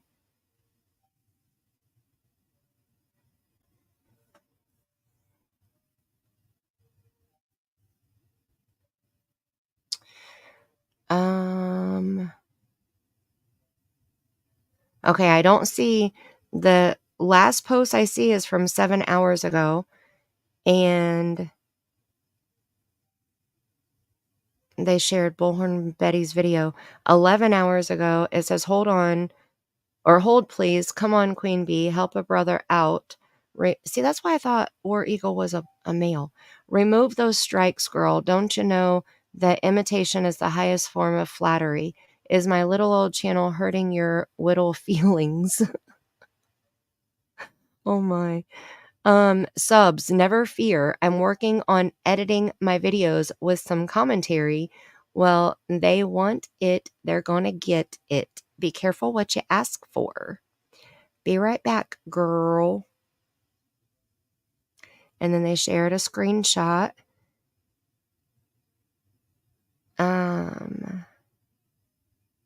Oh no, that's where my comment was. On the video title, Family Abduction, an extra pair of shoes. Why is the narrative changing now? I think that's where I left my novel. Oh no. And it was Queen Bee. And it says content found in the entire video. And then there's another one. The video title was called They Are Eating Their Own Now. The entire video. And then the family abduction and an extra pair of shoes.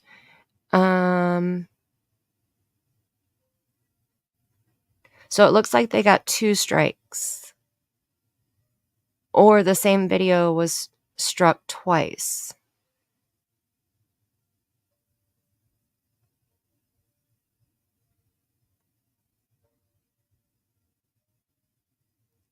Yeah, I'm looking at that, TJ. Right, War Eagles. Okay, so clip channels get away with being clip channels because they add like background music to the video. They add commentary to the video, whether they use an AI voice or they put words on the screen. And that's what War Eagle is saying here. You know, you want me to put commentary on it? Ask and you shall receive. Here you go. Be careful what you ask for, though. So that means that they're going to take those videos and just add the commentary, I'm guessing, and put them back up. And then they will be fair use 1000%. So, and I don't know if it'll show me. Oh, wait, here we go. Is it showing me the whole screenshot? I'm looking at it on my laptop, and sometimes they don't show the whole picture. Yeah, they got 2 from Queen Bee. So the video title, They Are Eating Their Own Now, and the video title, Family Abduction and Extra Pair of Shoes, Why is the Narrative Changing Now? So those 2 videos, so there's 2 strikes, which if they did them back to back like that, I think it only counts as 1 strike against you.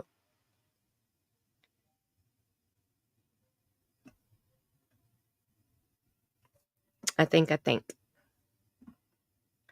And they fall off. So even if War Eagle doesn't counter strike, they will fall off in 90 days. So as long as War Eagle doesn't get another strike within 90 days, then they'll be okay. If they get 3 strikes, now, like I said, since she struck 2 videos in one day, I'm pretty sure that only counts as 1 strike. If she would strike 1 video today and then wait a couple days and strike another video, that would be 2 strikes. But since she struck 2 videos in one day, I think it only counts as 1. I could be wrong. And it'll take 90 days for those strikes to fall off if War Eagle does not counter the strike. Just posted a video with Q. See, there you go, Tracy Dillon. That's what I'm telling you. You just add some music to it. That's why I kind of giggled when I was threatened that I was going to get a strike for the video that I uploaded, because I know fair use. I put filters on that thing. I made that entire video mine. The only thing I used from her video or her stream was the words that came out of their mouths. Otherwise, I mean, the chat's not hers. She can't copyright strike me for using her chat, you know? So other than that, it was just the words that came out of their mouth. Otherwise, I changed the entire thing.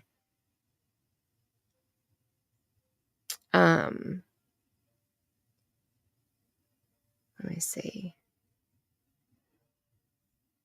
Right. If it was 2 strikes, because there's 2 videos, if YouTube counted it as 2 strikes, then that means War Eagle needs to be careful, because they could go back and strike any of the videos on War Eagle's channel right now. And if it counts as a 3rd strike, the channel will be terminated.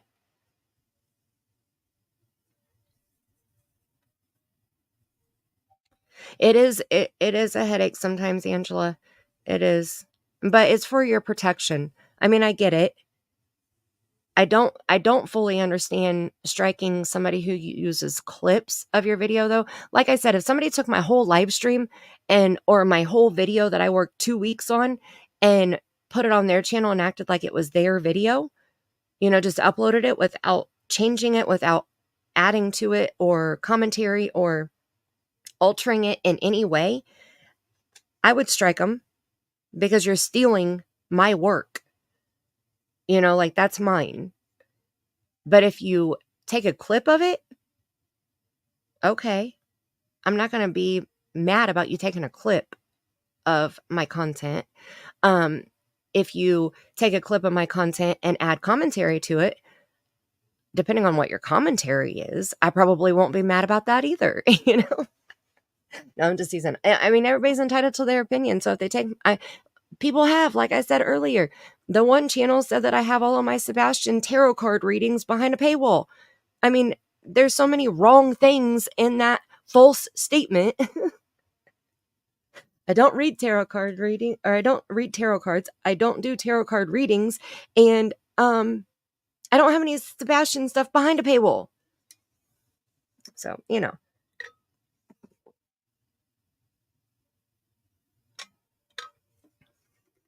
Yeah, you can get a strike for using music too.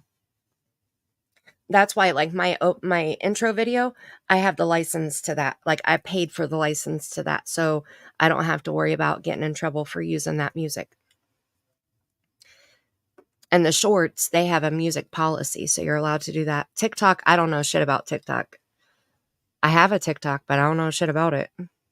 Okay, let me close this out. Let me get back over here. Let me play some more. Okay, but we just heard Katie mock Sebastian wanting some Brussels sprouts.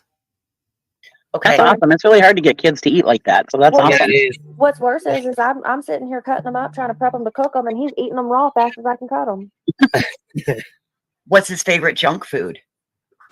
Anything chocolate? Anything with sugar in it. Nutella. Honestly, chocolate malt, extra malt. Yeah.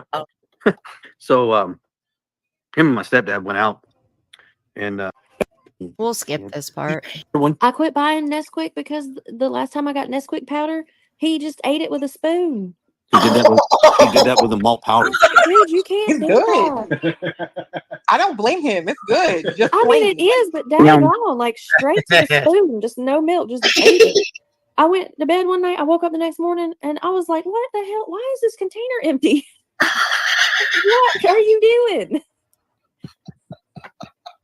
He went out there and ate that chocolate. Oh no, he's done a couple of good ones where like so he knows, like, my rule is if you empty the jar, just throw it away. I don't care, throw it away.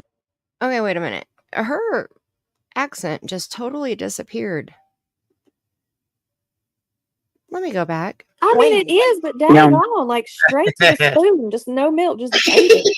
I went to bed one night. I woke up the next morning, and I was like, "What the hell? Why is this container empty?" Did you notice that? Hold on, I got this sped up. Tell me I'm not the only one that noticed that. Hi, Cassie. Tell me I'm not the only one that noticed that.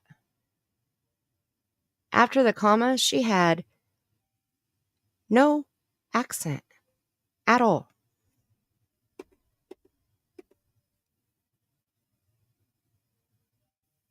Mm-hmm. See, I've heard differences between different panels that she's been on, but I've never heard it happen in the same sentence. Like, it was a comma.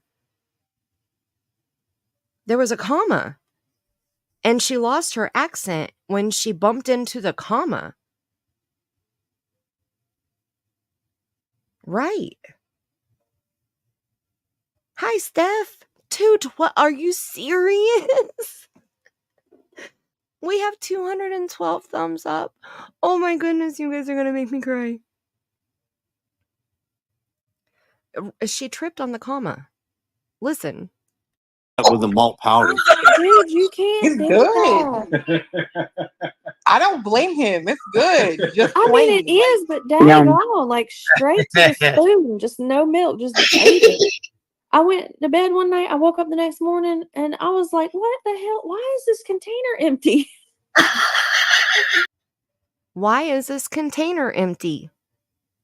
She spoke like she was from Indiana when she said, "Why is this container empty?" But in the first part of the sentence, well, daggone it. I'm not good with a Southern accent, so I'm not going to butcher it and repeat any more than that. But daggone it. What happened to the accent? Those commas are hell on wheels. For real. But what is the point? Like, why? Why would somebody use a Southern accent? if they didn't normally speak with a Southern accent? What would be the point? You're in Indiana too, Steph? So am I. Howdy, neighbor. He probably is, Tammy. I mean, a lot of kids that are ADHD are hungry a lot of the time, and he probably has a high metabolism. He's a very slender boy.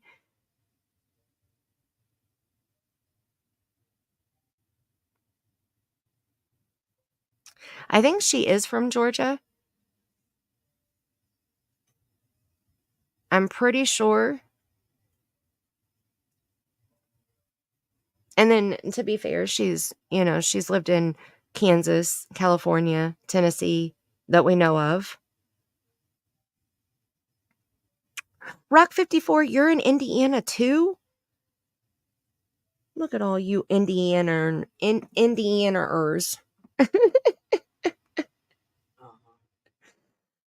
Oh, thank you, Cassie. Oh, well, thank you for being here and sharing your heart with me too. Oh my goodness, you're so sweet. Oh my goodness. Oh. Make me all choked up and stuff. That's so nice. Thank you, Cassie. Cassie, do you want my grandbaby's giggles or do you want my thank you song? TJ, to be fair, we don't know for a fact if there were cameras in the house at all. We don't know. Allegedly, they had cameras in there, but we don't know for sure. Pickles. Because it sounds like they are dripping sugar. Little do they know that we Southerners can drip sarcasm too with a good accent. So you think, I love that. I freaking love that comment. You think that she's faking a Southern accent to try to sound sweet? That would make sense. That would make a whole lot of sense. That would make a whole lot of sense. Teresa, you're in Ohio? Crystal, you're in Ohio too? Hi, Vestiges. How are you? I haven't seen you for a while. How you been? Intuitive paranormal. I have not, Steph. I have not heard of that. Is that a local group? What are you doing? Oh, shoot. Stop. I was trying to put my earbud back in and I hit the button. I'm sorry. Yep. All right. And Cassie wants the giggles. So we're gonna listen to some giggles to say thank you so much for the super chat. Let me get down here to the giggles. The giggles. It's the giggles. All right, here we go for Cassie. Thank you so much, Cassie.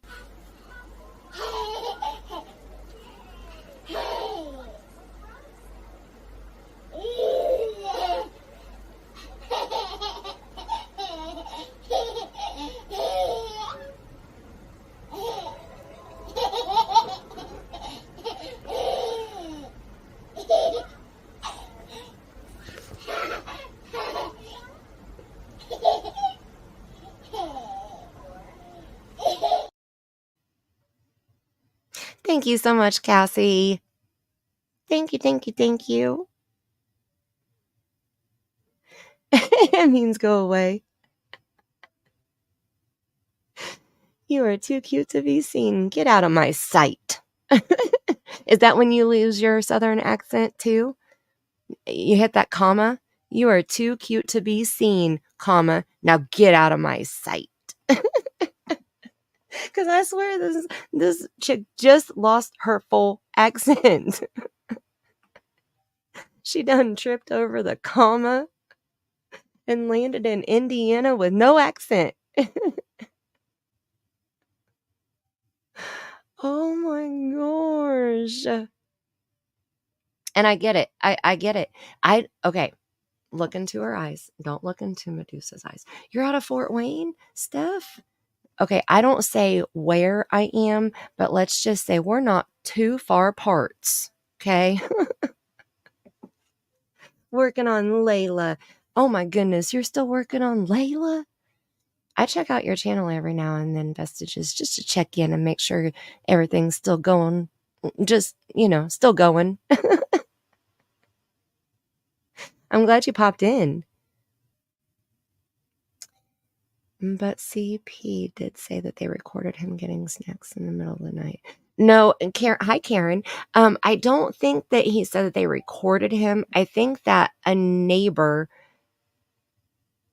had said, I think, wasn't it Justin that shared that he spoke to a neighbor that said something about the cameras in the kitchen?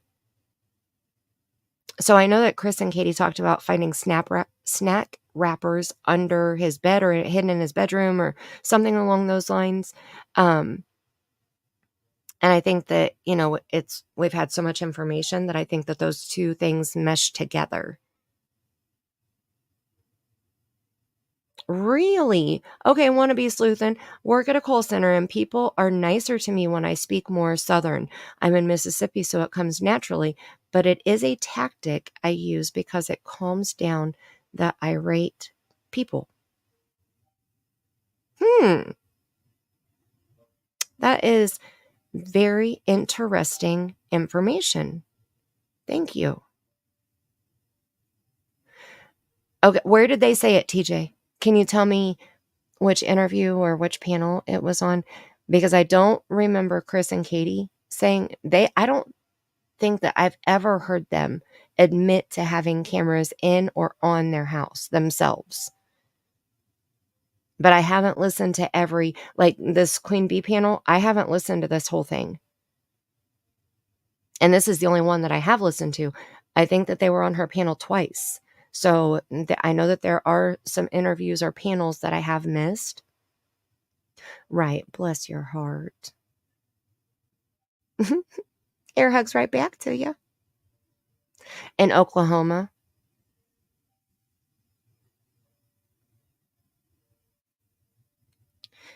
You think he slipped up? I'm interested to hear it. Nina said that they had cameras.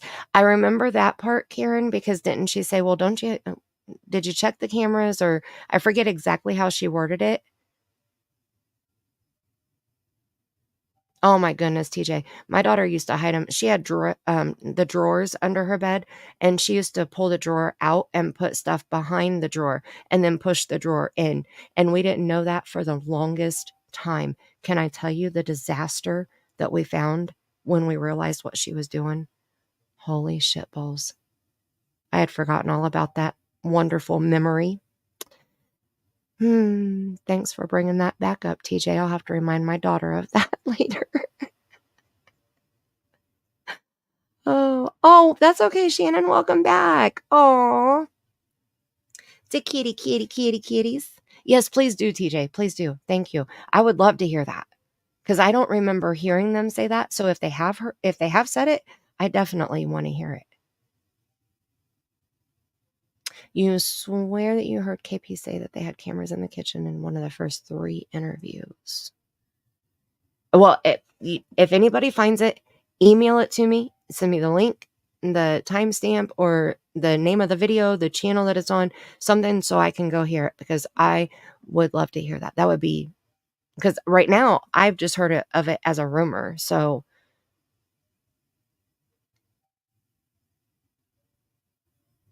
and I'm not saying I don't believe you. I sincerely want to hear it myself, because I've heard people talk about it. I used to do that when I would wait tables. Haha, I'm from Georgia. My accent would get thicker when needed. See? Okay. See? So I get it. Hi, Rhodey gal. Welcome.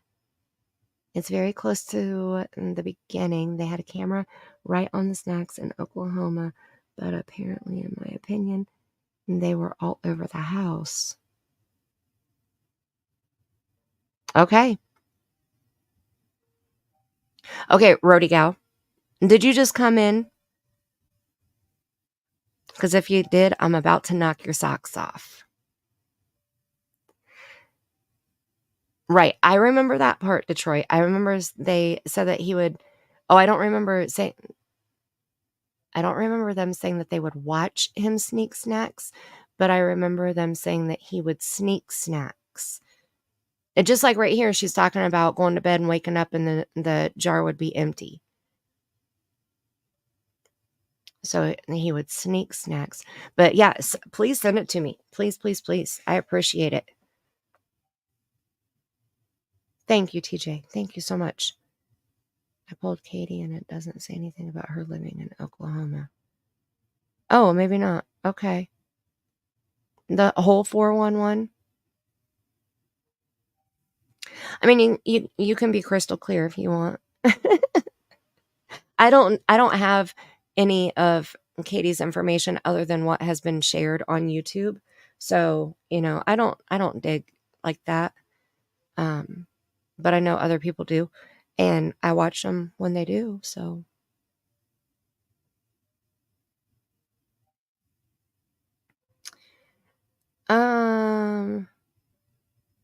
oh my goodness, wannabe sleuthin'. I bet that was not very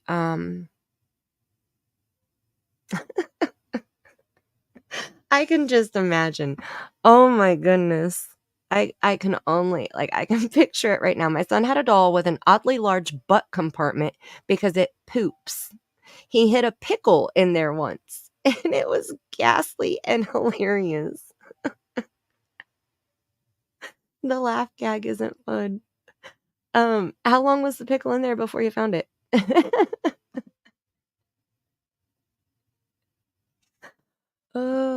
Oh, baby kisses. Okay, you think they probably visited Oklahoma when they were in Kansas? I'm so curious. Okay, Rody Gal.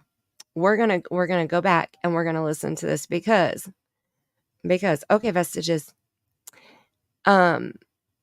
Because Katie said a sentence that had a comma in it. And in the first half of the sentence, she had a very Southern accent. But she tripped over the comma and completely lost the entire accent. Long enough to make me have to buy a new doll. Holy shit.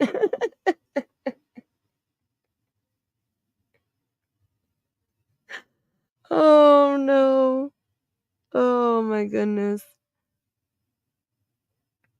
Oh no. That's so funny. I have not, Cassie. I have not. Yeah, Rody Gal, you're gonna have. Okay, let me get back over here. Okay, I have to go between screens. Okay, so let me rewind, and we're gonna listen again. Okay, you guys ready? Now watch for the comma because Katie Proudfoot's gonna trip right over that damn thing. Okay. He did that with a malt powder. Dude, you can't It's do good. that. I don't blame him. It's good. Just I mean, plain. it is, but Yum. daggone, straight to the spoon, just no milk, just ate it. I went to bed one night. I woke up the next morning, and I was like, "What the hell? Why is this container empty?" Why is this container empty?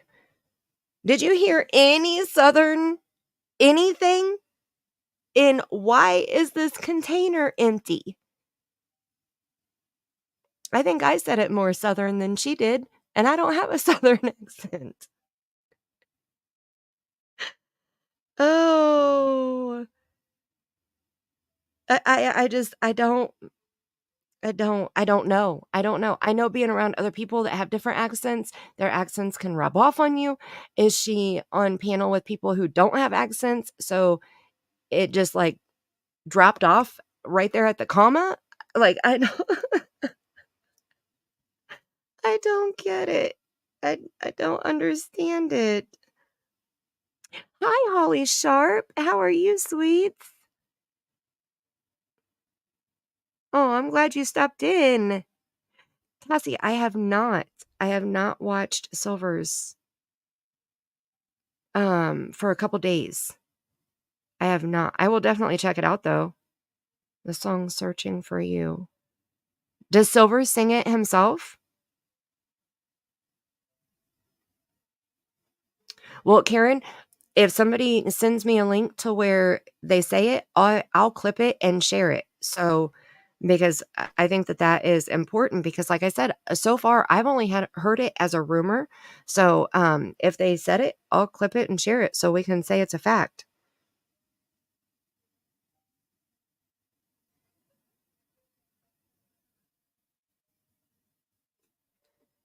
Let me see. Welcome back, Vestiges. Welcome back. Welcome back. Right. She said empty like it came out like a California accent, right? No Southern drawl at all. They don't, right. Clue and Cletus, I don't think, well, Cletus does. Cletus has a Southern accent, but I don't think Clue does.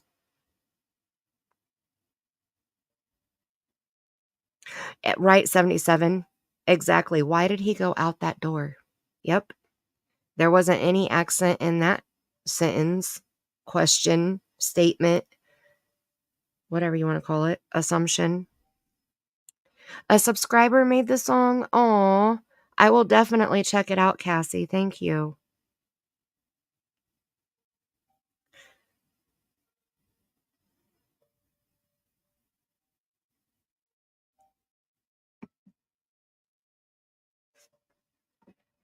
From a few months ago. Aw, have a good night, Holly. Thanks for stopping in. Sweet dreams. Sweetest dreams. And thank you so much for stopping by. Around here, people think I'm from somewhere else, but on recording, I sound like I'm about to crawl out the creek and marry my cousin. So you got a lot of Southern drawl, huh? Want to be sleuthing? Thank you, Holly. Thank you so much. I can't believe we have over 200 thumbs up. Oh my goodness. You guys are amazing. Seriously. Thank you so much. Okay. I'm going to rewind it one more time. We're going to listen to it one more time, and then I'm just going to let it keep playing. I'm not going to pause it this time, okay? So if you haven't heard it, listen closely, okay? When she says, when she hits the comma, she hits the comma. She trips right over that damn thing. Malt powder. Dude, you can't He's do good. that. I don't blame him. It's good. Just I mean, it plain. is, but dang on, like straight to the spoon, just no milk, just ate it. I went to bed one night. I woke up the next morning, and I was like, "What the hell? Why is this container empty? What are you doing?" It's great. Turkey went out there and ate that chocolate. Oh no, he's done a couple of good ones where like so he knows like if you my rule is if you empty the jar, just throw it away. I don't care, throw it away. And then tell us we need more. Yeah, no. This knucklehead decided one night to eat everything out of the jar, put the lid back on it, set it back in the cabinet, put the spoon in the sink, and then he goes to bed. Gets up and you find it and you're like, hey, why did you eat it? I didn't. Yeah, and the chocolate is all over his face. Like, you forget to wipe your face? Busted.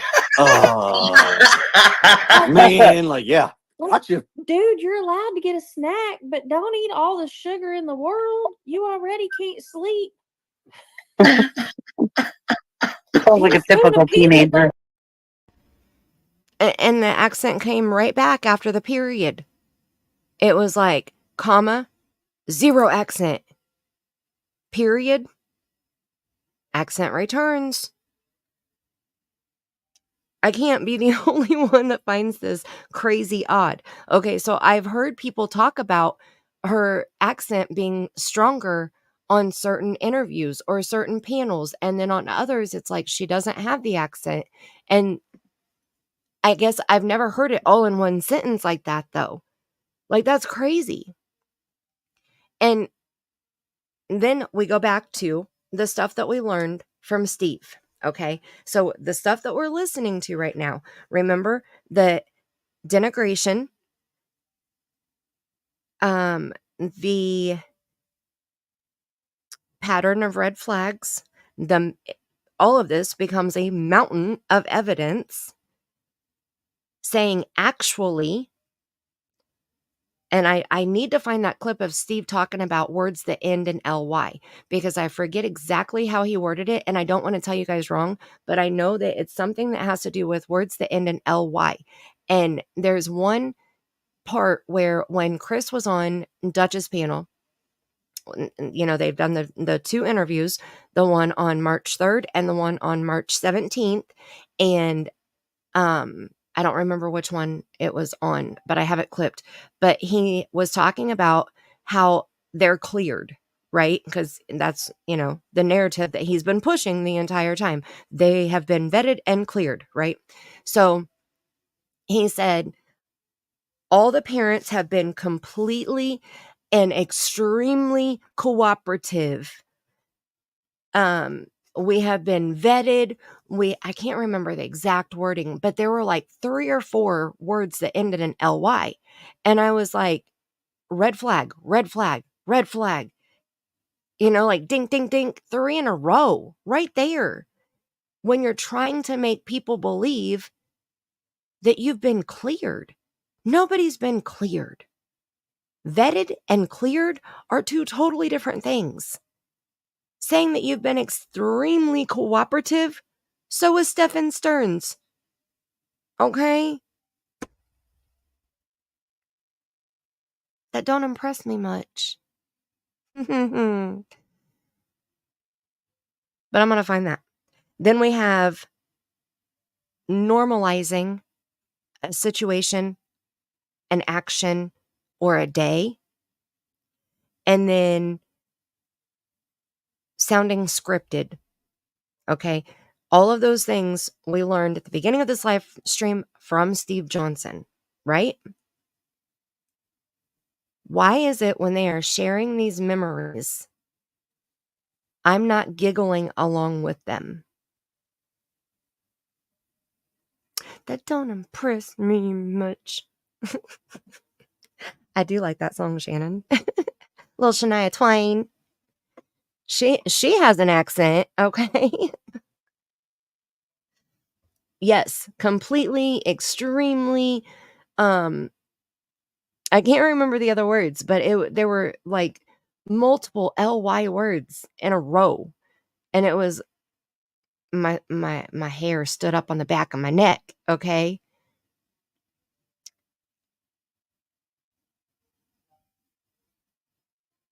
He thinks he's Brad Pitt.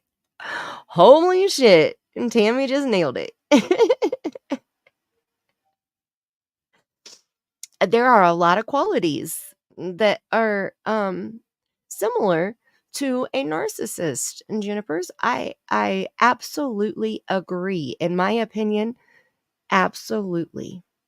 Yes. I notice when people say absolutely, a lot of times they are lying. Like, absolutely not. Just pay attention when people say absolutely and see if a lie is fixing to come. Not always, but often. I have heard that too. And literally, who remembers Stacey Wandra when he was on Justin's panel, when Justin and Josh were up there playing good cop, bad cop, and Stacey Wandra said literally every other word. Especially, yes, yep.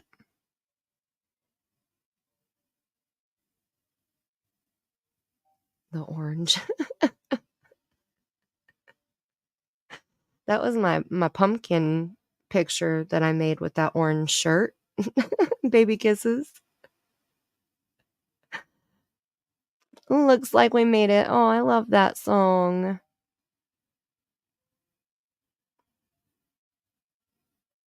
Absolutely. I say absolutely when I am wanting to emphasize the next word. Like absolutely not possible or absolutely happened. Or, like if I'm wanting to emphasize that next word. But I don't lie. I'm not a liar. If I try to lie, I stutter. Like I'm a horrible liar. And I feel guilty when I lie. I'd rather tell the truth, be honest, and move forward from it, Okay. Let's get back over here. And we got Katie talking here. There's more where Katie talks on her own without Chris so much. Let me skip forward a little bit. We'll listen to see what we got going on here. Transitioned into pants. So like in the fall, once the weather turns and it's, no longer acceptable short weather. Once he gets used to wearing pants, it's not a problem. He wears them every day without a question. But it's the transition. So like when the weather starts getting warm, he'll start when he can start wearing shorts again, and then that's all he wants to wear, if that makes sense. Where's the accent? So for him, it's Well, you know what? I got the same thing with money. I love collecting it. I hate spending it. So. I agree. Agreed, right? No, for him, I don't necessarily think he had like a significant preference of pants over shorts so much as it was whatever he's accustomed to wearing. Right. There is zero accent now. Zero. I don't even know where we were. Like, what, 15 minutes in? And now we're 38 minutes in. There is zero accent. Do you hear any accent at all? I don't hear anything. Right, my conscience won't let me either. Clearly, actually, exactly, honestly, absolutely, extremely, positively, literally.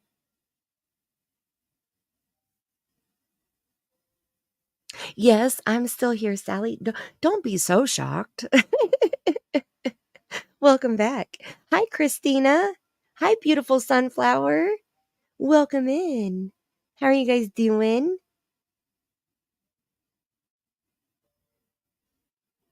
Like, where did the accent go?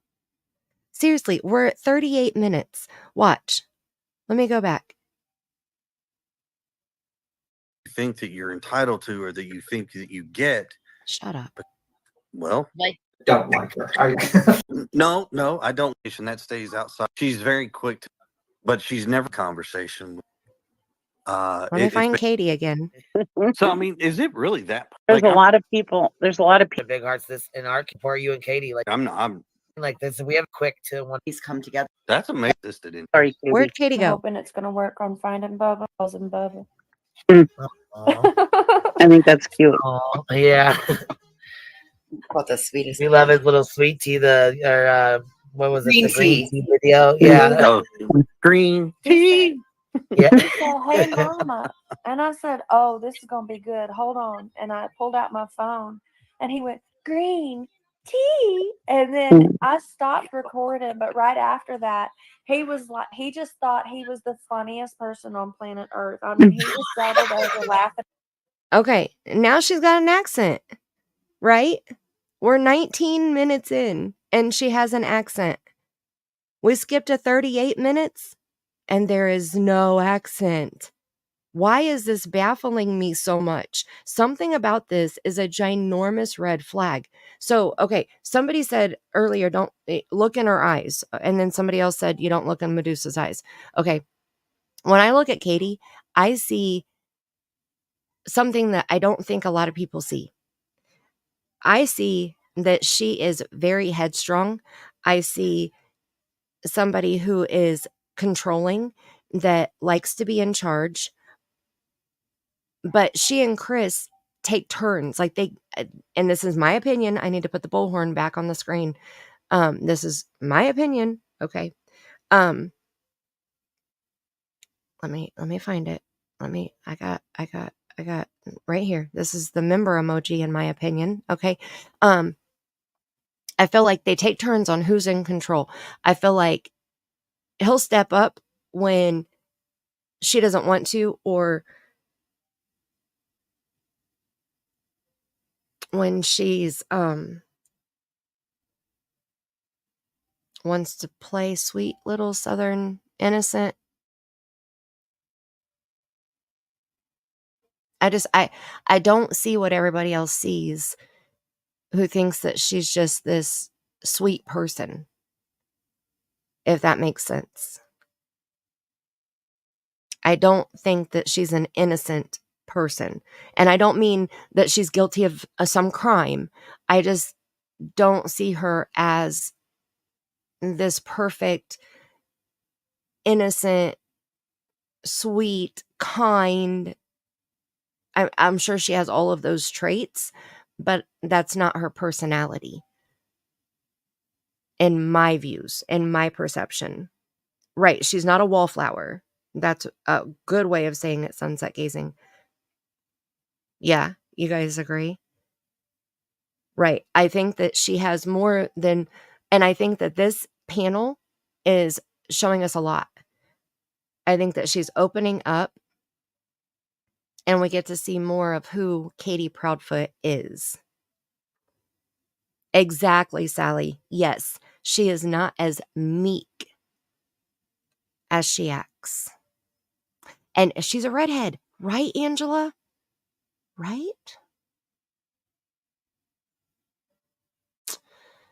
Yeah. Okay, we're going to keep listening here. Let me take this one. At himself. And I wish I'd have kept recording, but he did. No shit, y'all. He bent over laughing because he thought he was just so funny. I tell you what though, man, he'll get a one-liner in there every once in a while, Oh, he gets and good you just ones. kind of like, really? Where'd you pull that out of? Did you, dude, that was a good one.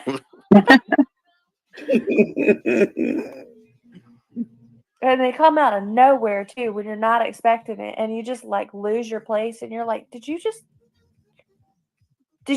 verbally kick my ass? He does have a lot of personality. I mean, he's got that teenage attitude going on where he's all over the place. So one minute he's angry, and next minute he's laughing and joking, and the next minute he's like, I'm going to my room. Aww. What are you doing? Nothing. I don't want to know. Okay, now wait a minute. Seth got trampled on for making an inappropriate comment, but she just said, I don't want to know. After saying, what are you doing? She also shared a memory when she was doing the interview with the news, the first news interview on March 4th. She said that Sebastian liked to run, and the reporter asked her about him being outside and running. And she said, well, like back in California, they had some type of event going on, and each time he would run a lap, they would take a marker and put a line on his back, and he had lines all the way across his back, and he was so proud of that. Okay, well, she shared a memory from something that happened in California, which Seth has been horribly attacked for sharing memories from California. Huh.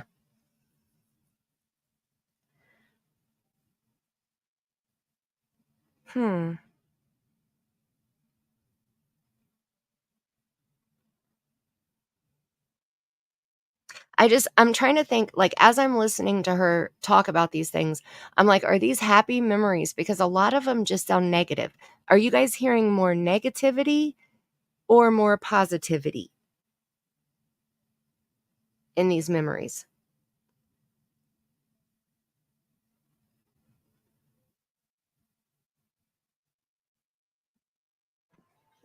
Sweet But babies. Yeah. he's still young at heart too, you know, like mentally he's young. He still likes to play with his Legos and he likes Hey, I'll watching play with cartoons. Legos. Watch out. Yeah. I was gonna say I like Legos too though. So Well, he has I think it's called Marble Run.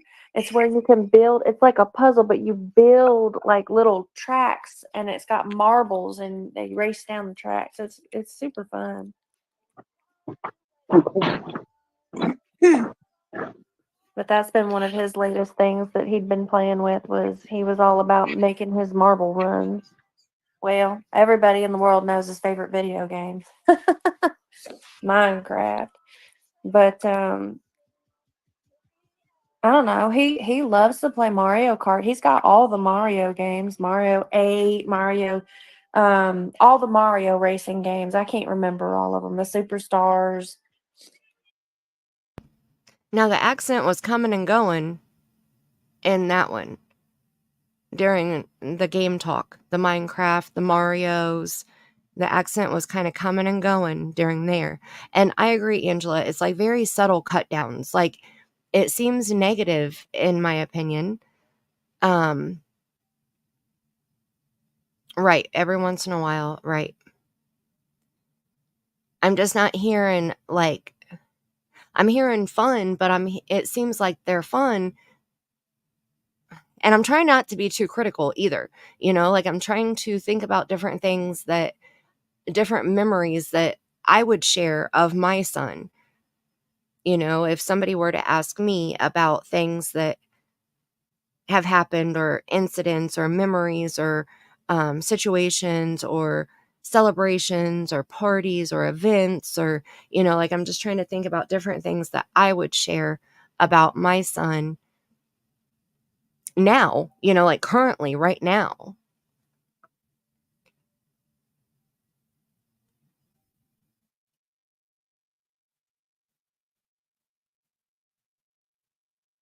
And then listen to her memories that she's sharing as her child is somewhere in the universe where he has been for 88 days when this interview was, or when this panel was happening.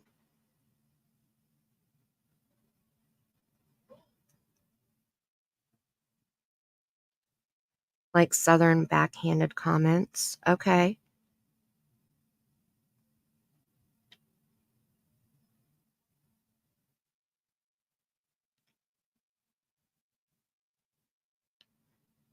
Yeah, Karen, I get that.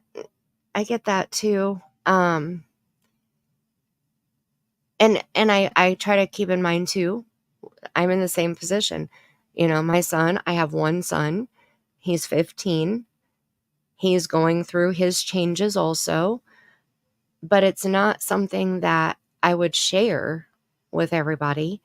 My husband and I have discussed things because my husband is the one who has conversations with him about those things, because I think it would be weird coming from mom, since mom has never been in his position. And that's about as far as I would go with that, you know, like I don't think that I would tell you about not opening his bedroom door or, you know, like little things like that. Like, what are you doing? I don't want to know. You know, like I don't think I would make those comments even with my son sitting in the very next room.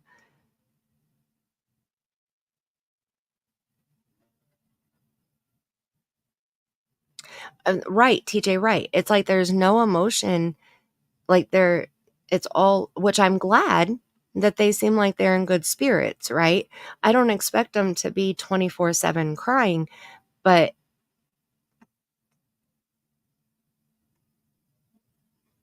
I don't know. I'm legit trying to be objective and, um, yeah, TJ, I saw that interview, that 3-minute interview she did by herself where she was reading off the paper the whole time. Um,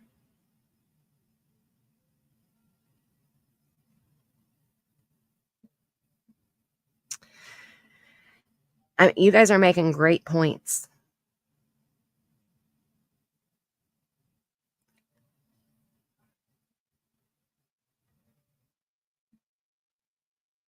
Sunset gazing. I don't see, that's how I think I would be too. I think I would be walking around like a zombie. Like I wouldn't know how to act or how to speak about my child that I don't know where they are. I'll tell you, when my daughter had my granddaughter and she was she was right around 3 months old, and she took her to stay with family for 2 weeks, 3 hours away from home. She was gone for 2 weeks. I was deeply depressed the entire 2 weeks that she was gone. She called me on FaceTime one time and turned the phone around, and my granddaughter saw my face and she smiled, and I lost my shit.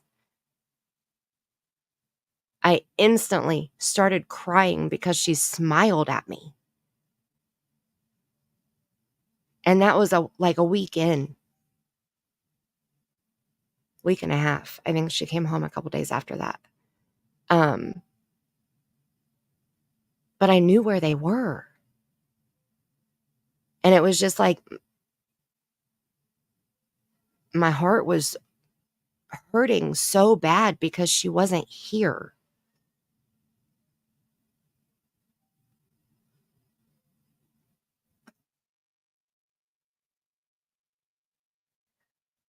I get emotional just thinking about it. And that was a year and a half ago, like almost a year and a half ago.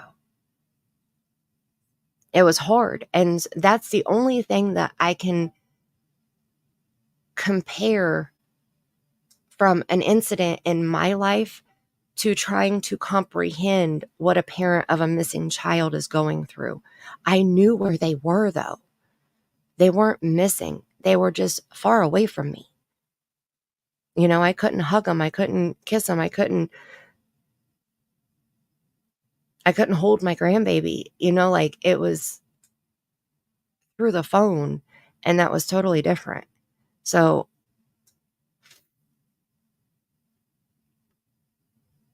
but that's the only thing that I can compare.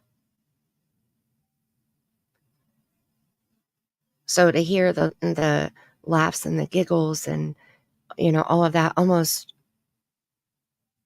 3 months of not knowing where her child is.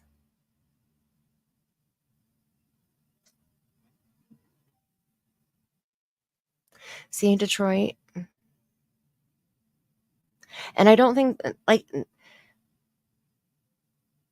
don't know that it would ever just go away, right?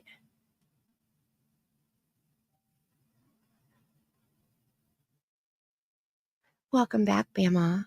Hi, Gina.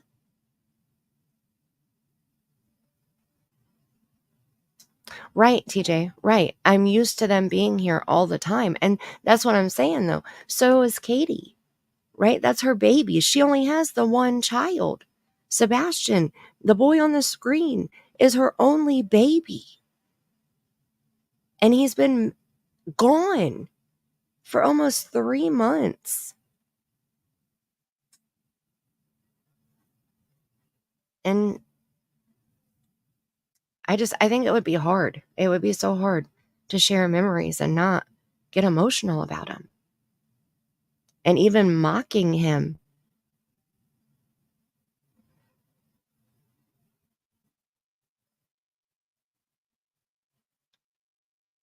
Thank you, Gina.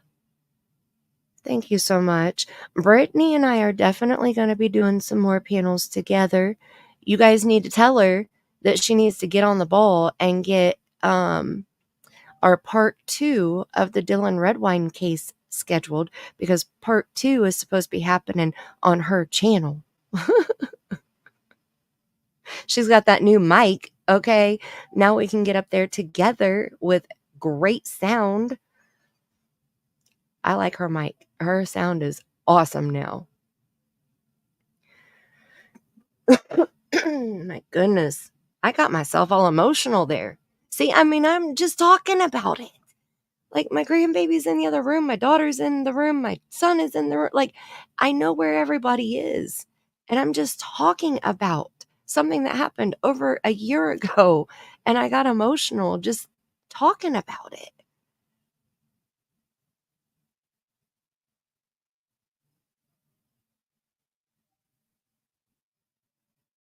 Oh, that's good, Marissy. Thank you. Oh, Teresa. Oh, I'm so sorry. Oh, my goodness. Oh, my goodness.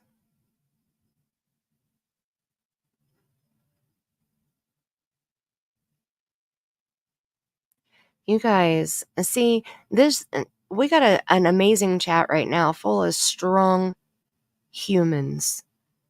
Strong. You guys, some of you have endured things that you should never have had to endure.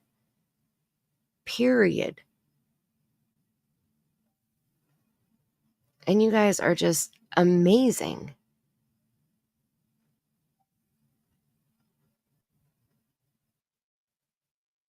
$77, that's a good perception. I know some women that way, and that makes sense. Especially with them getting rid of the snakes, getting rid of the cats, letting him use a belt, letting him throw Sebastian's stuff away that wasn't put where he thought it should go or where Katie thought it should go. Like my kids' rooms, they clean them on their own. They know where stuff goes throughout the house, but their room is their domain. Like that's their castle. Will we go in there and make my son clean up some trash or some dirty laundry? Yeah. But we're not going to go in there and tell him what to do with his possessions. They're his things. He may leave something sitting on the bed or he may set something on the floor, but he's really good about taking care of things because he knows if it breaks, we don't have money to run out and replace it. So you only get one.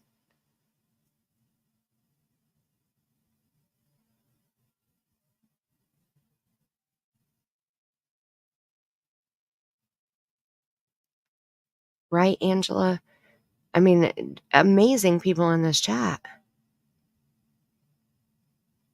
Right. Oh, TJ, that is a great point. Okay. I want to clarify this too, because I've heard people say, oh my goodness. Okay. You guys, seriously, I want you to take this with you. Okay. The next time you hear this anywhere, I want you to say, because Mandy said, okay. Mandy pointed this shit out. All right. I got to wet my whistle for this shit. Okay. How many times have we heard Seth was a lazy dad? How was Seth a single father and working and going to school? Katie raised Sebastian the majority of his 15 years of life. How many times have we heard all that, right? I know I've heard some of it over on War Eagles channel. People forget, even Chris himself told Clue when he was on her panel that Katie was deployed and she missed a lot during her deployment. Chris was deployed and missed a lot of his daughter's life during his deployment. So that's how Seth felt like a single father. That's how Seth was working and going to school and taking care of his son. Because Katie wasn't there because she was in the Navy on deployment. Katie did not raise Sebastian on her own when she was married to Seth. Now, the next thing that has really ruffled my feathers is when I hear people say that Chris Proudfoot is more of a father to Sebastian than Seth is because Seth only sees Sebastian 4 days a month. Bull fucking shit. Seth gets Sebastian every chance he gets. If Sebastian has a break from school, he goes to Seth's. They alternate weekends, yes. If he has breaks, he goes to Seth's. Now, where the fuck was Chris Proudfoot the whole fucking month of February? Oh, that's right, not home. So how would Chris be more of a father to Sebastian than Seth? He lived in an RV 3 hours away.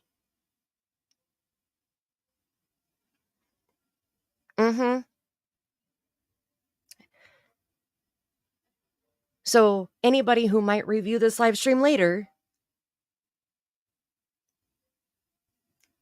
play my whole sentence. Don't pause me every 2 words and twist those 2 words. Chris Proudfoot had not been home since the beginning of February. Sebastian vanished like a freaking ghost on either the 25th or the 26th. So he had not seen him in over 20 days. Guess who had? His daddy.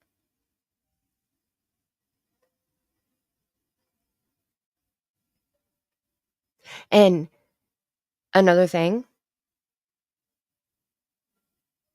Thank you, TJ.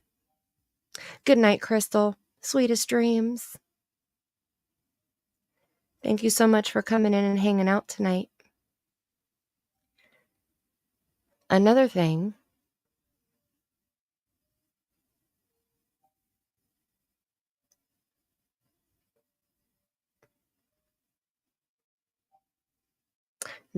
I know I've said this before, but I want to say it again just to be clear.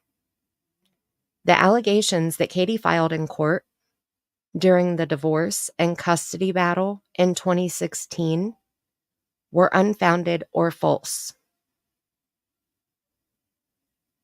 Seth was not found guilty or convicted of abusing Sebastian.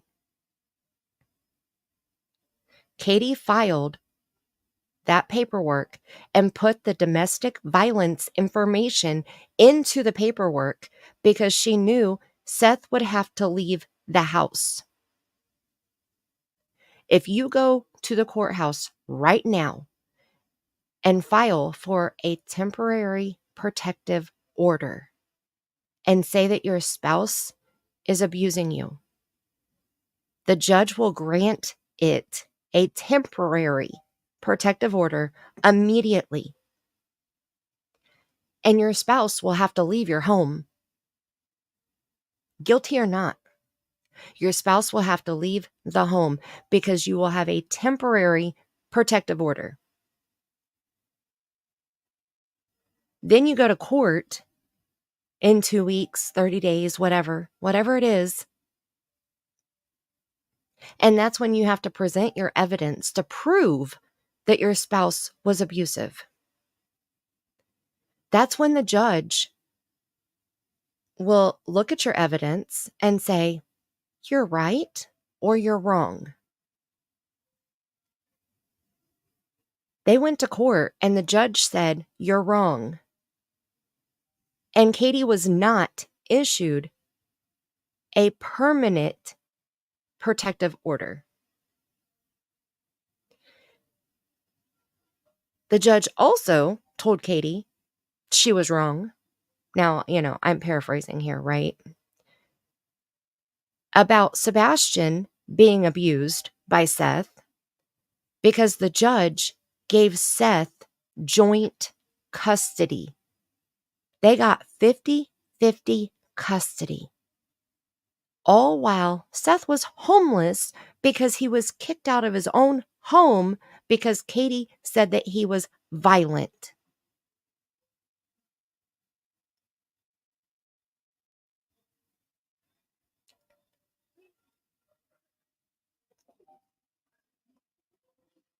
Exactly, sunset gazing. Exactly. Very similar.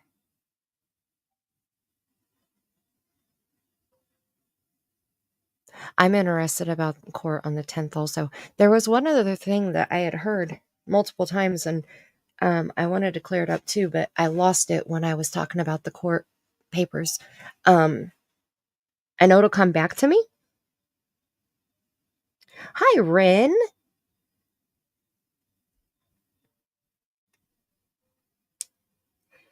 Filed out of spite. Unfortunately, and it happens all the time. I've said this before also, but I feel like I need to repeat it. Like, you can watch hearings on YouTube for divorce, for custody, and you can hear the false allegations that the parents make against each other. I have seen a mother. There was one hearing that I watched, or one case that I watched, multiple hearings, but one case that I watched where the mother had accused her ex-husband of SA on their 8-year-old child, to the point where the judge said, I am not sending this 8-year-old for any more sane kids. The mother was lying to the court, saying that the father was essaying the child, and the child was going to the doctor every fucking time getting a rape kit done. An 8-year-old child. And the mother was lying.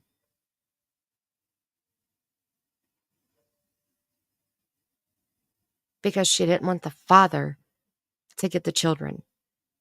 She didn't want the children. Obviously, she didn't give two shits about the children, or else she wouldn't have put her 8-year-old child through a fucking rape kit. She did it to hurt him. To have control over him. And in my opinion, I feel like that's what Katie did also.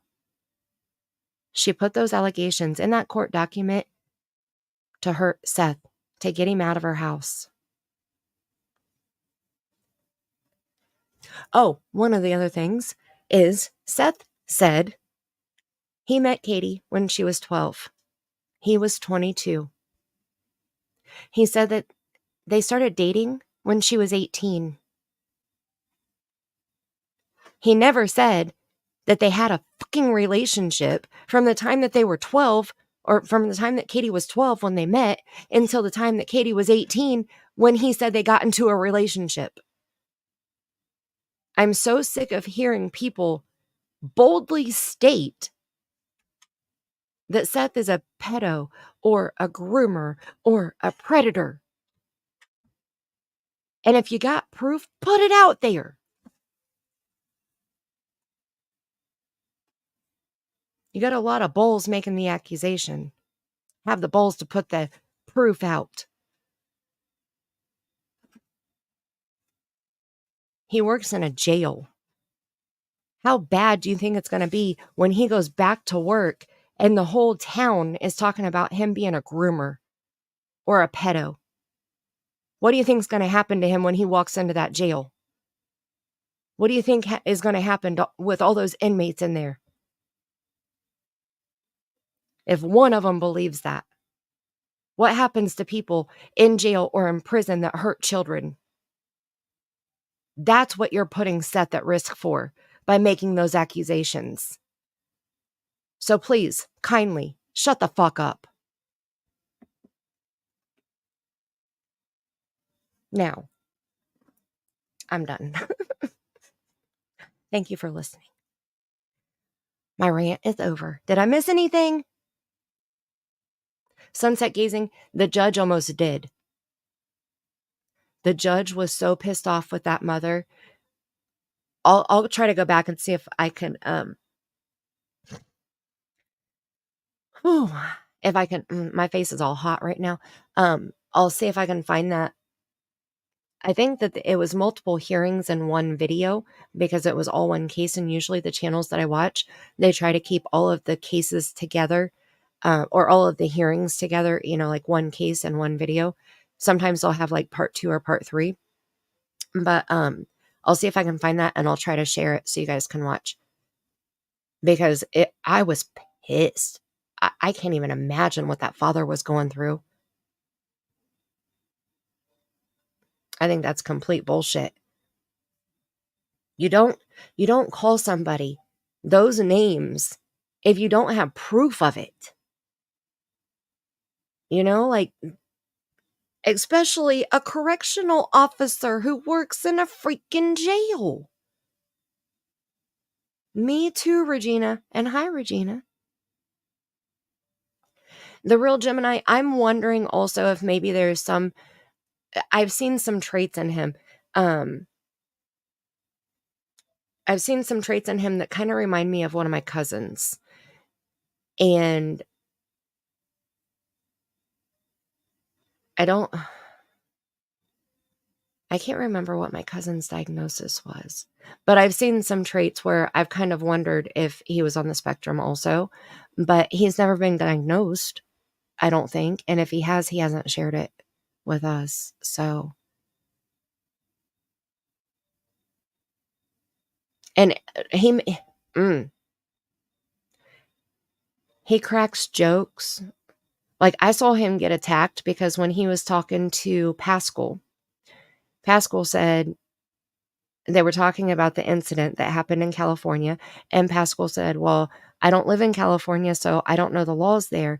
And Seth said, well, you wear LA stuff all the time.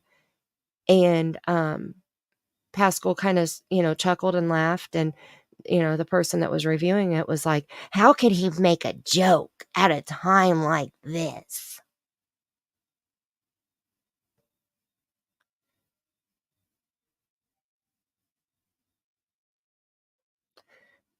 I guess some people have never met people who, when they feel stressed or they're in an uncomfortable position or conversation, they crack jokes to lighten the mood, change the subject, break the tension. Pretty sure I've heard Chris Proudfoot do it too. Just saying. I'm just tired of seeing the one-sided attacks. Is Seth perfect? Absolutely not.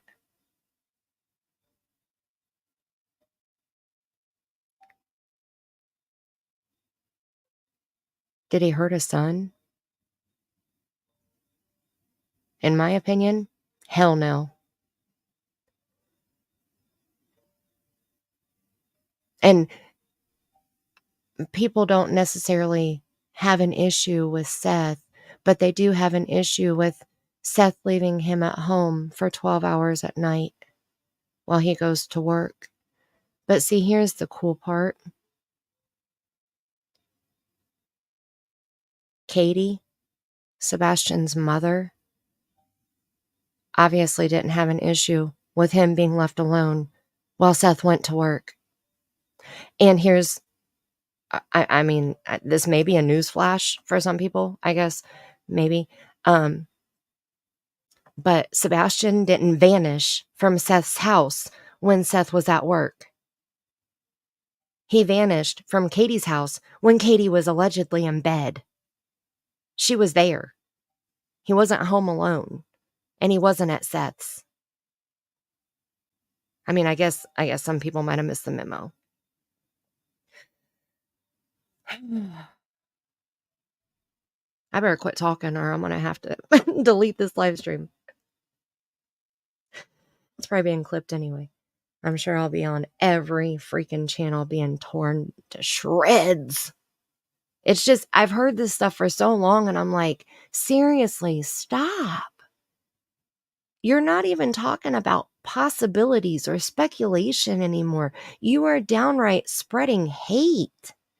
You're not talking about the facts of the case.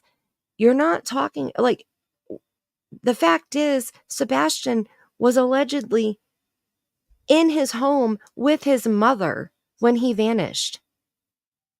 Seth was at work. Chris and Katie both have said Seth was at work. Chris and Katie both have said they don't suspect Seth had anything to do with Sebastian disappearing. Neither one of them questioned Seth at all.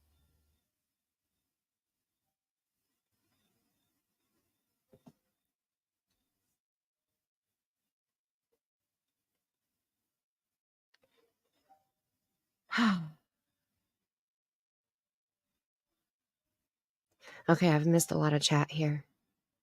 Seth is crude and rude sometimes. Very true. That is very true. He's around criminals. He works in a jail.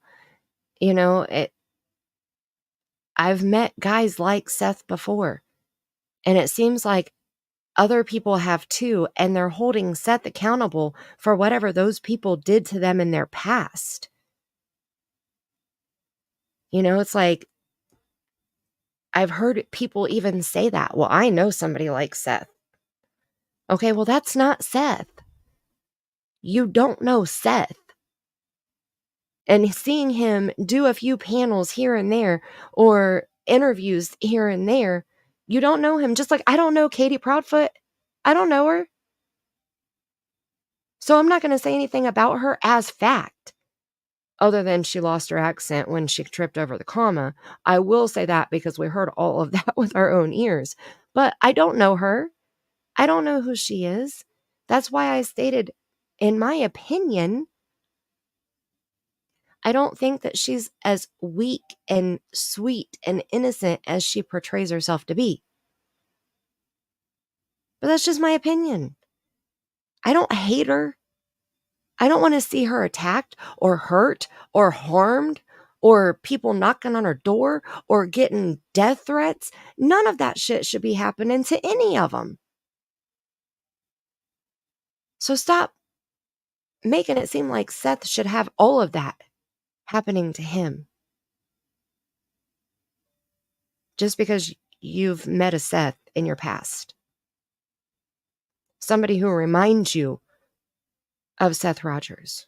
Or Seth Rogers reminds you of that person in your past. Maybe seek help. Because there's so much hate in so many hearts on here. And it's sickening. And it's scary. And I'm sorry that you have that much hate inside of you. I really am. I don't hate anybody.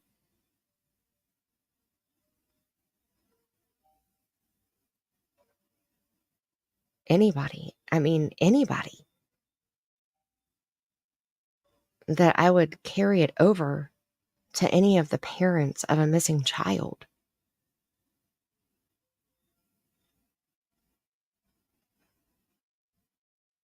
Seth desperately wants to find his son. I absolutely agree with you.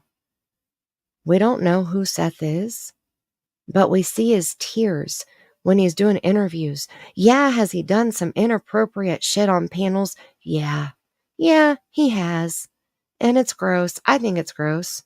But there's other people out there that don't think it's gross because it's an opinion. Your opinion, my opinion, we all have them, right? Opinions are like assholes. We all have them, and some stink worse than others, right? Isn't that how the saying goes?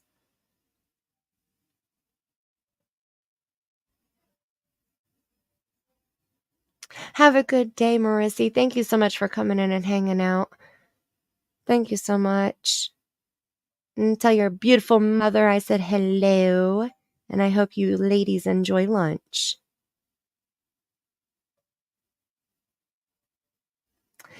I don't think I would either, Lisa. I mean, that's why I think it's weird. Like, I understand Chris being frustrated with things.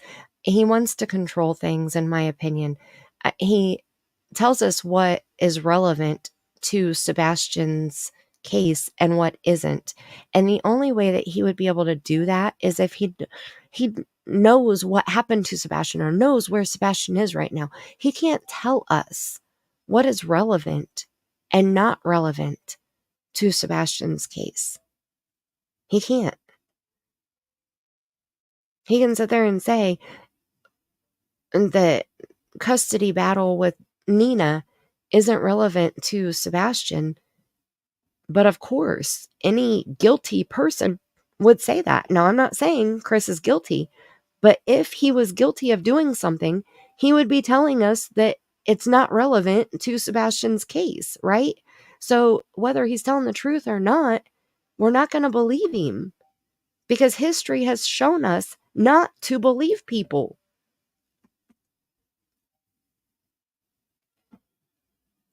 If that was the case, there would be, all of these cases would be unsolved. All of these people who committed murder would be walking the streets. Letitia Stout would still be free. Susan Smith would still be free. We're not allowed to question the last person seen with the missing child.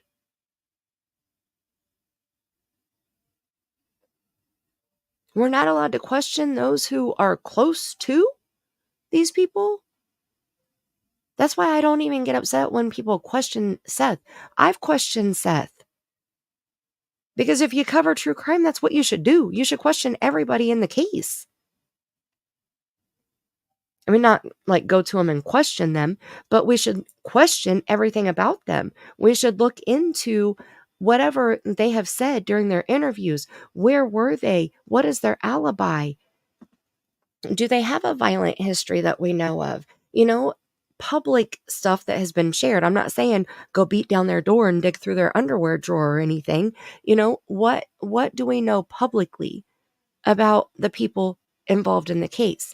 And when I hear panels, not even 3 months after this child on my screen was reported missing, where they're doing this shit.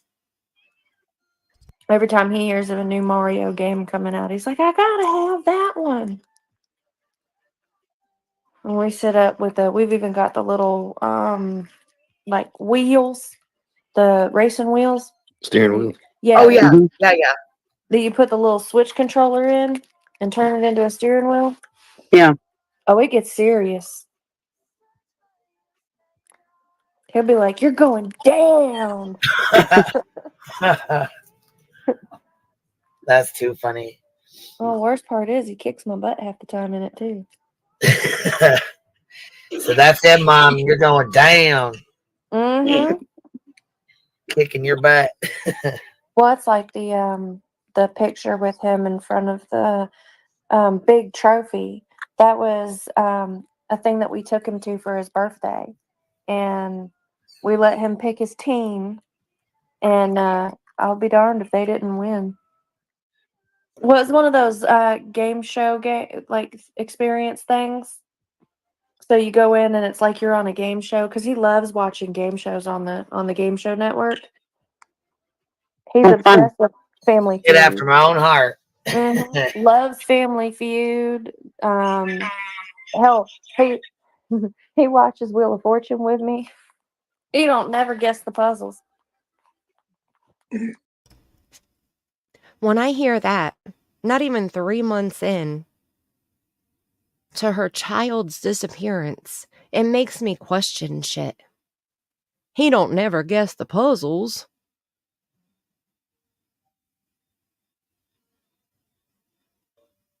Hi, Shellbell. And I agree. Okay. People say, I've heard people say that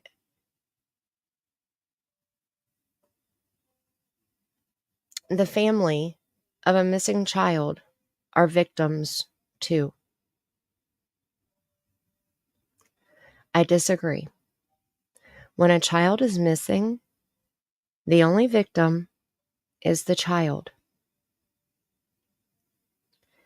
Until there is a suspect who has been named, arrested, tried, or convicted.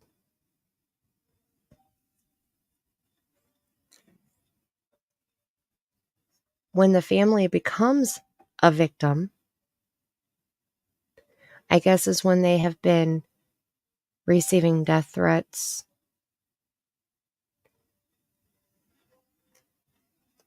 people knocking on their door, things like that. That's when they become a victim. But they're not a victim in their son's case. They're a victim of whoever is doing that shit to them.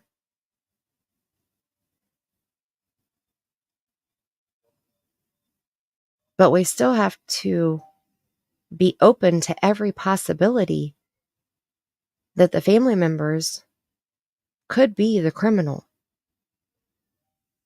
Because that's just what cases have taught us in the past. Good night, Tammy. Sweet dreams. Thank you for coming in. I'll talk to you tomorrow. Have fun at your meeting. You guys make sure that you're subscribed to Tammy's channel, please, and thank you so much. So we're going to be live on her channel soon. We're talking about doing live streams. Paranormal live streams, okay? Talking about ghostesses and stuff. Do one on her channel, one on my channel. Have you guys come up and share your experiences too? So make sure you're subscribed. Be terrified to look through their underwear drawer, right?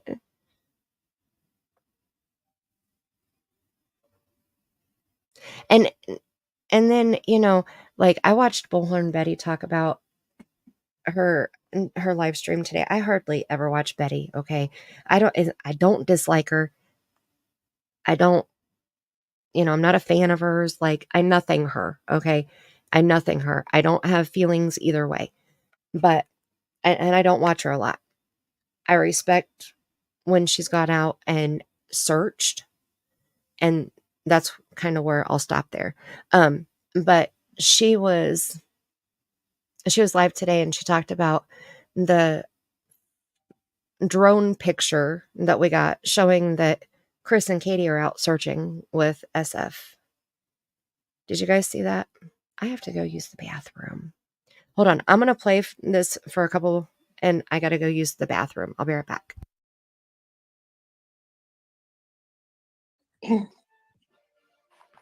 But I'm trying to remember the name of the other one that he likes watching. It's the one with the whammies. Press your luck. Press your Yeah, luck. Press your luck. Your Yeah. luck. He likes Yeah. that one too.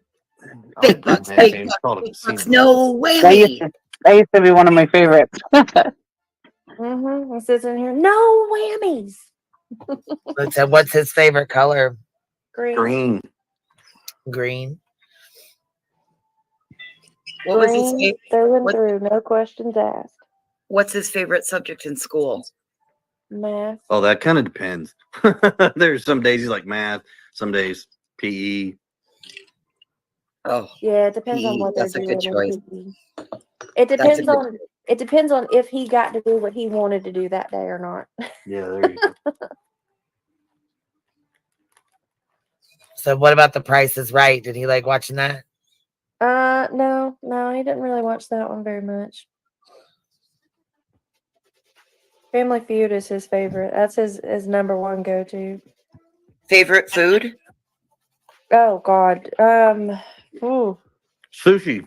Well, I was Okay, wait. Before we get into all of that, okay, I apologize. When I drink my tea, as soon as I gotta go, okay? I can't finish my thought, my sentence. I gotta go. So I had to go. So I apologize. But okay, two things. I do want to go back just a little bit here on this, because even how Katie said, it depends on if he got to do what he wanted to do. So they're talking about his favorite subject in school. Usually a child has one class that they really excel in, or one class that they really look forward to going to each day. And first Katie said math, and then Chris changed it. And then Katie came out after Chris spoke with what I felt like was a negative statement. So I want to go back and listen to that one more time. But I want to finish my thought about Bullhorn Betty. Okay, so she said, was the drone picture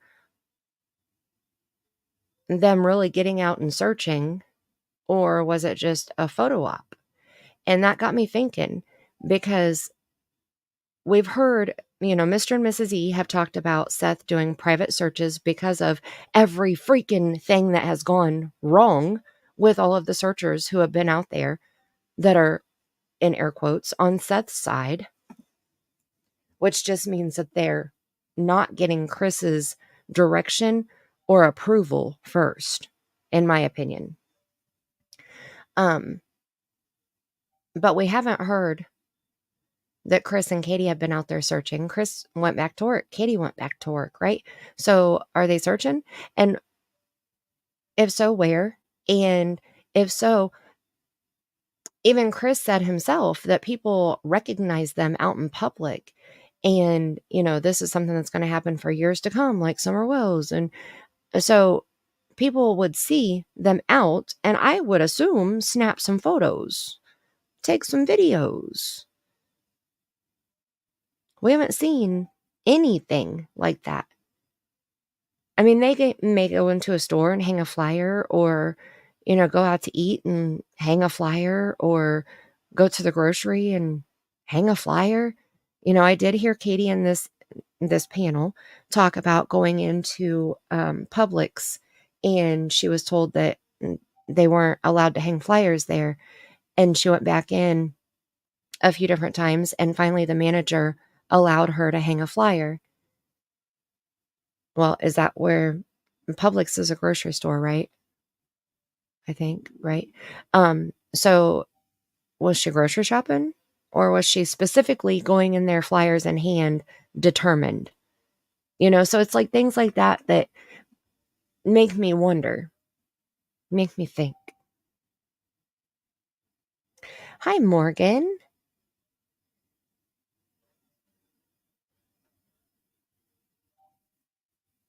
See, I don't think that she is, TJ. I don't think that she's a battered anything.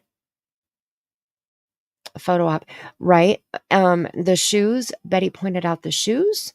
No, TJ, I wouldn't take my camera in the bathroom with me.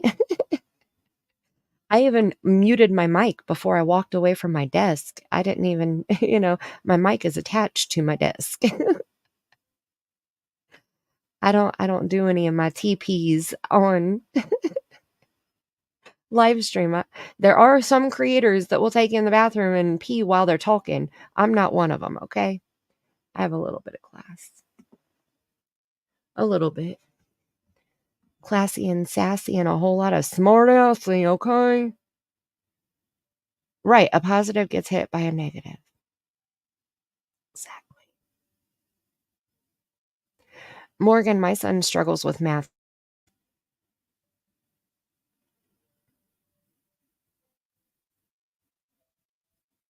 I feel bad for Katie's childhood. I do. I feel bad for her that she had to endure any of what she endured.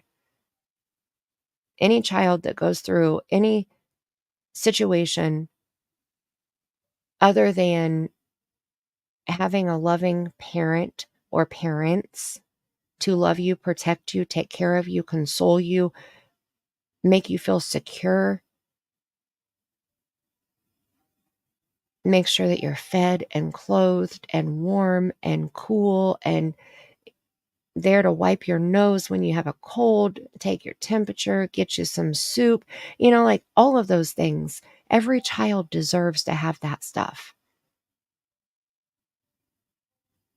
And if a child doesn't have that stuff, I feel for them.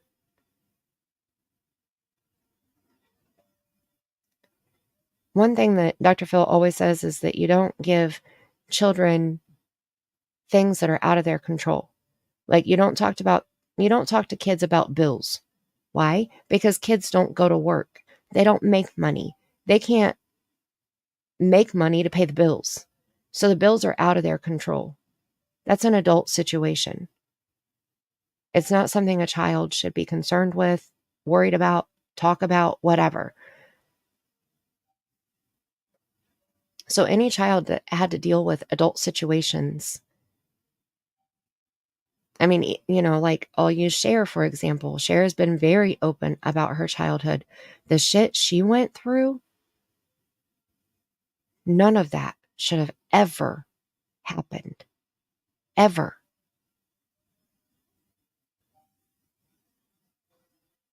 And like I said earlier, children either live what they learn or they learn from what they live.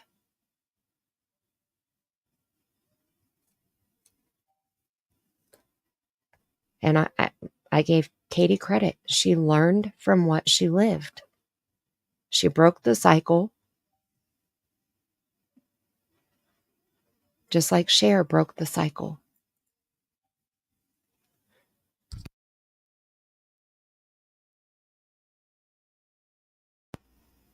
And that's a huge deal. And I give her credit for that. But that doesn't mean that I'm not going to be curious about what happened to Sebastian when Katie was last to see him and she was there inside of a locked house with her son when he was last seen.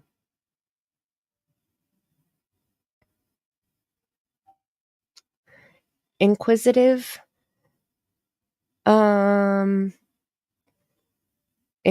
is like curious.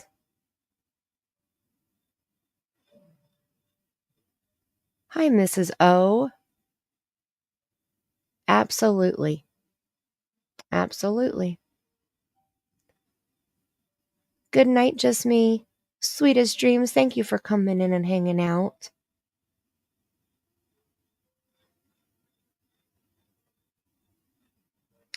I don't either. 77.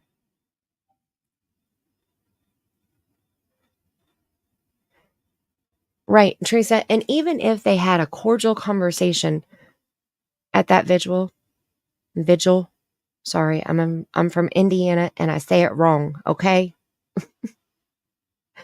Even if they had a cordial conversation,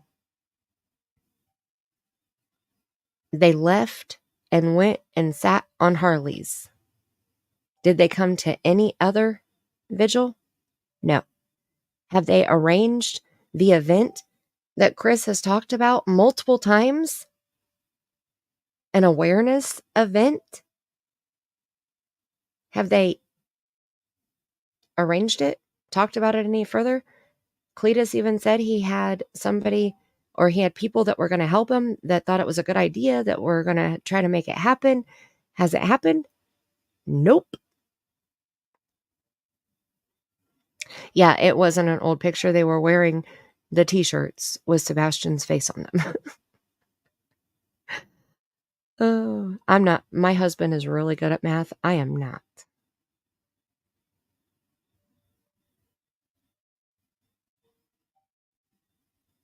Yeah, they got the umbrella, the shoes, the attire. And I mean, maybe they just got there. Maybe they have a change of clothes in their vehicles and they hadn't changed yet. Maybe they were dressed like that for the picture. I don't know. And it just, I don't know. It just seems convenient to go searching with a man who called your ex-husband a pedo and a groomer. And where did he get that information from?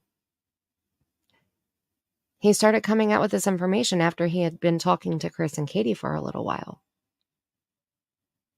Did they direct him in where to dig? Did he just continue to dig and found more? Did he make things... Well, let's see. Did he hear stories and share them with his own twist. Like, he hasn't shown any proof of shit to back up what he has said.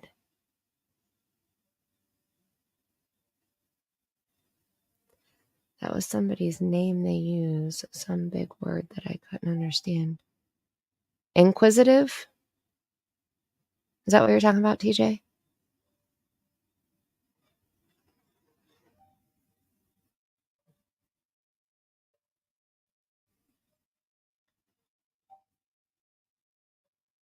Oh, thanks, Ren. Thank you so much. I just got done searching. Look at their clothes.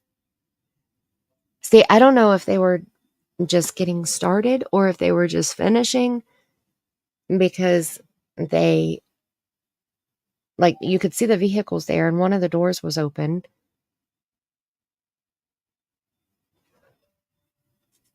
So I didn't zoom in to see if there was rain on the car or not. I just saw the big bright blue umbrella, which, like Betty said, when they were in Tennessee, they weren't carrying around umbrellas.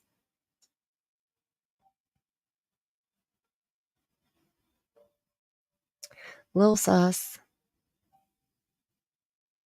You think that's why she's so distant? But I don't see. Yeah. Yep. But that's who they choose to search with. Now, if my child was missing, I don't know that I would want to be anywhere around the father of my child. Like, I guess not hater. Like, what would you, basher, I guess? He would be a basher? A Seth basher? Crabtree was friends with Seth at first, then flipped to the Proudfoots. Yeah. See, I don't trust a word Crabtree says, and I'm sorry. I don't know the guy, so I don't like him, dislike him, whatever. I nothing him, okay? But I don't trust a word that he says, because that's the clip that I shared on my channel of him telling a rumor as a fact. And I don't get down like that. I don't play those games, okay? And I use that as an example to hopefully help people understand this is a rumor and you just said it as a fact. So learn from that, like, better yourself. Coercive.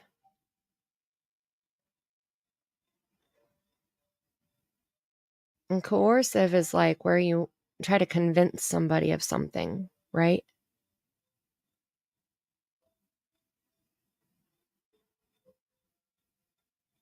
I'll never forget. I was talking to one of my managers one day when I worked at the doctor's office, and I said something about we were talking about like setting up the lobby for one of the waiting rooms, and I said, well, we don't want wasted space over here, so we need to utilize it to the best of our ability, And she was like, wait, what?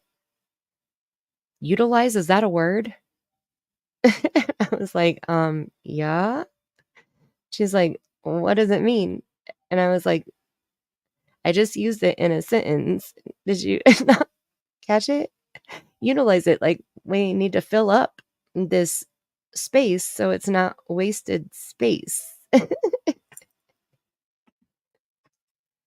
But I've heard words that I'm like, I don't know what that means. Like, hello, Google. Tell me the definition of.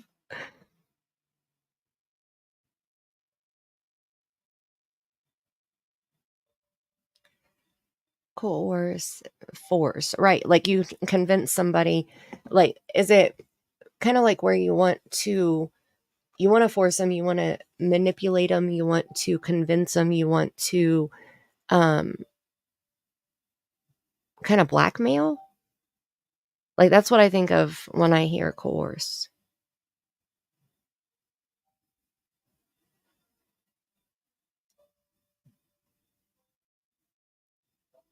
We have. Okay, she shared a lot of information during her interviews, though, right? So, just like this one that we're listening to right now, it's like every single thing that she says, it starts out as like this fun memory, but then it goes into mocking or belittling or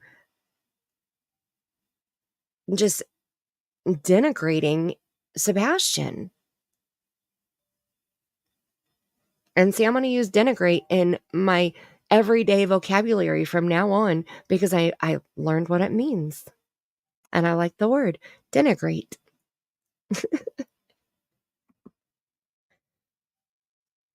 It works. Right. It's a negative vibe. They're manipulating. Right. Let's listen to this one part again that I was talking about. Or not. Yeah, there you go. So what about The Price is Right? Did he like watching that? No, he didn't really watch that one very much. Family Feud is his favorite. That's his number one go-to. Favorite food? Oh God. Ooh. Oh wait, I Sushi. didn't go Well, back I was far gonna enough. say sushi, but tofu is a good Shoot. contender. No, Hold I on. prefer Stop. sushi. Stop. Plain Stop. tofu, not fried tofu. Hold on. I gotta go back. Oh, Yeah, Some days he's like, it's in school. through and What, through, no questions asked. what's his favorite subject in school? Math. oh, that kind of depends. There's some days he's like math, some days PE. Oh, Yeah, it depends on PE. what they're That's a doing good in choice. PE. It That's a depends good. on if he got to do what he wanted to do that day or not. Yeah, there you go. So see, she changed it. At first she said it depends on what they do that day. Okay, well that would have been fine. But then she takes it one step further and says it depends on what, or it depends on if he got to do what he wanted to do. Why not just stop where it depends on what they did that day, or it depends on if he liked what they did that day. It depends on if he got to do what he wanted to do that day.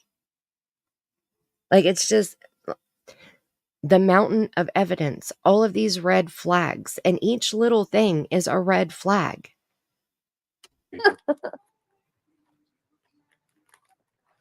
So what about The Price is Right? Did he like watching that? No, he didn't really watch that one very much. Family Feud is his favorite. That's his number one go-to. Favorite food? Back far enough. Whaley. That used to be one of my favorites. Mm-hmm. It's just No. your luck. He likes that one too. Your luck. Twist your luck. But he watches Wheel of Fortune with me. Right here. He don't never guess the puzzles. He watches Wheel of Fortune with me. He don't never guess the puzzles. Like, why say that?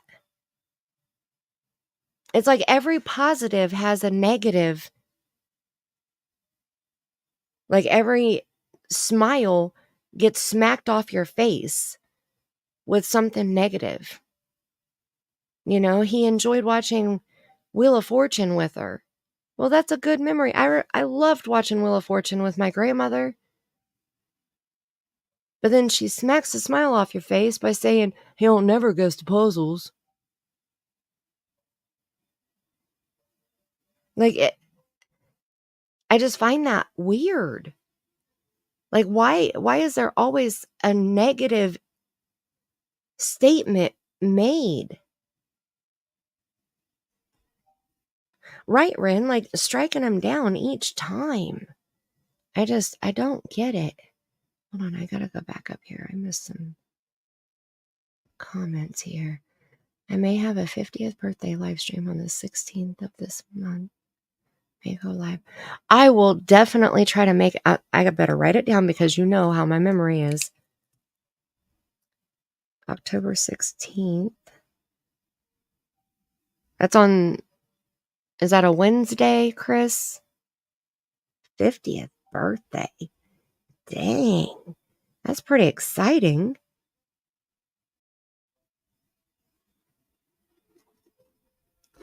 I will definitely try to make it. Happy early birthday. Resentful, right? And are you going to bed, Chris? Good night. Yep. Good night, sweet dreams. Thank you for coming over and hanging out. And thank you again for being a member for 33 months. That's outrageous. Thank you so much. I really, really appreciate you.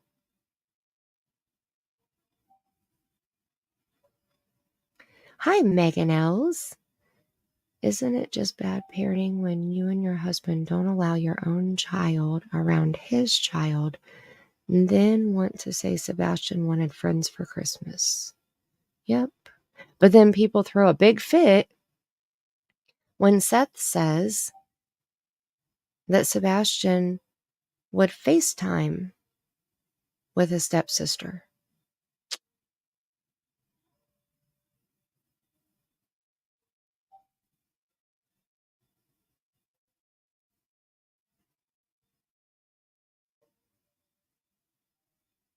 And that's fine, Shellbell. You're, like I said, I nothing him. I have no faith in what he says because he states rumors as facts. So I can't trust what he says. You know, once he learns what he's doing and changes it, I get it. People sometimes they believe something so much, like they feel their opinion is so right that they will try to state their opinion as a fact. But when you're in true crime, you can't do that. You know, we know what a fact is in true crime, and opinions don't have feelings. And I mean, facts don't have feelings, and opinions aren't facts. So, I mean, there's redemption is possible, you know, once he understands it. That's why, like, I didn't bash him or attack him in my video. You know, I used it as a learning experience. I'm sure he's not the only one. That was just the one that I heard. So hopefully he'll see it, he'll learn from it, and try to change it, you know, like kind of do better as he grows into true crime. Right. She has to strike him down. And that's possible too, Megan Els. A negative Nancy.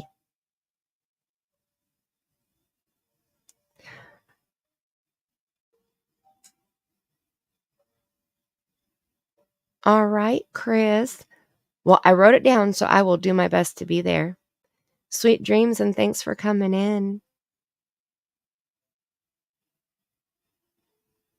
Emotional abuse. Yeah.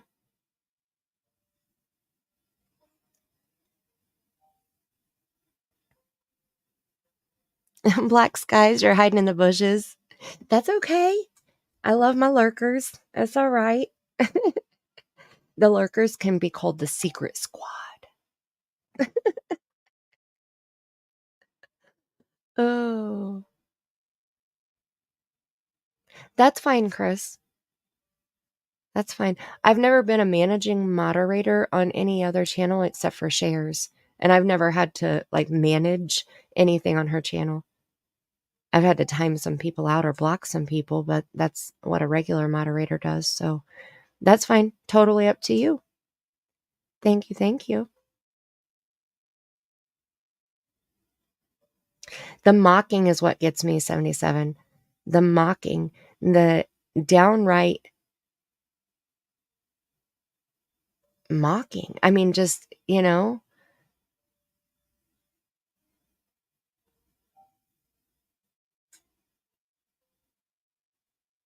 that's kind of what I've seen too, TJ.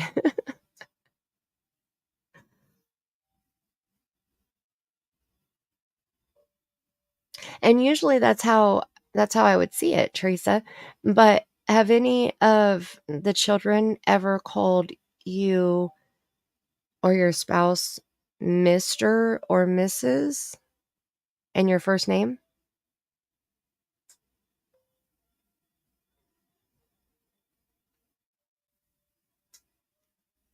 Yeah, that's possible, Megan Els. Yep, he did. I don't either. And he can redeem himself, you know, like redemption is possible. But for some reason, I feel like he feels like he's redeeming himself right now. He's getting patted on the back by Chris Proudfoot because he fucked Seth over. He actually said the words that he said, I've never hated people. I've never hated anyone so much as I hate Seth and Tony.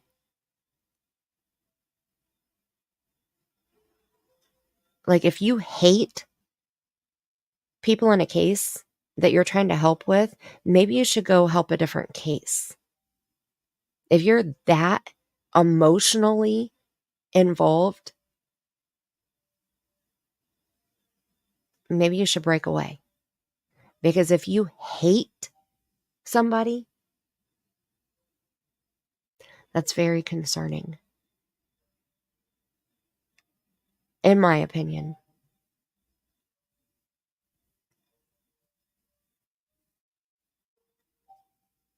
Two daughters are not my biological daughters. See, and that's fine. They can call you anything, you know? But the Mr. at the beginning is what gets me.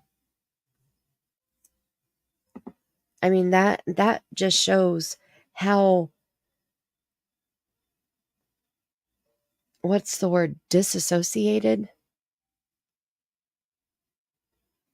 Crabtree, Angela. Crabtree said that he hates Seth and Tony. Hates them. I mean, SF, I think it's obvious that he hates Seth for him to put out that he's a pedo and a groomer and a predator and all the other bullshit that he's put out with no proof. We can get in trouble for cussing on YouTube, yes. Not in trouble. Basically, so, you know, we earn AdSense. YouTube likes to play ads on videos, live streams, whatever. If you cuss in a stream or a video, there are certain advertisers that do not want their advertisements associated with cussing.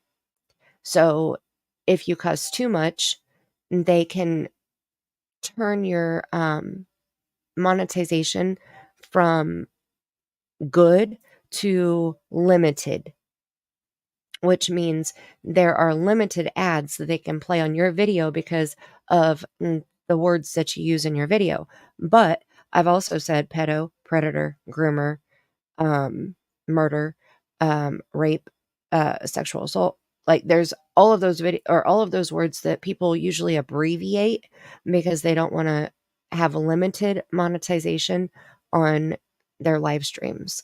I'm not here for the money. The money is amazing. But I turn around and put it right back into my channel after I make a donation with it. So it's not that I want to have limited, but I don't want to be restricted on me being me either, if that makes sense. So, yeah, does that make sense? Like, they're not going to kick us off or, like, we're not going to get in trouble for saying cuss words.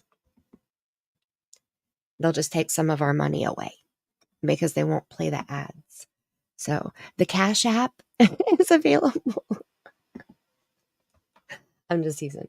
No, anytime I get paid like once every 3 months on YouTube anyway. So anytime I get paid, I make a donation. Usually I give it to Midwest Equisearch, and I make a donation of like a certain percentage or a chunk of it.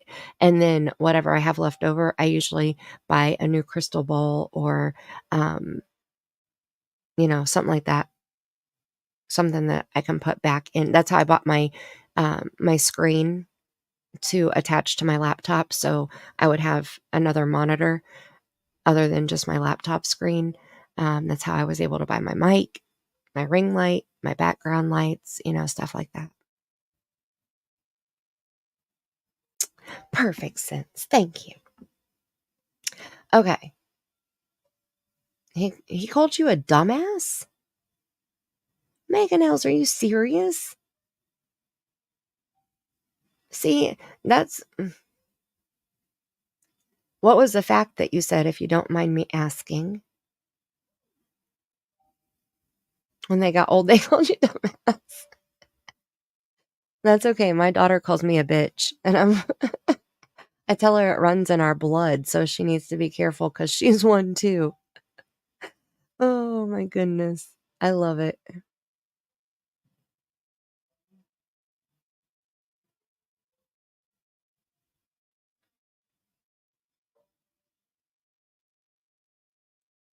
And okay, wait. I'm devastated over the loss of who, TJ?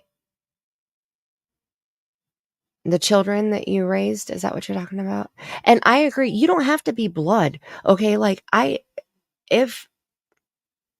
how do I word this? Okay, let me explain. So my husband and I met when my daughter was 4 years old. My daughter calls my husband dad. My daughter's biological father hasn't seen her since she was a year old. My husband is the only daddy she's ever known. So you don't have to be blood to be a parent.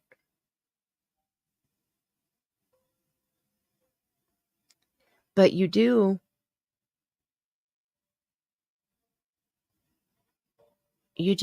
need to, let's see.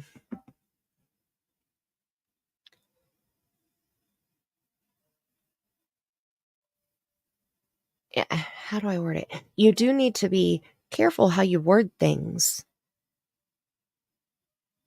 And for whatever reason, like Chris has never said anything other than Seth is a good father. Even Katie said, well, he doesn't do any extracurricular activities, but if he did, his daddy would be in the front row. Again, a negative statement in a positive story.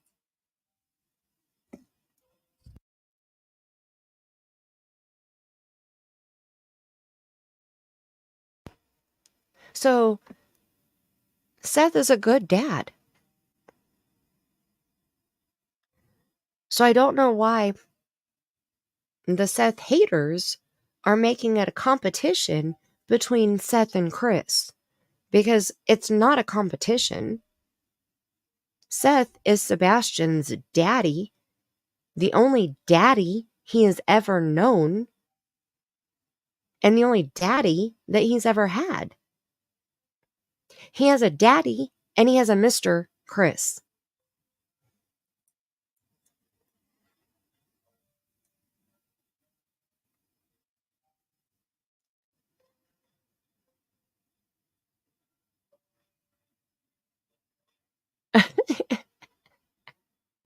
It's okay, just don't expect to get much AdSense from YouTube.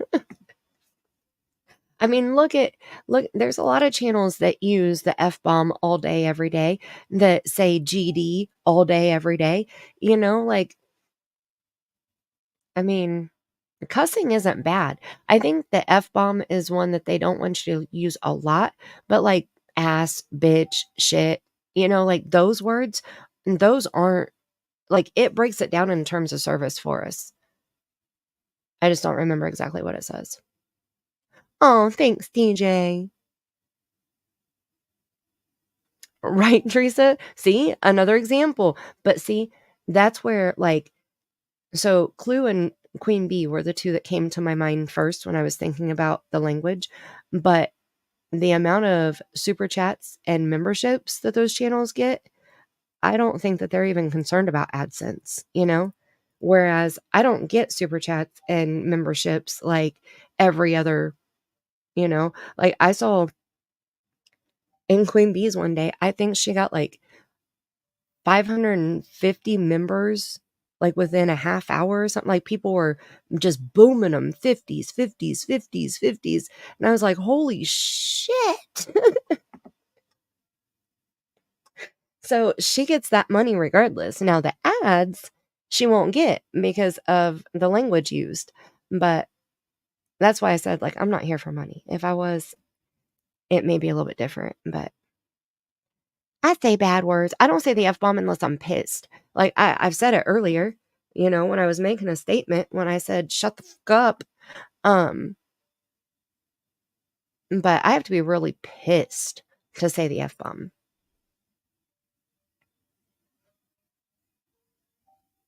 Well, I appreciate that, Ren. And that's just who I am. You know, like it's not, I don't cuss like a sailor on any day, you know, but I don't hold it against somebody who does, you know.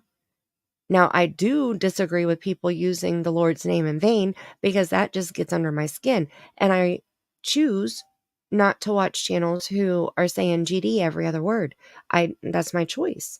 I don't like that. I don't want to hear it. I don't say it. It's not said in my house. Even JC isn't said in my house. I don't say it.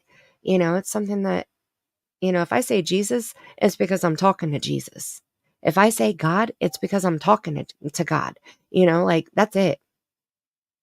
I don't ask God to damn anybody or anything.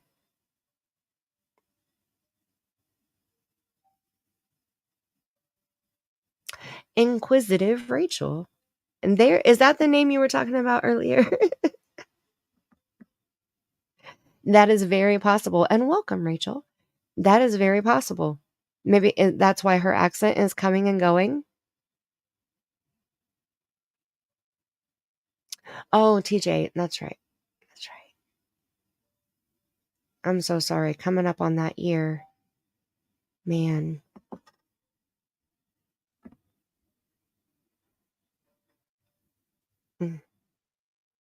It's just not right. Like, that's just not the cycle of life, you know? It's just not how things are supposed to go. That's right. It's who raises you right, who's there for you, who's the one who is there making you chicken noodle soup when you're sick, who's making you feel protected, who's putting a roof over your head. You know, like it's all of those things combined.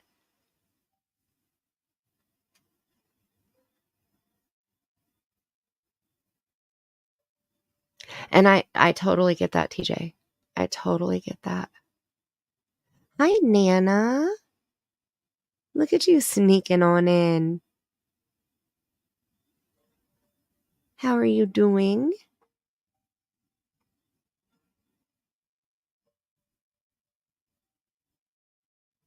Right. If there were magical words, like I wish I had a magic wand, you know?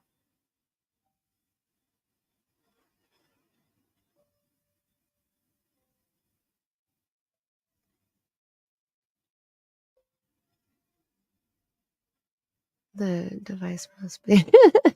Karen, I believe every device listens to every word that we speak. Okay. I so believe that. They do, right? They do. Love you too, Nana. How's your niece doing? I haven't heard you say anything about her for a while. Is her life getting back to a normal, leveled out life?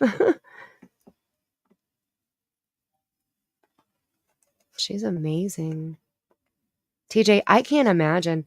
I cannot even my heart hurts for you. I cannot even fathom trying to imagine. And that makes sense though. Like you saying what you just said, that makes sense, right? Because when you have a loss, you expect to hear pain and just being uncomfortable all around, right? You don't expect to hear. But trying to remember the name of the other one that he likes watching. It's the one with the whammies. Press your luck. Press your Yeah. luck. Press your luck. Your Yeah. luck. He likes Yeah. that one too. Big bucks, Okay, big it's bucks, called big a bucks. casino. No That used, whammy. that used to be one of my favorites. He sits in here. No whammies. So what's his favorite color? Green. Green. Green. Business while not minding my business. I guess that's why I'm Allowed to have different flavors. People are allowed to like different things, and if he likes it, more power to him. I support him liking something I don't like. I think that's a valuable lesson. It's funny how, like, when you sit back and think about little things like that, like it's a life lesson over some stupid cheese that stinks. But he loves that stupid cheese. I still have it in the fridge.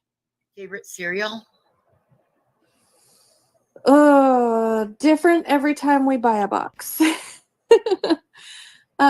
Anything with sugar. Well, he was Right. on Lucky Charms pretty hard for a while. No, he was on Reese's Pieces. Well, that was the next Oh, one. I was yeah. gonna say, and then he went on Reese's Pieces for a while.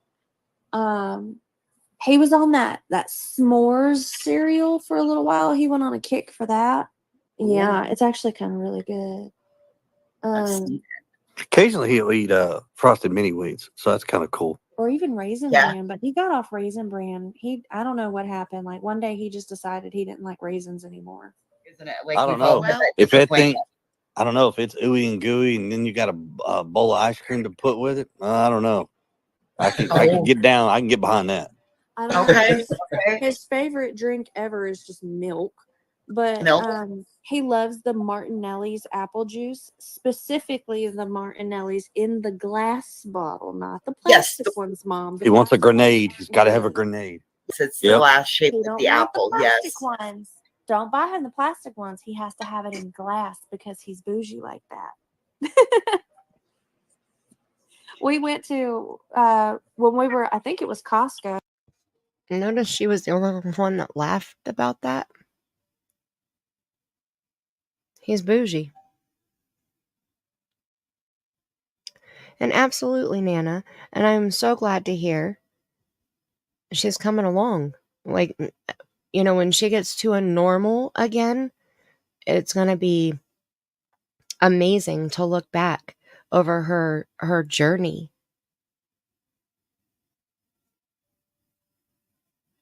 She'll have an amazing testimony, even more than she does now. And TJ, that's what I mean. Like, and so, okay, so if we look at it like this, you had, what is it? How do you word it? Finality? Is that the right word? Like you knew what happened. There weren't questions. There wasn't a mystery. Your child wasn't lost out there. I'm sure you felt like she was, but you had closure.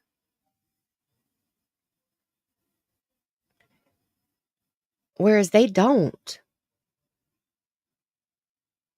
They're not even 3 months in.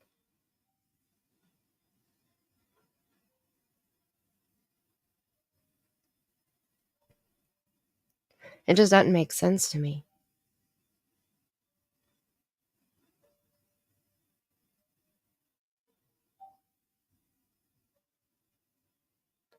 Oh, Karen, see that's kind of scary right there, okay? Oh, is she talking about Diddy tonight, Jacqueline? I was wondering what I keep seeing viewer numbers fluctuating, and that makes sense why. Okay, I was gonna end. I've been on for 5 hours, but I'm not done yet. I'm not done. I'm gonna have to just put timestamps on here so people can watch the replay and skip to certain spots and all of that. But because we're not done yet. Nana is very special.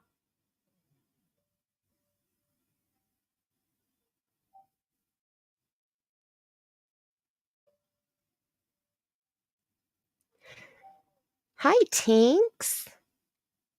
How are you? Right, TJ, my washing machine doesn't have anything that talks or beeps. Mine buzzes, okay? Mine clicks when I turn the knob, and it buzzes when it's done. That's it. Oh my goodness. She is awesome.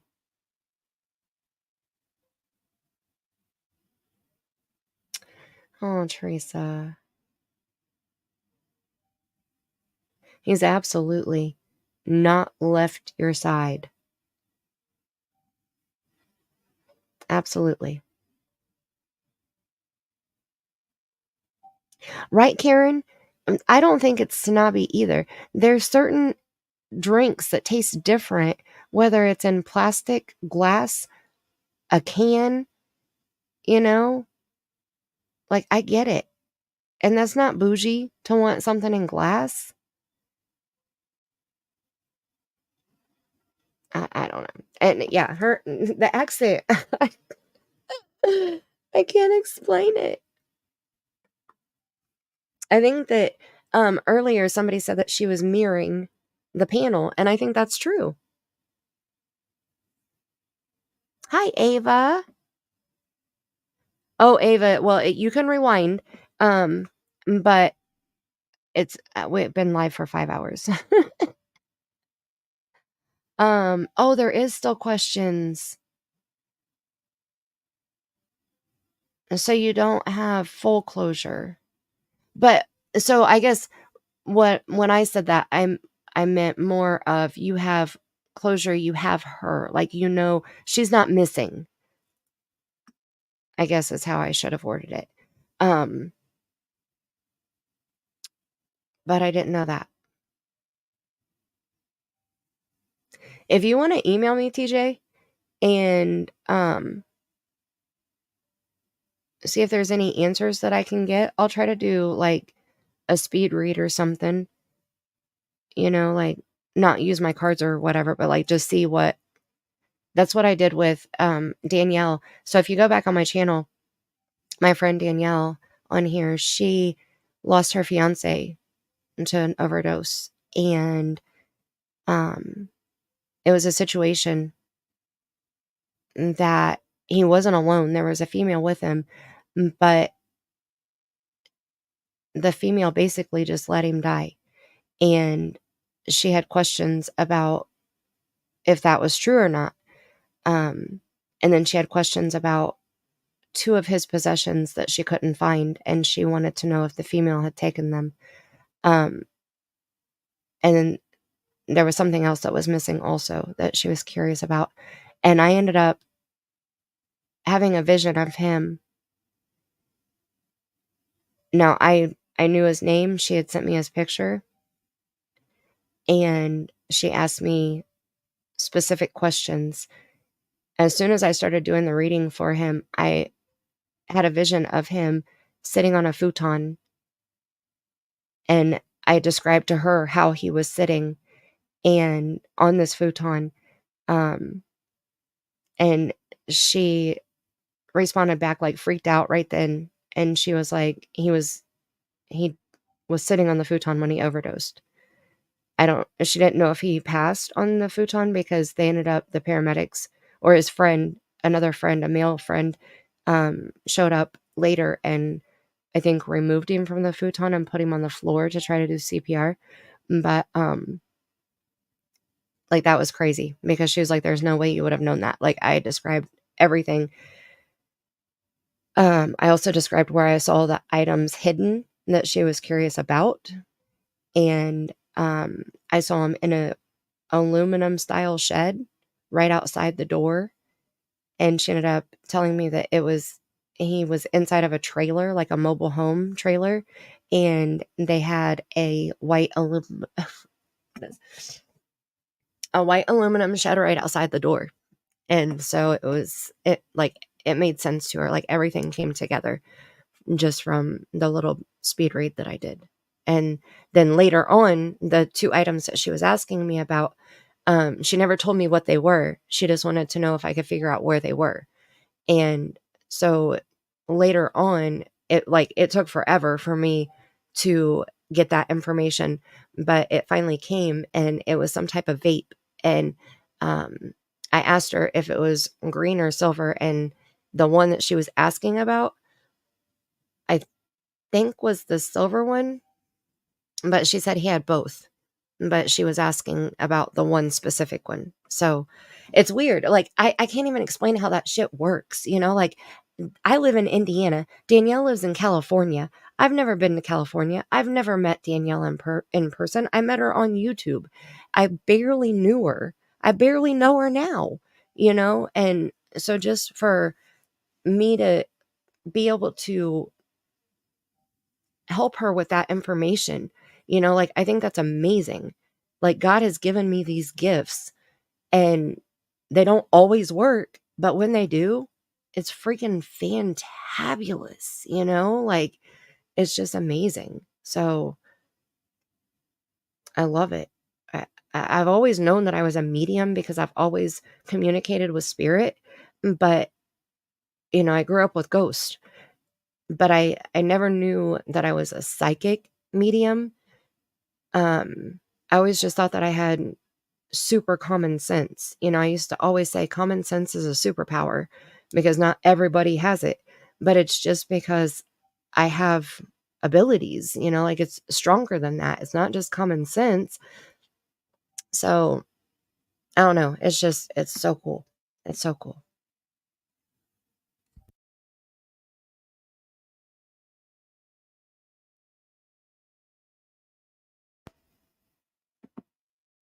All right, let's see.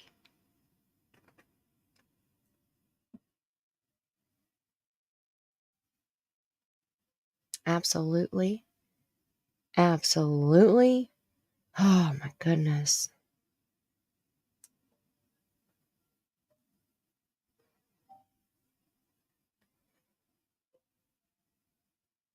Oh, that's very possible, 77. Glass is better for you, less toxic chemicals when you drink from it. That may be something that Sebastian knew. And I think things taste better in glass, right?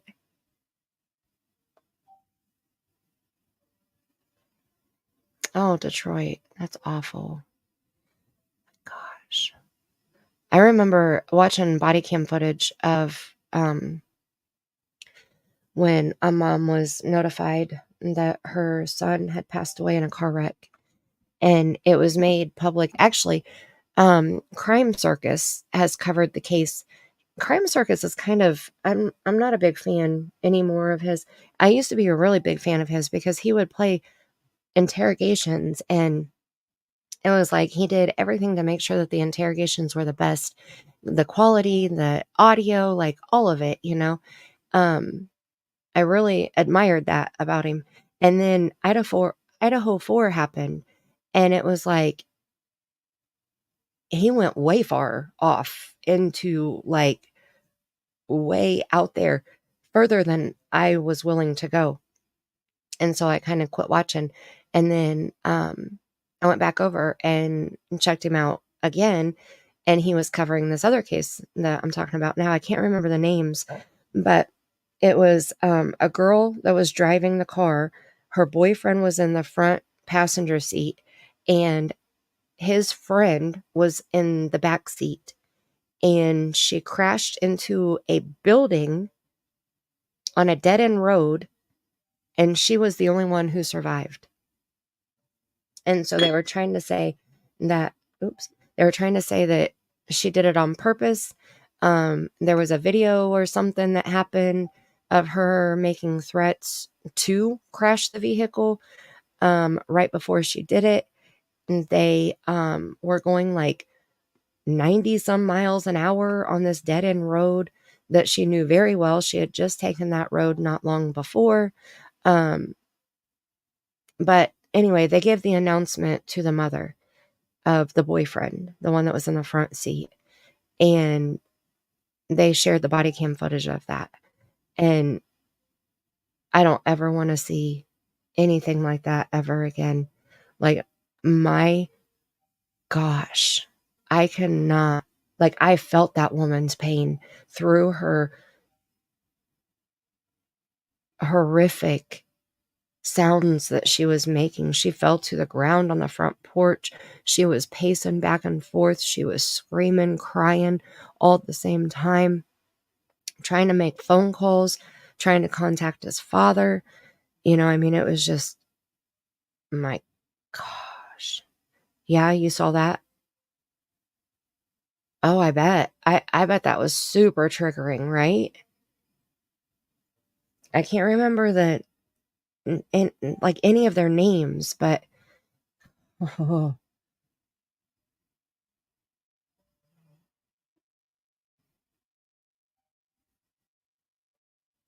see, I like cans.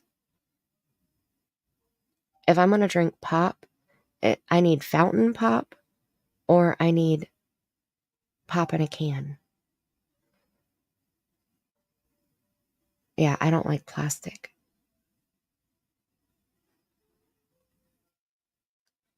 Oh, they didn't do an autopsy. Okay. I know, right, Ava? 5 hours. But we've talked about a lot. The beginning is very educational. And then we went through the educational part and then kind of started dipping around. So I'm definitely going to have to do timestamps. Definitely. Yeah, TJ, send me an email. And I'll see. I mean, I can't make any promises, you know, but if there's questions that you have, I can definitely see what information I can get. So, hi, Jenno. How are you?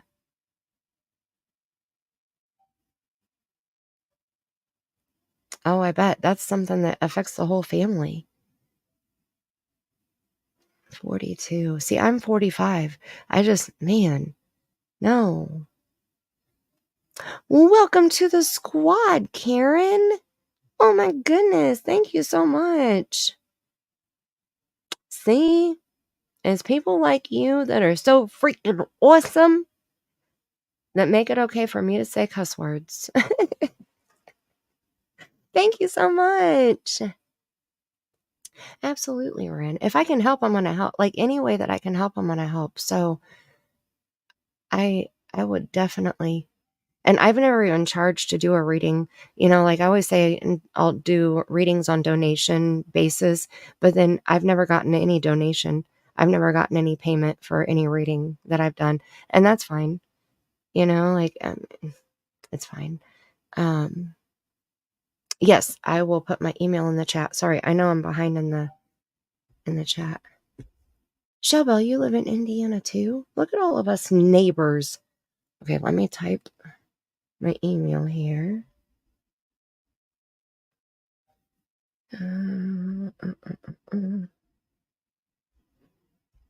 There it is.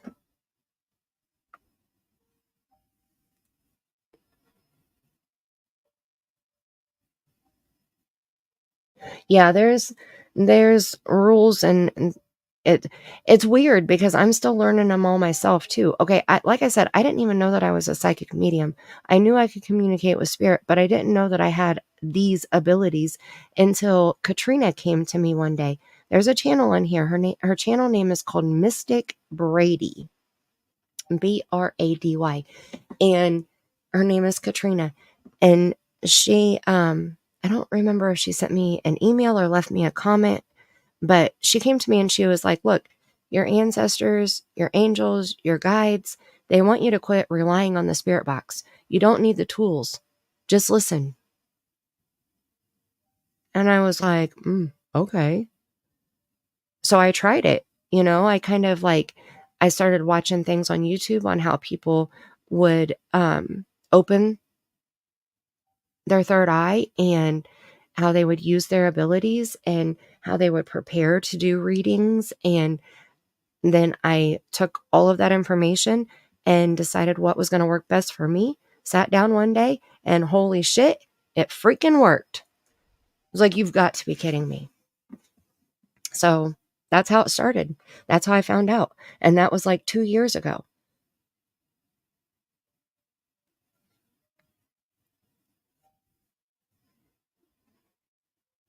Now, see, Jacqueline, I get visions.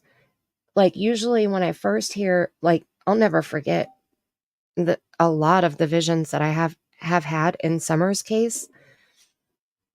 And I think that my visions and my very first reading that I did for Summer's case is the reason why I won't sway from my theory of Summer's case. I knew things in my first reading that hadn't been made public yet. I did my first reading on June 19th. Was it June 19th or June 20th? I can't remember which now. I'm tired. I've been live for 5.5 hours. Don't hold it against me. 5:09 in the morning, I woke up because I woke up to a little girl repeating, "Dad is bad. Dad is bad." Like, that's all she kept saying over and over. And it was this sweet, soft-spoken child's voice. And she just kept saying, "Dad is bad." And so I woke up and I grabbed a pen and my notebook. And anytime I have a dream, I write it down, because if I don't, I forget it. So I grabbed my pen and notebook to write down my dream. And I realized it wasn't a dream. It was like a vision type thing that was happening. And I had never heard of Summer. It was either 4 or 5 days after she was reported missing. I hadn't seen or heard anything about her case yet. And, but I couldn't shake, like, I knew this female just woke me up. This female child just woke me up. Why did this female child just wake me up? And so I was scrolling through YouTube and I saw a picture of her. And as soon as I saw the picture, I knew who woke me up.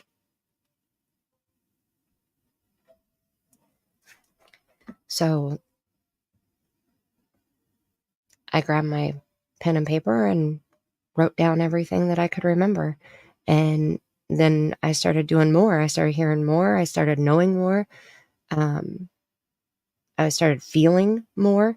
Like, anything that's sexual or inappropriate, I write down on the back of the page, because I always take a picture of my notes and share it on YouTube. Like, I'll post it on my community tab or I'll put it in a video. But if it's inappropriate, I write it on the back of the page, and then I don't share that picture. I take a picture so it's date and time stamped, but I don't share that picture unless I need to. You know, like, once things have been proven factual, then I would probably share it. But that very first reading, I put that there was SA all around Summer, all around her, that there was drugs and alcohol all around her. Like, there were a lot of things that came out in that reading that weren't made public. I mean, that's the only way I can word it. Like, it's crazy now, knowing what I know and going back and looking at those earlier readings. It's like I knew the whole case, you know? I've had a vision where she's buried. I believe she's deceased. I believe she's buried. I believe she's in a homemade makeshift wooden box with locks on it, with chains on the locks or wrapped around the box or something. There's definitely some type of chain, because that I've seen it. I've heard it. I did a spirit box session where I was trying to get information from Summer's guides, Summer herself, her Aunt Rose, because I believe that Rosemary Bly is also deceased. I believe that she was killed, and it was brutal. And I never did a video on my reading that I did with Rose, but it was too brutal for me to try to make it into a presentable video because of how bad it was, I guess. That was one of my hardest readings I think I've done because of the stuff that I was shown. But I was doing the spirit box session, and I was using the miracle box where you select the voice, and it was a female child's voice that I had selected. And in the background, I kept hearing what sounded like chains and wood being drug across concrete. And it was so loud when I was doing the spirit box session that, I always use earbuds when I do my sessions so I can hear it better and try to catch it as it's being said instead of waiting for the playback. And it was so loud, it was breaking my eardrum through my earbud. But then when I played it back on the playback, it didn't sound that loud. Like you could barely hear it in the background, but I heard it, and it sounded like a wooden box with chains hanging from it being slid across concrete. So then I was also shown the location where I believe Summer is buried. And the first vision that I had was just like off the side of the road. And it was a spot, there was a tree there. Right beside the tree, there was a path in the grass. The sun was setting. And so I kind of narrowed down like northwest, east, and south, like trying to figure out like which way the road was going and which way you had to pull off of the road, like what direction you were going in. And then I sat down one day and asked for more. I needed to see more. I can't do anything from having a road and a tree, like I need to see more around the tree. And I ended up seeing like this big farmhouse, and TJ, I won't do that. I've seen that channel back during Summer's case, and I don't do conspiracies, and I feel like that was more conspiracy stuff. Maybe she's changed since then, but back then it was some wild conspiracy stuff. Hi, Tattooed Mama. How's it going?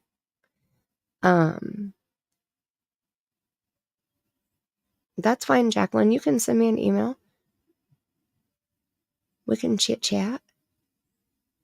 But I was shown a farmhouse, and I saw inside the farmhouse that it was a 2-story farmhouse, and upstairs it was one big room, and it had multiple beds in it.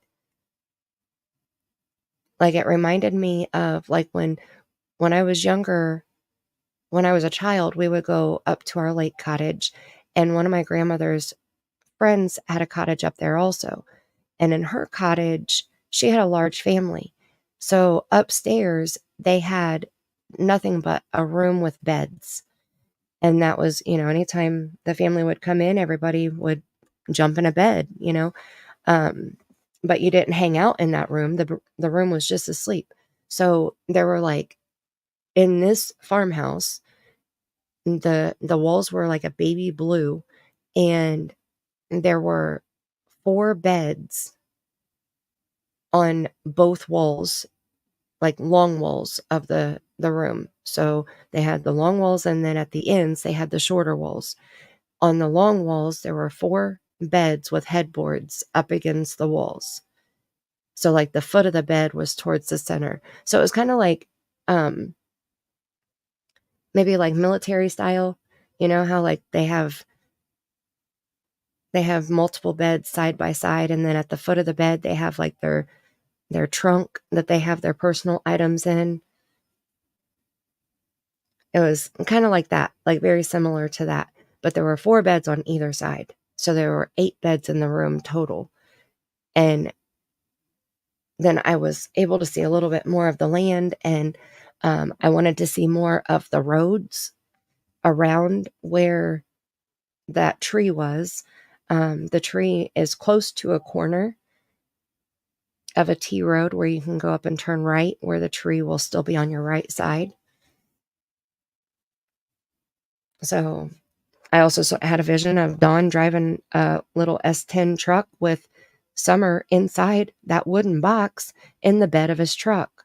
He had just met with Candace, got Summer from her, and was driving that box to go meet the person that was going to take it from him. That way, they both can say they really don't know where Summer is.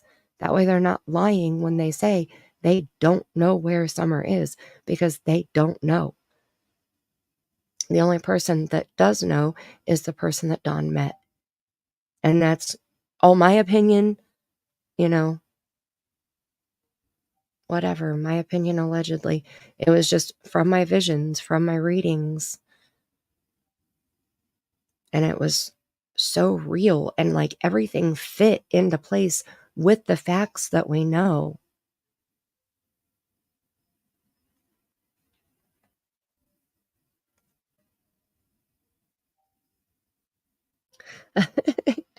You guys coming over here and chilling and hanging out, taking a ditty break? I can't do the ditty case either. I can't stomach that.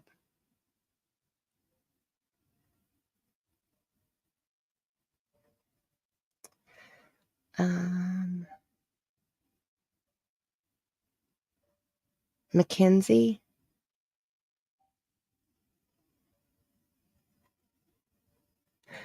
Your father's side of the family is from Indiana, TJ? Oh, thank you, Karen. Thank you, Hope. Floats. You guys are awesome. Thank you. I appreciate that. You know, and like, even if people don't believe in the psychic stuff or paranormal or, you know, whatever, that's okay, because I love facts too.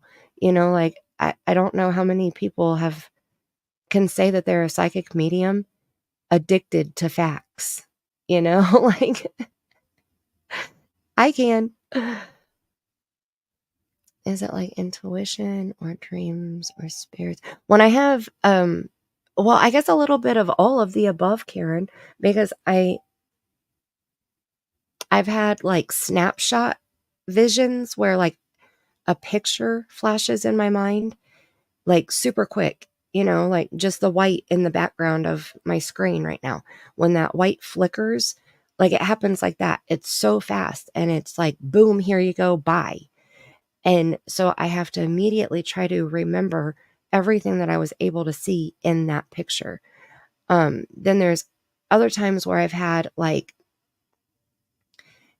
it'll be like a video playing in my mind, where it'll feel like a dream, but I'm not in it. I'm watching it. You know, like I'm not interacting in my dream. I'm not walking or talking to people in my dream.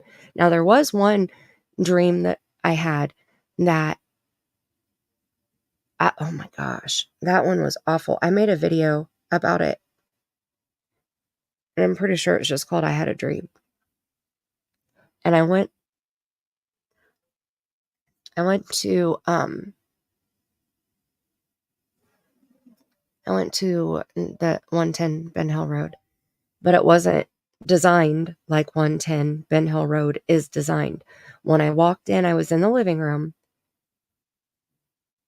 but when I looked to my right, there was a bedroom doorway, and straight ahead was the kitchen. Like, you had to walk through the living room to get to the kitchen.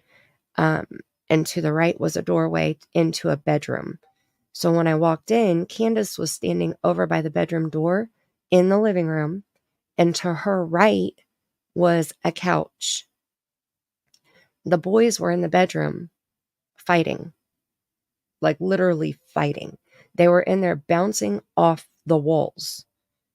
And Summer was in the living room, and she was trying to show me the scratches that she had on her butt. And it looked like she had been drug across gravel. A bare butt across gravel, like scratch marks like that. And then she also had something on her rib cage, but she had on a little nightgown. Like, I even found a picture of a nightgown on Google that looked like something similar to what she was wearing. And she was trying to pull it up and show me, and she was on the couch, and one of the boys came running out of the room, and his forehead was gushing with blood. And like, I remember going over to the kitchen, there was a roll of paper towel, and I just ripped off a shit ton of paper towel, was trying to clean his head up, and Candace just stood there like a fucking dumbass. Like, what are you doing? Like, your kid is gushing with blood. Why are you just standing there? You're going to let him fight like that? And she gave that goofy ass smirk that she gives when she doesn't know what to say. And I know all of you know exactly what I'm talking about if you've seen Candace on any panel with her camera on or during any interview. And I got the blood to stop. And then I told Candace I was taking Summer and I was leaving.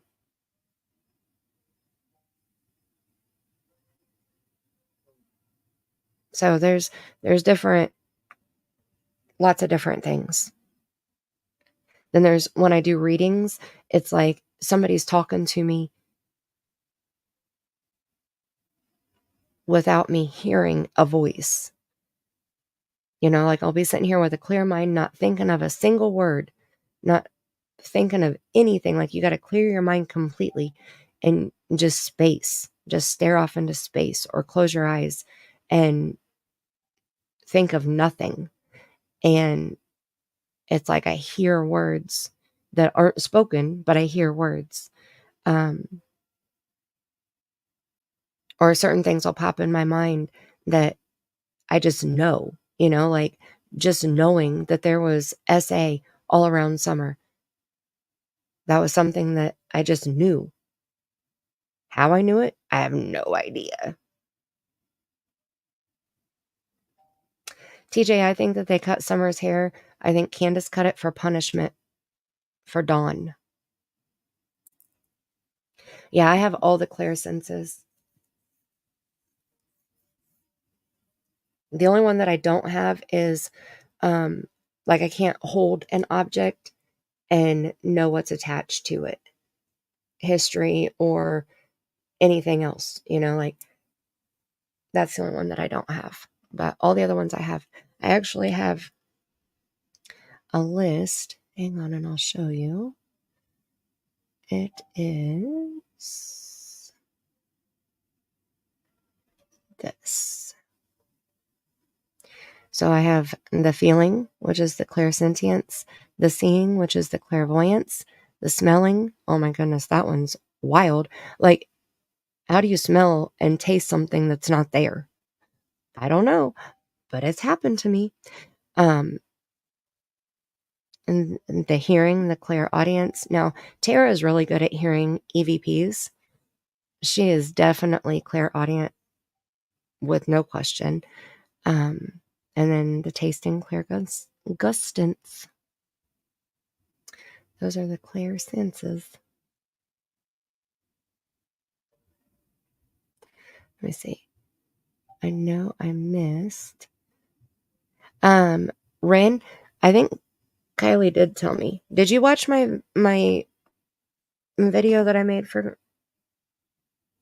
Kylie Rodney's case?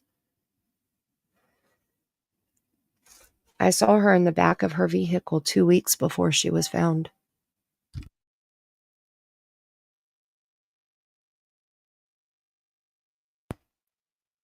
And if you go to my channel right now, oh, I still have these documents pulled up I need to look at that Britt T was talking about. Let's see, if I go to my videos and go to the most popular one right now, has 57,000 views on it. And it's this right here. Kylie Rodney, I saw too much. It's an hour long, so I'm not going to play it for you. But I had a vision. I basically did a reading on my community post and had the vision of Kylie in the back of her vehicle. And 2 weeks later, she was found in the back of her vehicle.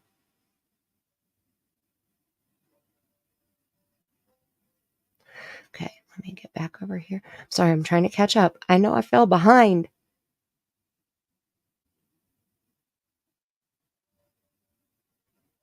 Yep. Flashes a piece of a puzzle. Mm-hmm. Do you know I've never really gone ghost hunting? I believe she was given up as payment. I've heard that, and that makes sense. You know, like it's something that is definitely possible. See, that's the part, I guess with Summer, I still don't know exactly what happened. I do feel like she is definitely deceased. She was deceased shortly around the time that, oh, look, you guys can't even see the screen. I forgot. I believe that she was deceased shortly after the 15th.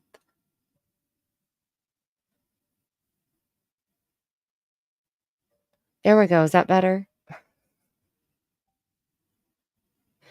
Now at least you can see it a little bit, right?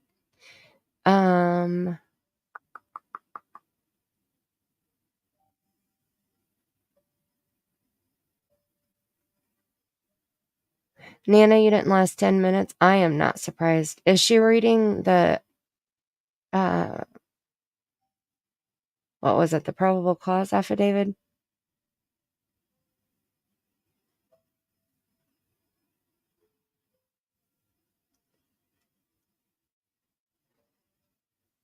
Do I believe Dawn did it? No. See, that's the thing. Like, I don't know exactly what happened. I feel like it was a planned day. Like, they planned that day out for whatever reason. It was supposed to happen on Monday, the 14th. But for whatever reason, something fucked up their plans and they had to change it to the 15th, to that Tuesday. So whatever the plan was, it happened on the 15th. But I don't know. I don't know if it's like spirit protecting me by not showing me what happened to Summer, which that makes me believe that it's more of an SA incident than anything. Because I know myself, I would not be able to see that happen.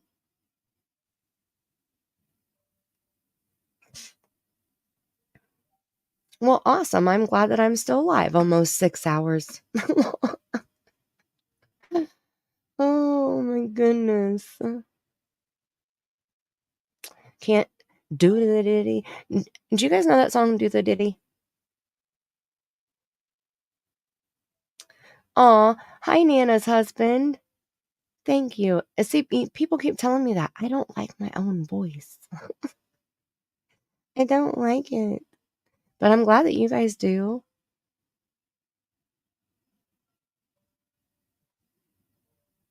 Shelbel, I drew a picture of it. Like, I draw janky ass pictures of my visions, and they're all on my community post. I post way too much. I'd have to go back and try to find that post and try to link it and share it.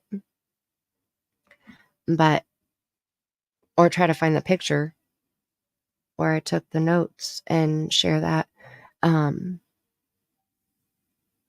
yeah, he was driving it. Like, I saw him. I even put a cutout picture of Dawn behind the wheel in my drawing. because I saw him driving the vehicle.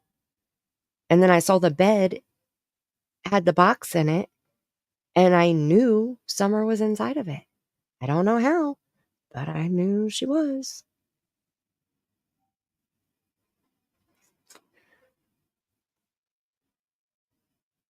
Thank you, Witchy Mama. Thank you so much. I appreciate your support. 1 month. Woo, woo. Woo, woo. Uh-oh, and I see Ben George. 3 months. Look at you guys. Okay. Well, we're not going to do the ditty, but we're going to do the no diggity. No diggity. No doubt. Here we go. Thank you so much. I appreciate you guys so much. Baby, you're a perfect 10. I wanna get in. Can I get down so I can? I like the way you work. I got to bag it up. I like the way you work it. No diggity. I got to bag it up. Come on, y'all. I like the way you work it. No diggity. I got to bag it up. I like the way you work it. No diggity. I got to bag it up. Yo, easy. Say what?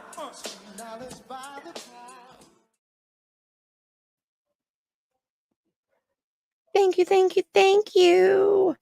Witchy Mama and Ben. Whoop, whoop. The best squad on YouTube, right? Right? I know I got the best member emojis, okay? Detroit, I think the oldest brother knows the truth. I won't say his name out of respect, but I got that I got that when I watched the interview where Dawn had him clenched against his side. I knew that he knew.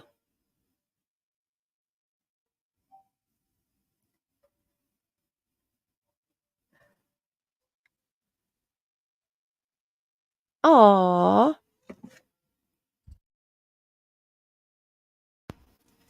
Well, I'm glad that you're here, Mary. Thank you.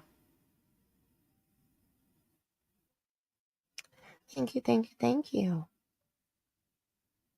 Oh my goodness. TJ, I don't mind people saying my name. It's when they touch me that it makes me feel a little uneasy. Now, the most recent touch where I was okay, well, I've had 3 touches recently. One, I was standing at the stove cooking, and I know it was my grandmother who came up behind me, because my grandmother would always walk up behind you when you were cooking, and she would put one hand on your hip, and she would kind of put her chin up over your shoulder, and that was because she wanted to taste whatever we were cooking. And I was standing at the stove cooking, and I felt a hand on my hip, and it was so prominent. I turned around expecting to see my husband standing behind me, and I was standing in the kitchen alone. So I knew it was her. There's been many times that my son and I have come home and we smell my grandmother as soon as we walk in the door. The most recent touch, I had 2 in one day. I was standing by my couch talking to my son. I was holding my phone in my right hand, and somebody touched my right forearm with one finger. There was nobody standing there because I was facing the couch. Later that same day, I was standing in our master bedroom right beside the bathroom doorway. My son was sitting on the bed, and we were talking again, and somebody tapped me on the shoulder 3 times right where my bra strap is. And so, like, you could hear the taps. Like, my son heard the taps, and there was nobody behind me. So those were the most recent things going on.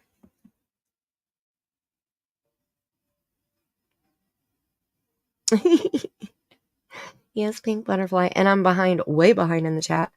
I'm trying to get caught up here.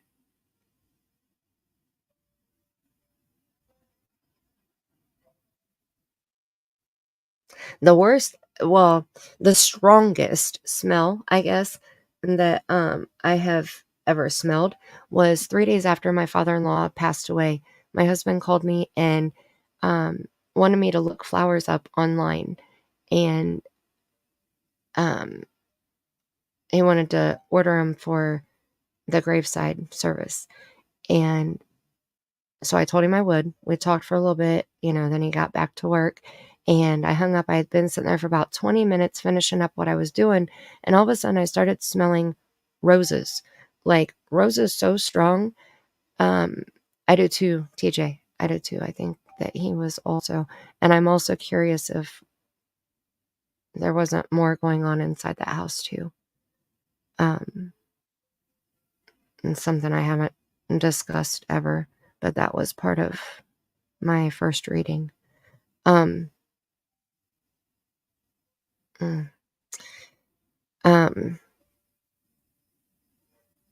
So I started smelling roses so strong it was like like when you go to a florist and you walk into the rose cooler and there's nothing but roses in there. That's how strong it was.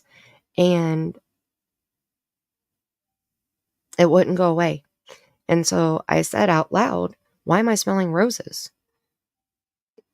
Why is this smell so strong? Like, it was so strong I was tasting roses.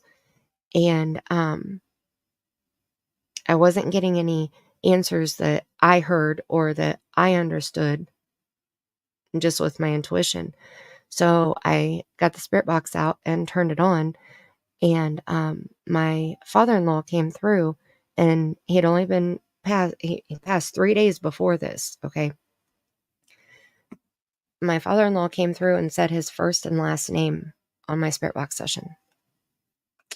And his first name is Terry. So it's not like Joe Smith or, it's not something common. The first name is Terry. The last name is just as uncommon. Actually, I think the last name is more uncommon than the first name. So, and then he also said my sister-in-law's name. Well, I take that back. My sister-in-law's name was whispered, I think, by a female. But my father-in-law, it was him. Like, it was his voice. It was his name. He said it like he was doing roll call in the military or something. I ended the session. I went back and clipped out the part where he said his name. I clipped it out short enough that I could send it to my husband because he was at work, And as soon as he got it and heard it, he called me and he said, how in the hell does Dad know how to use that spirit box thing already? And I said, I don't know, but he did. And that was amazing.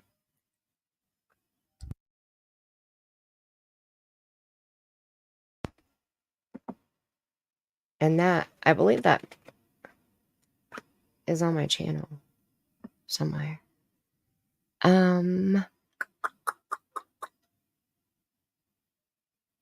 Yeah, Tinks, if it, yeah. Anybody who does anything in those lines, justice to the fullest extent. Keep scrolling. It's very dark, right? Like, Hey, Trishy. I learned when I worked at the radio station that it's because we are used to hearing our voice, but with headphones or replays, it distorts what we are used to hearing.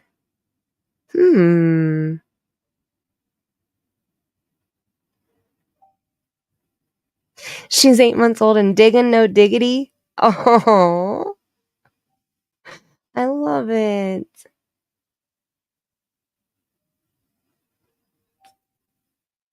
Well, I think we're going to play it again because Ben George gifted 5 memberships. Holy shamoles. Look, I am so far behind.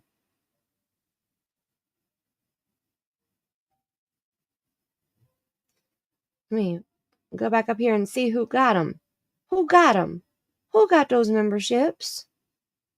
Chris Marie, Tammy Boyd, Sharon Parker, Spiked Mountain Dew, and Cat B. Welcome to the freaking squad. Whoop, whoop. Thank you, Ben. All right, TJ, we're having a sleepover tonight. Thank you so much, Ben. I appreciate that so much. Oh my goodness. See, it's because of you I can say bad words. I can cuss during my live stream because the ads don't pay shit anyway. All right. Tattooed Mama, get your grandbaby ready. Here we go. Baby, you're a perfect 10. I wanna get in. Can I get down so I can? I like the way you work. 2, Alan, I got to bag it up. I like the way you work it. No diggity. I got to bag it up. Come on, y'all. I like the way you work it. No diggity. I got to bag it up. I like the way you work it. No diggity. I got to bag it up. Yo, easy. Say what?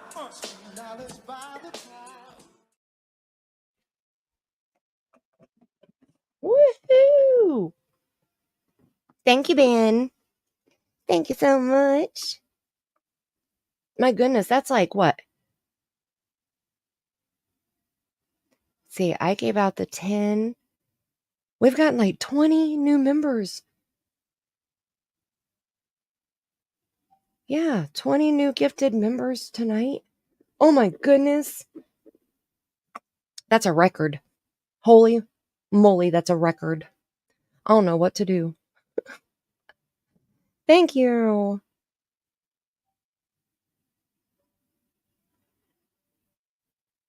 Did she dance, Tattooed Mama? She wiggle? She smile?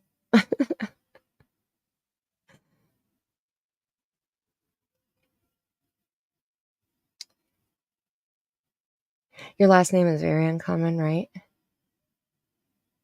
Yeah, the demonic stuff is, they say it smells like rotten eggs,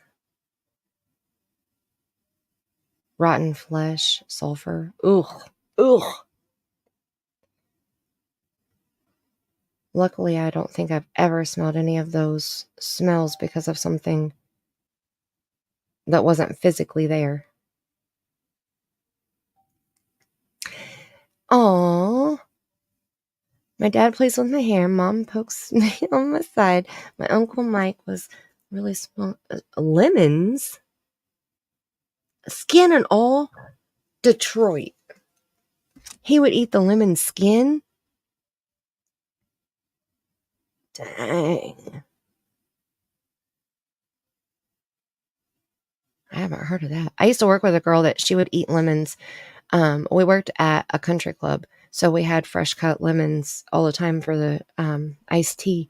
And she would sit down and grab a bowl of lemons that we had just cut for the tea, grab the thing of salt, and she'd sit there and salt the lemons and then just eat them. Her mom used to get so mad at her. She was like 19 or 20 at the time, but she would get, her mom was our boss. My mom was the head waitress, you know. Not saying that we knew people or anything, but we knew people, okay?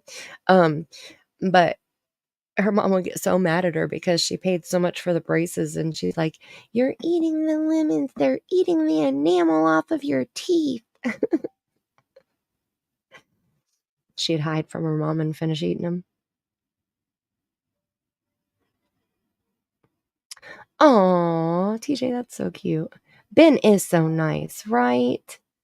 Ben is awesome. Ben is awesome. Ben, boy, I felt bad for you. But then I felt compassion for you. But then I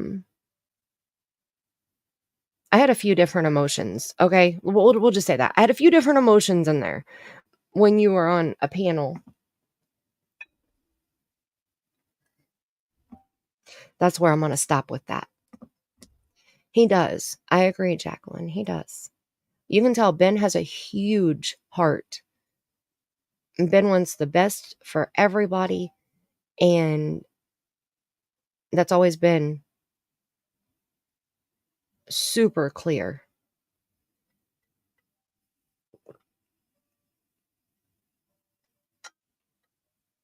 Oh, TJ, that's awesome. I wish that was true for me. It wasn't. When I went to the cemetery, look, let me show you. I had an attachment when I went to a cemetery. This motherflucker attached to me and came home with me. Do you see him?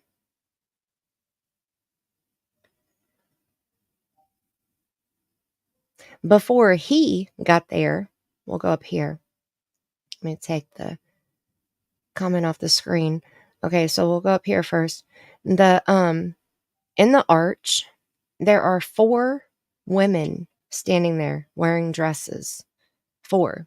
So when I was able to zoom in, I counted 4 heads, and they're wearing dresses. Over to the right, and that is another female standing there. But then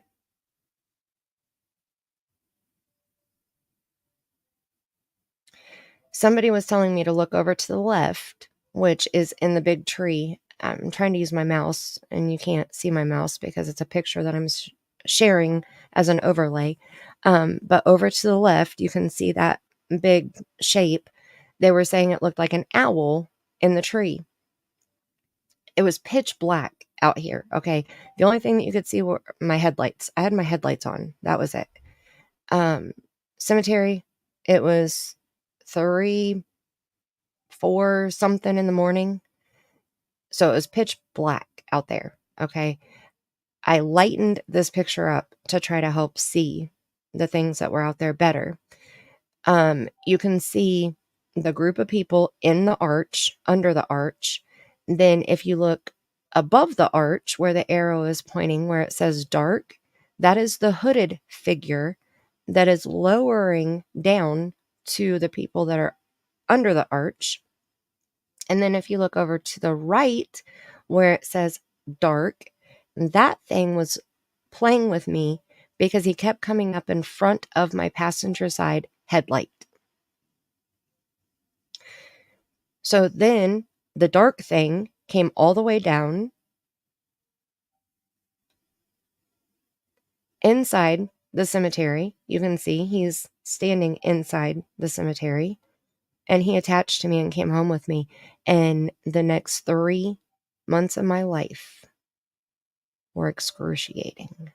Oh, here's my drawing of where I saw Summer. That's the first drawing of my first vision that I had of her.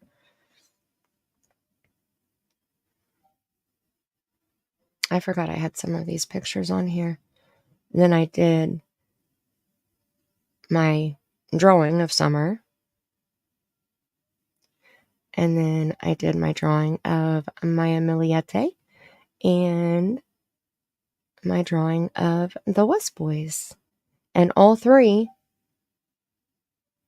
cases are still unsolved. All 4 are still missing. The adoptive parents of these 2 boys have already been found guilty of murder, and they're doing, is it 15 to life or 25 to life? May's husband, Larry, is in jail right now, going through trial, a no-body trial, same as the boys. And then we have Summer.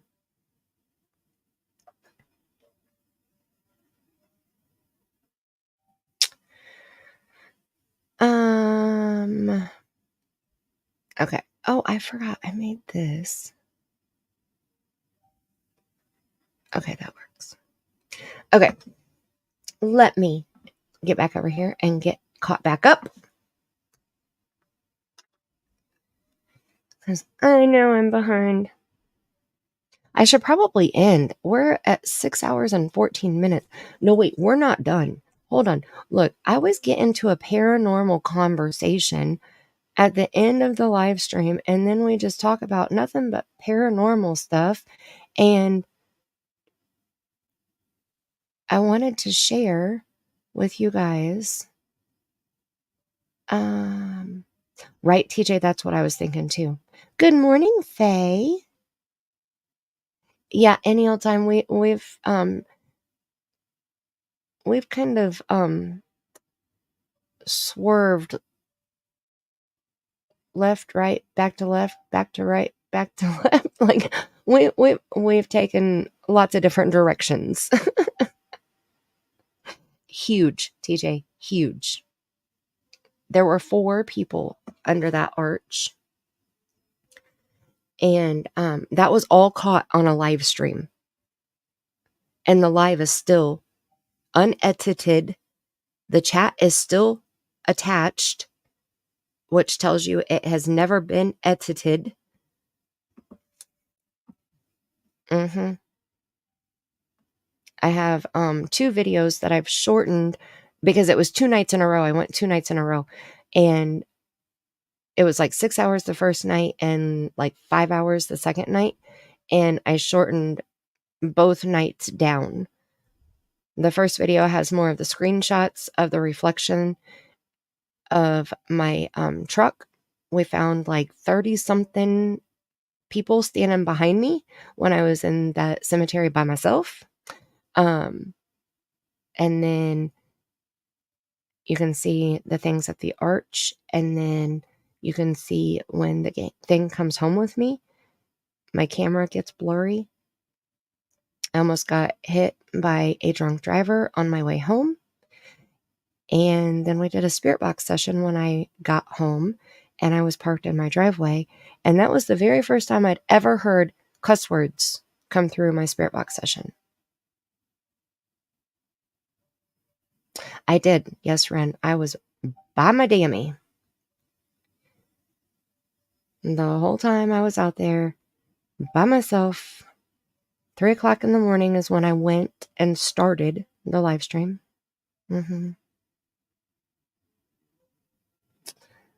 Okay, wait. What is your name?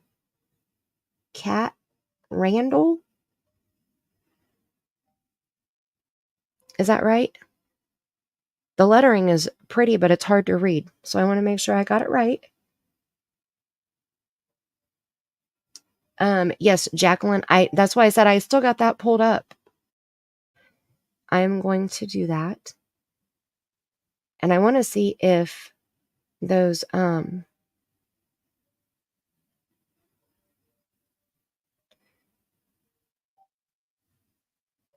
swerve. I want to see if War Eagles video that I left that novel on is still up. No, I didn't throw my spirit box away. He didn't come through the spirit box. The spirits were warning me that the motherfucker was there. Okay? They tried to tell me. I caught a Class A EVP. Not on the spirit box. I was using the spirit box, but a Class A EVP came across, and I had my voice recorder, and then I had my phone that I was live streaming from. My phone picked up the Class A EVP. My voice recorder did not hear it. And it was not coming from my spirit box. It was a voice that had no origin from where it came from. That's a Class A EVP. Okay. It said, get out of here before he hurts you. And that was on night 1. I did not hear it because I did not review night 1 before I went back on night 2. Because I went home and went to bed, got up, took care of my family for the day, and then went back on night 2 at 3 in the morning. So I didn't hear it until after I had already been out there for night 2. And that's when I went back and started reviewing night 1 and night 2. And that's when I heard it. And I've heard now that when you go to the cemetery, you're supposed to leave things and all of that. I thought that I was protected. And I learned quickly that I was not. Okay. I'm on this website. I'm looking around. Give me just a second. Actually, while we're doing that, let me pull up War Eagle's channel here.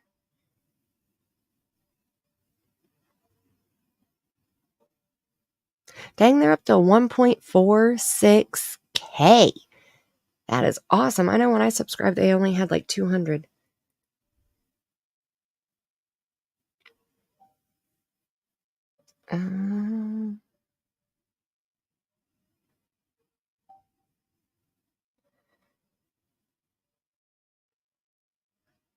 Let me see. Fighting words. Method. Nope. I really think that was the one that was struck.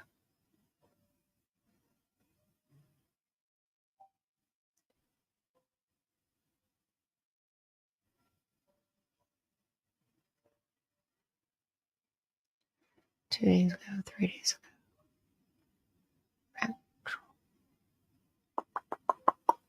Okay, I know I took a screenshot of my comment though, so I'll read it to you guys.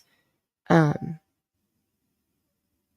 I wish you could hear the clip at the same time, because man, the idiocracy. Okay, so where you said this, they said the second page is Brit T. Are you still here? Because I don't see a second page. I see get started, anonymous tip. Oh wait. Oh wait, there it is.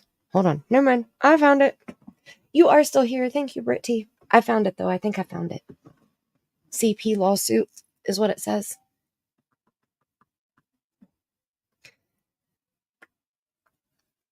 Get it pulled up here and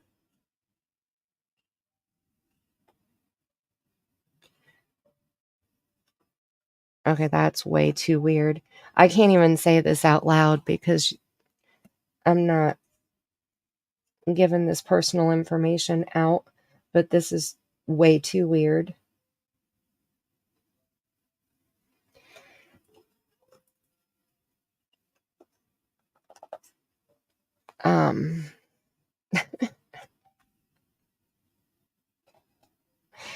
I can't even say it.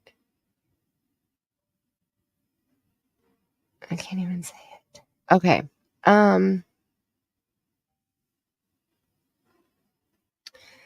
So this is case text. And it says from case text. Am I supposed to look at the case details?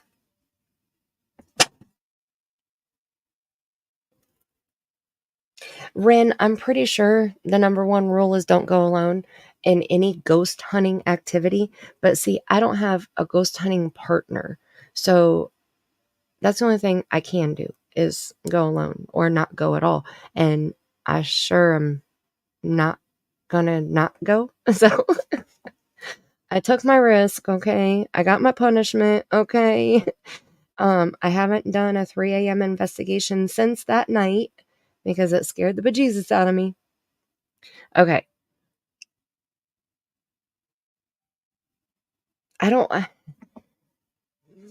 I might just read this to you guys because I don't know if I should share it. I want to see. Read what he alleges. Okay. TJ, the website is Sebastian.team.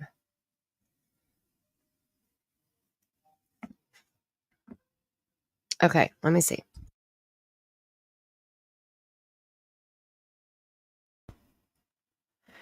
So it says Christopher Proudfoot is the plaintiff. And this logistics company is the defendant. This is in Pennsylvania. Are we sure that this is the same Christopher Proudfoot? Has that been validated? Christopher C. Connor is the chief judge.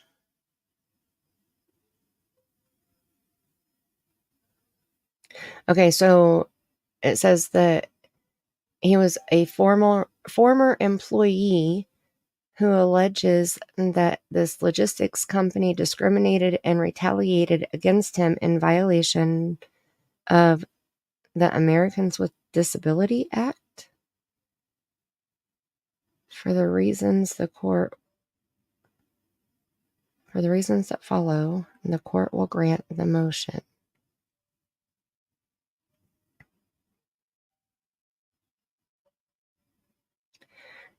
This was back in 2011. I don't know whose website this is either. So we don't know if this is factual information. We don't know if this is Christopher Proudfoot that is Sebastian's stepfather. You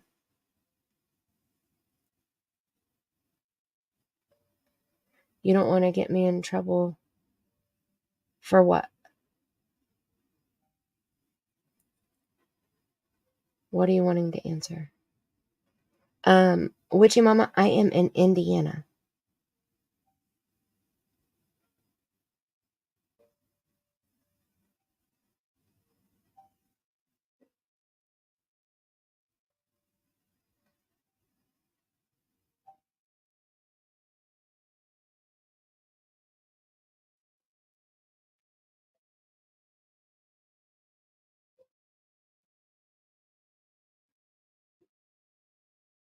Shellbell.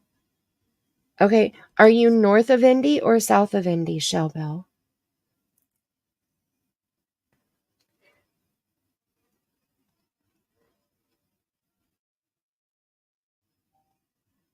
That's too far for you, Witchy Mama? I get it. Yeah, I'm not sure why it's listed on this website. Okay, so look, I'll share this website.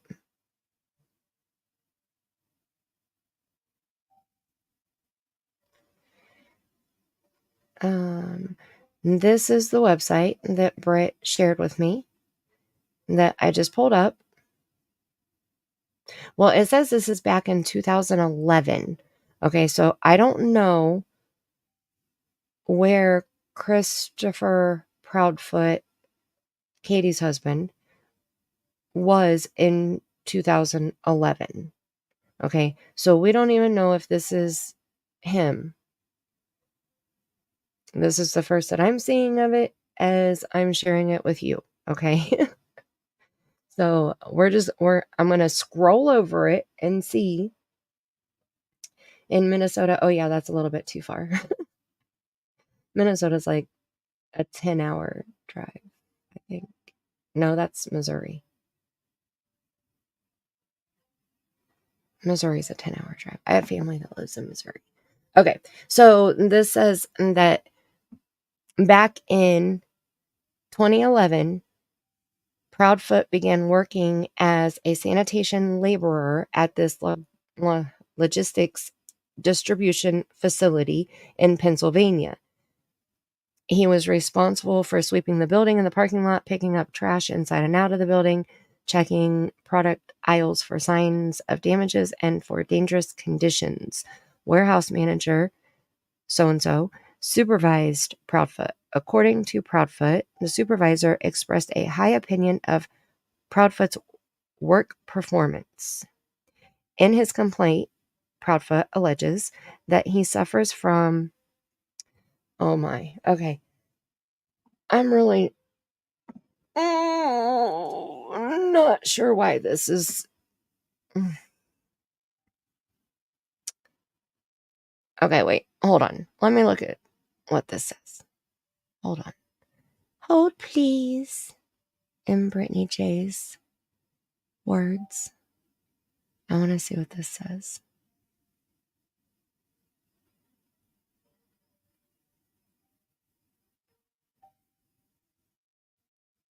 Oh, those are the site. Okay.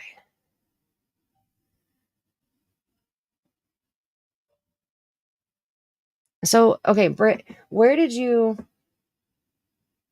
yeah, I'm not going to read in like all of that stuff.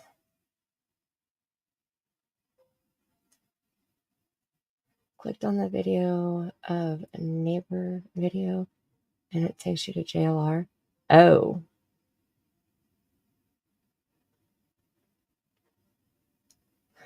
Well, Shellbelt, we might be able to work something out and make that happen. Oh my goodness.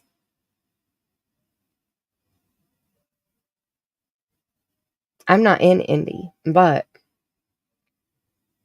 depending on how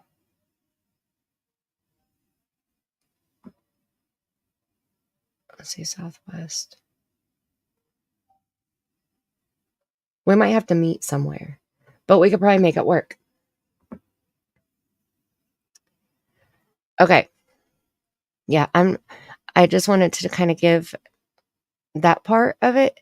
Okay, so it says that basically it's saying that this Proudfoot person has some type of learning disability and has trouble comprehending things at times and understanding people's body language. And he did not inform his employer that he had the disabilities at the time, and he did not request accommodations for the abilities or disabilities at any point during the course of his employment. And he did tell his supervisor that he suffered from claustrophobia 2 months after his start date. And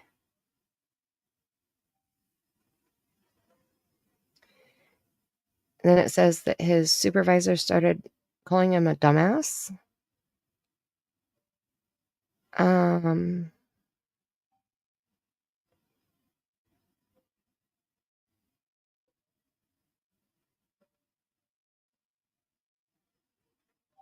And I'm still reading here silently. Now we're in 2012.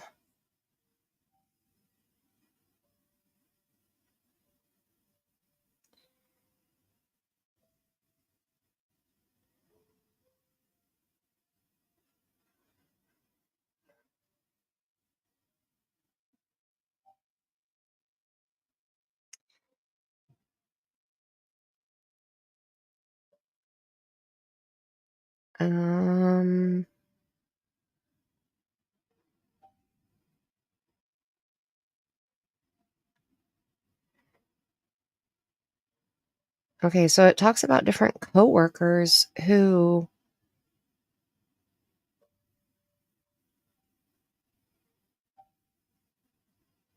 it looks like there were many incident reports filled out.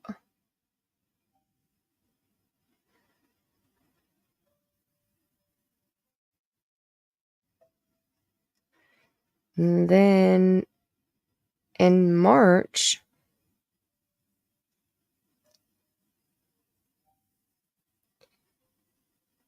there was an incident with a coworker, and this Proudfoot said something about the coworker was going to get messed up if he didn't leave me alone. And so the coworker said, "Do it then and stop talking about it." He said, "I'm not going to do it. I'm going to have somebody else do it." Okay. Then a little bit further went on. Then, oh, that was a boss. Okay, a supervisor. Then we go to the next day. Teasing and harassment, written statement.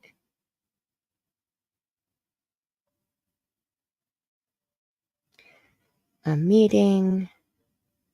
People talked about terminating him. They decided that they were going to terminate, even though he did not threaten. He did. Okay, now the wording of this, like the cockiness, the arrogance, the some of the wording, like it could be Chris Proudfoot, Katie's husband, but I don't think this is the same Chris Proudfoot. So I'm not sure why it's attached to this website about Sebastian.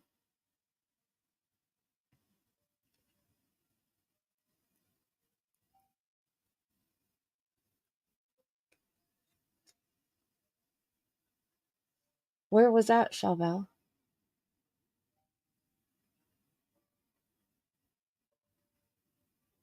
Yeah, it doesn't sound like the same Proudfoot.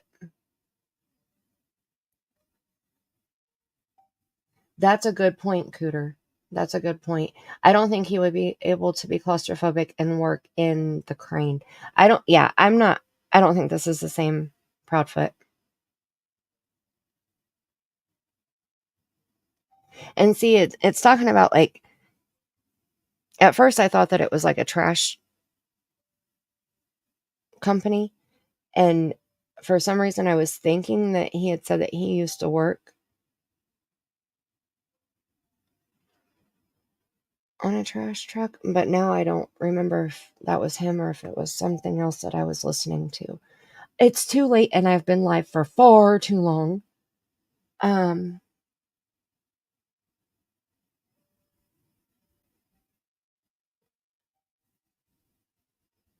Okay, so Britt said that she was looking up any new info on Sebastian Rogers and this popped up in the search.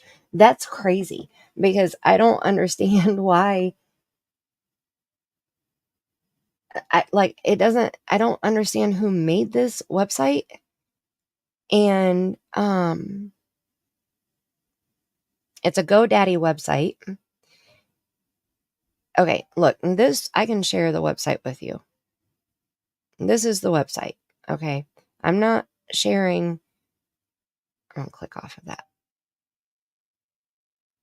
I'm not sharing the link that it takes me to when I click on it. But see up here, it has this number, which what is this number? 615-502-1925. Is that the on patrol contact number? I'm not even sure. Then it has Sebastian Wayne Drake Rogers, and you can click on that. Then it has $100,000 reward. You can't click on that. Then it has this on patrol missing poster picture. Then it has anonymous tips, get started. Then it has about Sebastian. We have this picture, this one, and this one. We can't click on any of those. Then we have community. Things we have uncovered are in the links below. At this point, we believe Sebastian will be found alive. Now, the video with the neighbor is a clickable link. That's the one that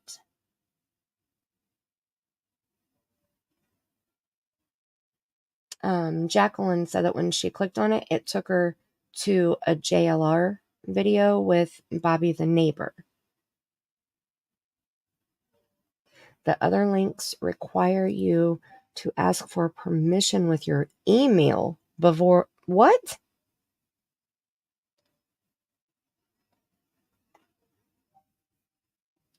Well, I'm definitely not putting my email in anything. Now, the website didn't get flagged, and I have the virus protection thing on my laptop. So nothing stopped me or alerted me when I pulled this website up. So as far as I can tell, the website is okay.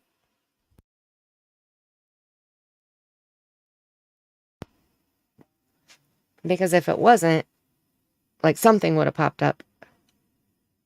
So the video with the neighbor, and then the CP lawsuit is what I was reading to you guys.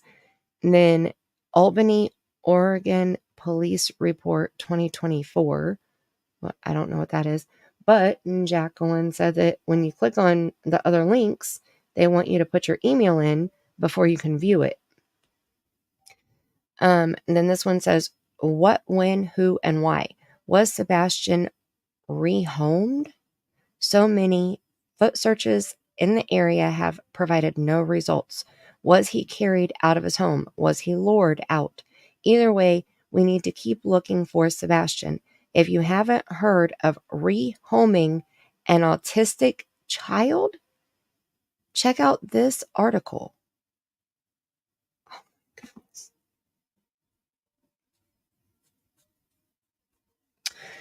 Okay. You guys. Then it has the Twitter link to Dog the Bounty Hunter post. And then over here, it says, if you have any information concerning the whereabouts of Sebastian Wayne Drake Rogers, please contact the Sumner County Sheriff's Office at 451-3838 or TBI at 1-800-TBI-FIND, or you can email tips to TBI at tbi.tn.gov. You may also contact your local FBI office or the nearest American embassy or consulate, or you can submit a tip online at tips.fbi.gov.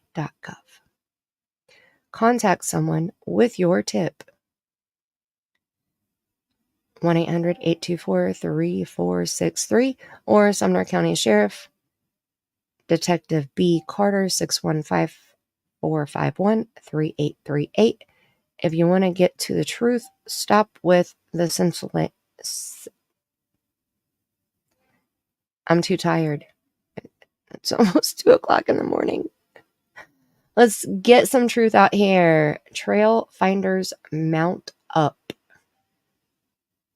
And then it says Sebastian's name again.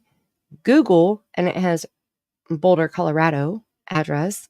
Anyone with information, contact Sumner County, the TBI, Dog's Tip Line, or Nick via text, anonymous tips. Then we have law enforcement information. TBI SA is Bobby Simmons, and the numbers again. Then it says thank you for your prayers. Now down here it says copyright 2024 Sebastian Wayne Drake Rogers, all rights reserved. And then over here it says powered by GoDaddy. So this is a GoDaddy website, which anybody can create. So who created this thing? What the fuck is this shit? Seriously, what is this?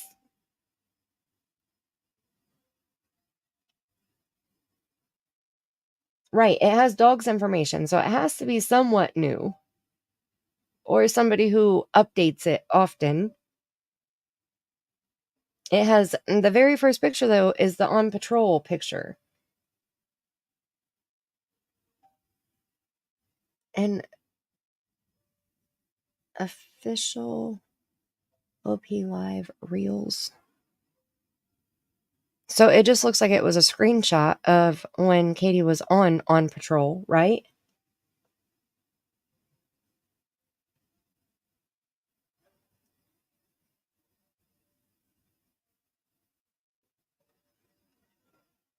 Okay, I gotta get caught up on chat again. Oh, let me see.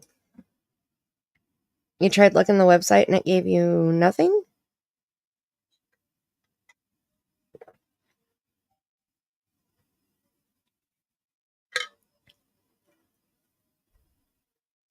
Oh, Britt. See, I didn't get that far down. Okay, hold on.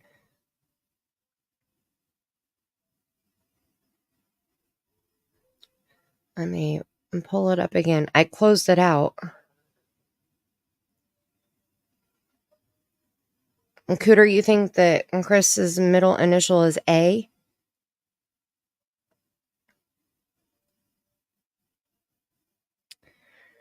And this one doesn't have a middle initial. It just says Christopher Proudfoot, plaintiff. It says the judge is Christopher C. Connor, chief judge, but it doesn't have a middle initial for this Proudfoot guy.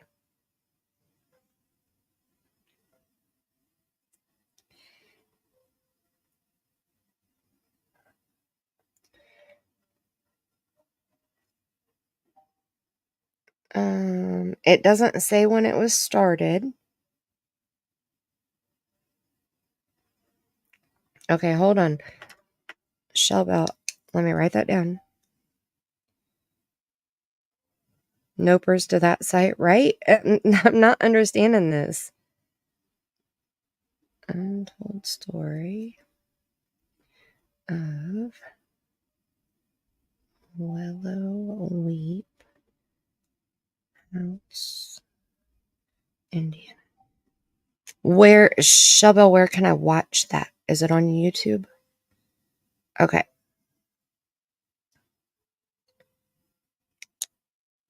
That's a gal. Hi, Bo. What is a gal? What's a a Gallatin number. Okay. On Patrol. Yeah, I watched the On Patrol. Mary, it's almost 2 o'clock, or it is 2 o'clock in the morning, and it's a school night. I'm gonna have to hop off here soon. Right, Ren, me too. You're Justin's rooster. Christopher! Snacks. The top number is a Gallatin number. Okay, I wonder if I Google that number, what'll pop up. Yes, on YouTube? Okay. Okay, wait. Bo just said Google the phone number, and that site is the first thing that pops up. So I wonder what happens when you call the phone number. Hey.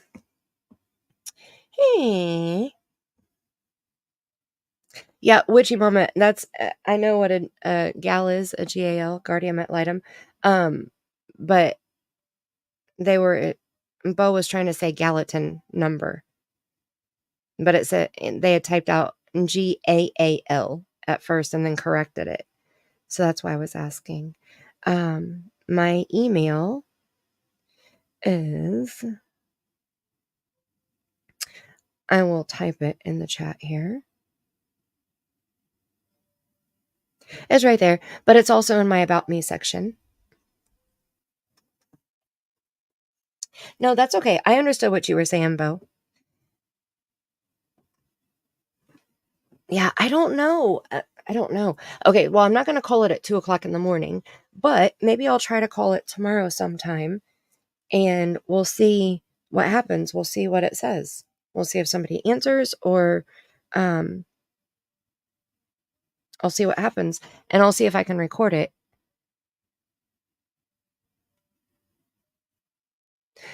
The other thing that I wanted to do was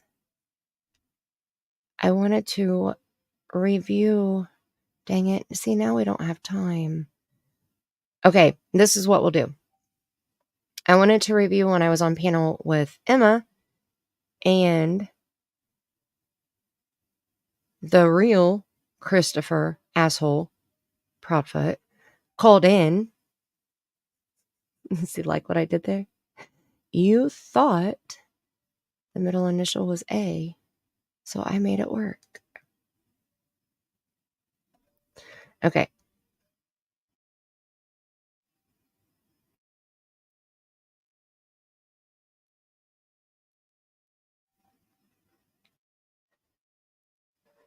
Let me.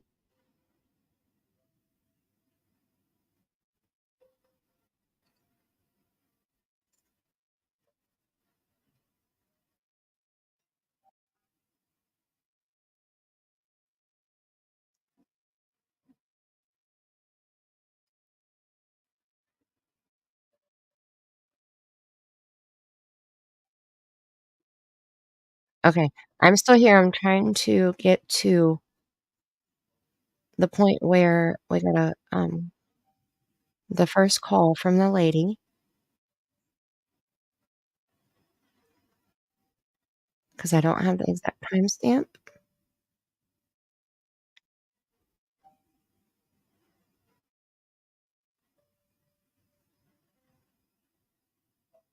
Okay, that one. Okay, here it is. Let me get back over here, and let me see. Good morning, Shelley. Yeah, I would contact. Well, I actually sent the information from this woman. I'm getting ready to play a little bit for you. I sent to the TBI email because there was so much information.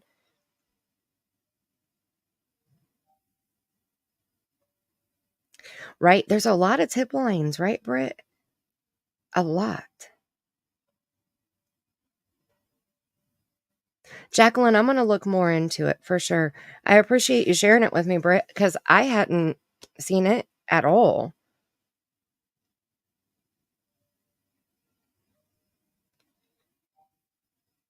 Oh, thank you, Cooter. Okay, I'll have to look at it and see if there's any more that I can figure out. And if I can, then I'll go live tomorrow night. And I want to go live tomorrow night anyway because I have something else that I want to share with you guys that is like even more, I think, intriguing than tonight was. Like tonight was very educational, in my opinion. And now you can take the information that we learned from Steve and any of the interviews that you watch again, you'll like have that stuff stored in your brain, or you'll have a reference to come back and watch it all in one spot. But I made a video and I want to play it for you guys, but I want to do it live so that we can talk about it. Because when you hear these two people's words back to back in this order, like I did it, your jaw is going to hit the floor 50 times over. I promise. I still, as I listen to it, I'm like, oh my gosh, I can't believe this is freaking wild every time. So I'm excited to share it with you. I was going to upload it as a video and just publish it, but I was like, no, I want to talk to you guys about it live.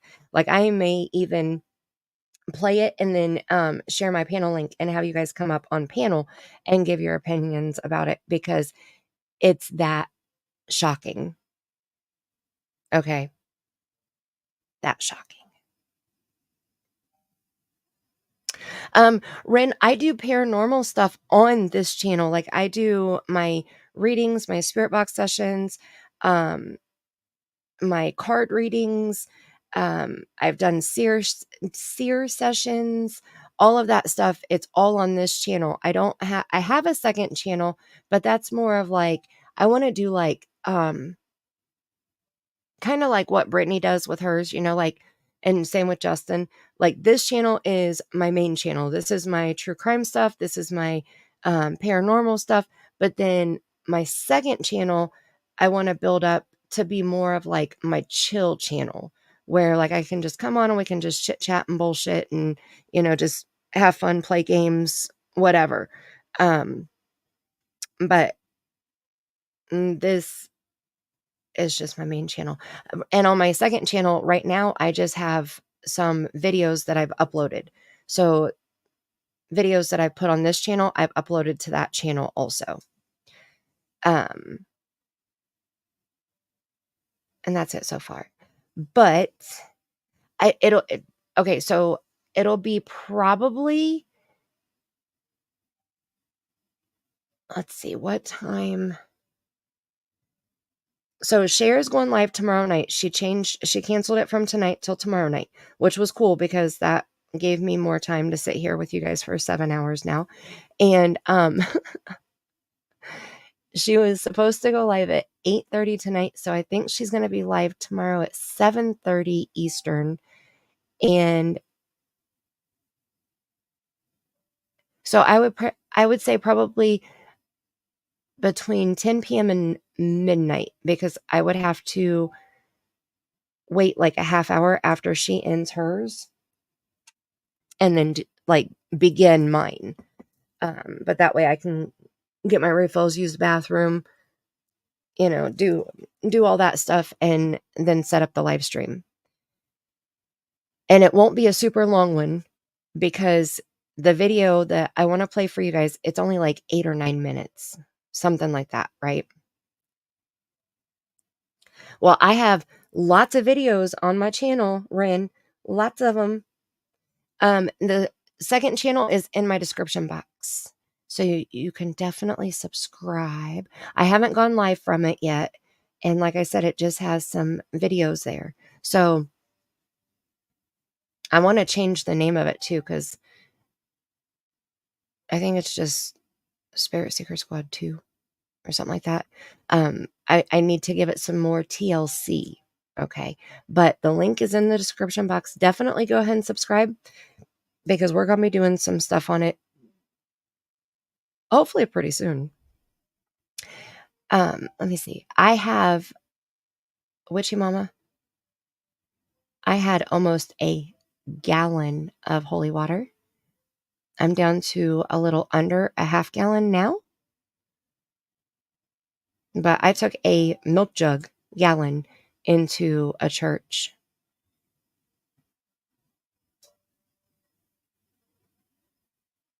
Okay. So I'll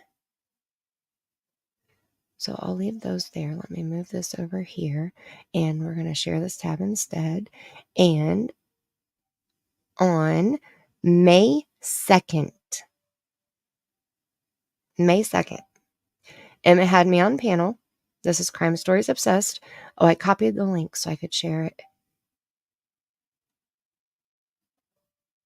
Okay, this is the link to the video, to the live stream that I'm getting ready to play for you. Paste. Okay, so bookmark it, save it for later. I'm going to play part of it for you now. And then if you want to go watch the whole thing on your own, you definitely should. And make sure you're subscribed to Emma while you're there. Okay. Please and thank you, because Emma's amazing and she works really hard on her channel. She brings really good content too. Okay. So on this live stream, we were up here talking about Sebastian, different things that were going on in his case. I think that was right after the sighting in North Carolina had happened. And so we were just, discussing all of that information. And Emma ran through a list that she had put together of different things that stood out to her. And then I was able to jump on panel. So she turns the phone lines on. Very, very first time she ever turned the phones on and asked people to call in, right?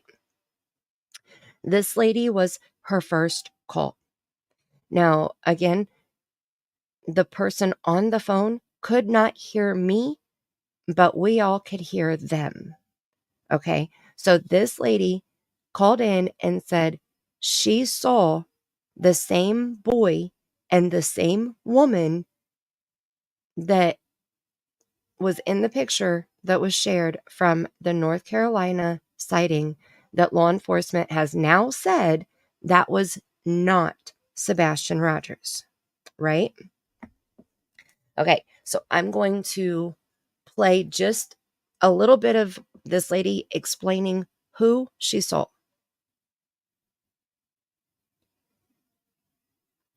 Yes, it was around the holidays, right after the holidays, Valentine's and Easter. Yeah. And had you already seen Sebastian before that then for you to recognize him? Well, I noticed his hair was real dark and his eyebrows. Somebody, I had dyed him with something, I reckon. They just didn't look right. Oh. When I was leaving with my grandson. My grandson was leaving because I act silly. I'm in my second childhood, I told him. And, I act silly. I've always been a serious person all my days. I'm 78. 78. Wow. Then did you call this tip in to the TBI? No, I don't call no police or nothing. I don't trust them the way people talk. I mean, if I had to, I would.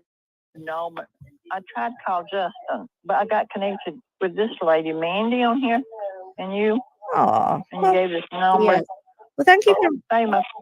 Wait, I hadn't No, finished. it's okay. We're not cutting you off. The boy was in a thing, you know. He wasn't walking on his own.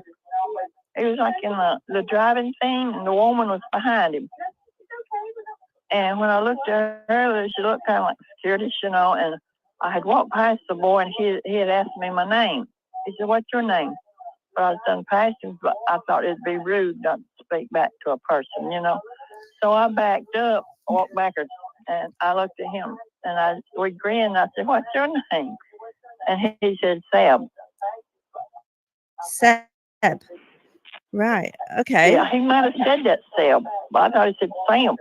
But anyway, we was passing again, and I hear myself on this.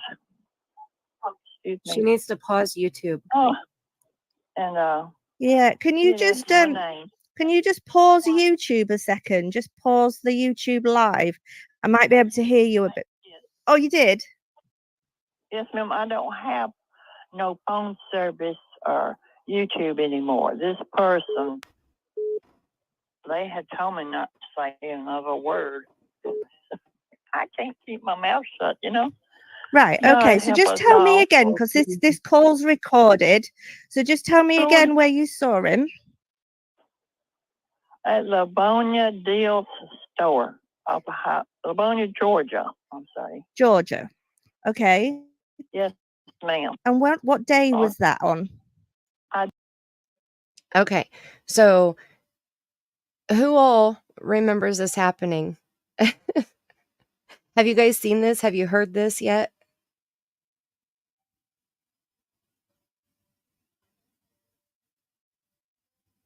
Yeah, I didn't think it was Sebastian myself.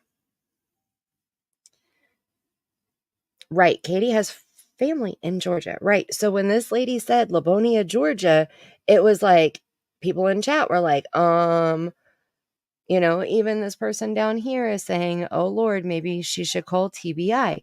Well, Emma asked her if she called law enforcement, and she said no, she wasn't going to do that. And then you just heard her say, I was told I need to keep my mouth shut. Okay. This is why I think, and Emma is an EMT. Okay. She works in the healthcare, and she has a huge heart, and she is so good with people. So she made this lady know that she is safe, and Emma is listening to her, and she can say what she needs to say, you know.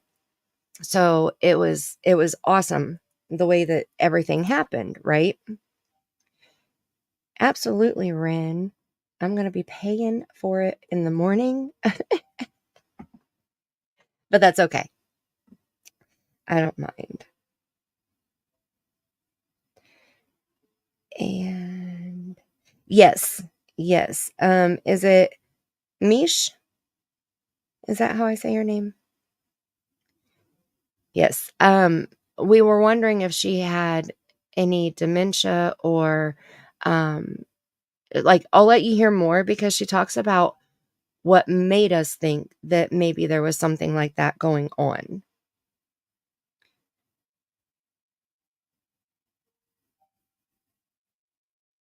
But she was dead set, very sincere, 77. She was dead set that she saw the same child. She said that he was in one of those electric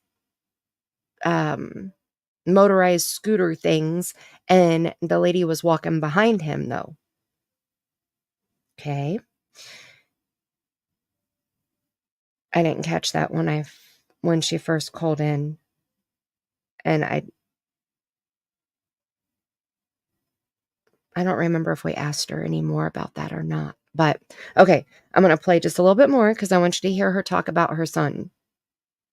don't know exactly. I'm saying Okay. it's after the 2 holidays. Right, You know, somewhere right. in there. Okay. Because I don't eat no flowers or candy or nothing no more since I moved up here with my son. Anyway, I was hugging either the crackers or something I'd got, just acting like, you know, childish like. And kids are drawn to me, 2-year-olds and up. Yeah. Okay, I'm going to skip forward just a little bit. And he said, Sam, or Sam. He said his name was Sam. They took me off. Somebody has. Oh, right. And I said, you know, it's a rare name. And would you? Let me go forward a You know, little bit girl. more. Police need to know though. Women talk to him at night. Mandy, do you want Is to that speak to Chris? her? Who is this? Can she hear me? I get very nervous. Oh, no. No, they're not allowing me to do nothing. I am very. Okay, right here. No, they're not allowing me to do nothing. I am very lucky to be talking to you. Is that your family? You know. Right. Would Oh, you? my sis- Well, right. Well, I'm going to have to pass this information on to somebody, obviously, if he's been seen in Georgia, because I don't think anybody's seen him in Georgia at the minute. So Could they check the store and their cameras or something? You They know, She around has to there? call but law enforcement, Yeah, and they Lord, could. I think. they Yeah, probably April Hart. could if you rang law enforcement, but you'd have to speak to law enforcement Yeah, first. okay. And you might not know I the know. date, you know, so to look at the I cameras. don't know the exact date, but we usually go to the store on Saturdays. Saturdays. Then on a They can Saturday, I narrow it suppose. down, Yeah. but she really needs to Say that call. again, Mandy. Yeah, They and can you narrow do it really. down. You could do with really calling the police. I know you don't really want to, but Well, how rich is her people? I mean, they might have control of the law. Tell her to call her local know what law I'm saying? enforcement. yeah, you call your local law enforcement Well, okay. and tell them. But it was lovely speaking to you. Thank you for coming Thank on. you. I'm glad somebody answered. Oh, well, it was very nice speaking to you. Thank you very much. Thank you very much. Okay, bye. Right. I was going to pass her to you for a second there, Mandy, but I've got my headphones on, so I'd have to start unplugging everything. What did you make of that? Well, I work. Okay, so Emma and I were rightfully confused, I think, by some of the things that she had said. And we talked about it a little bit, but we were trying to be very cautious about the things that we were saying because we didn't know if she was still listening. We didn't want to offend her or anybody else for that matter. We were concerned because she said, you know, her son didn't want her using the phone.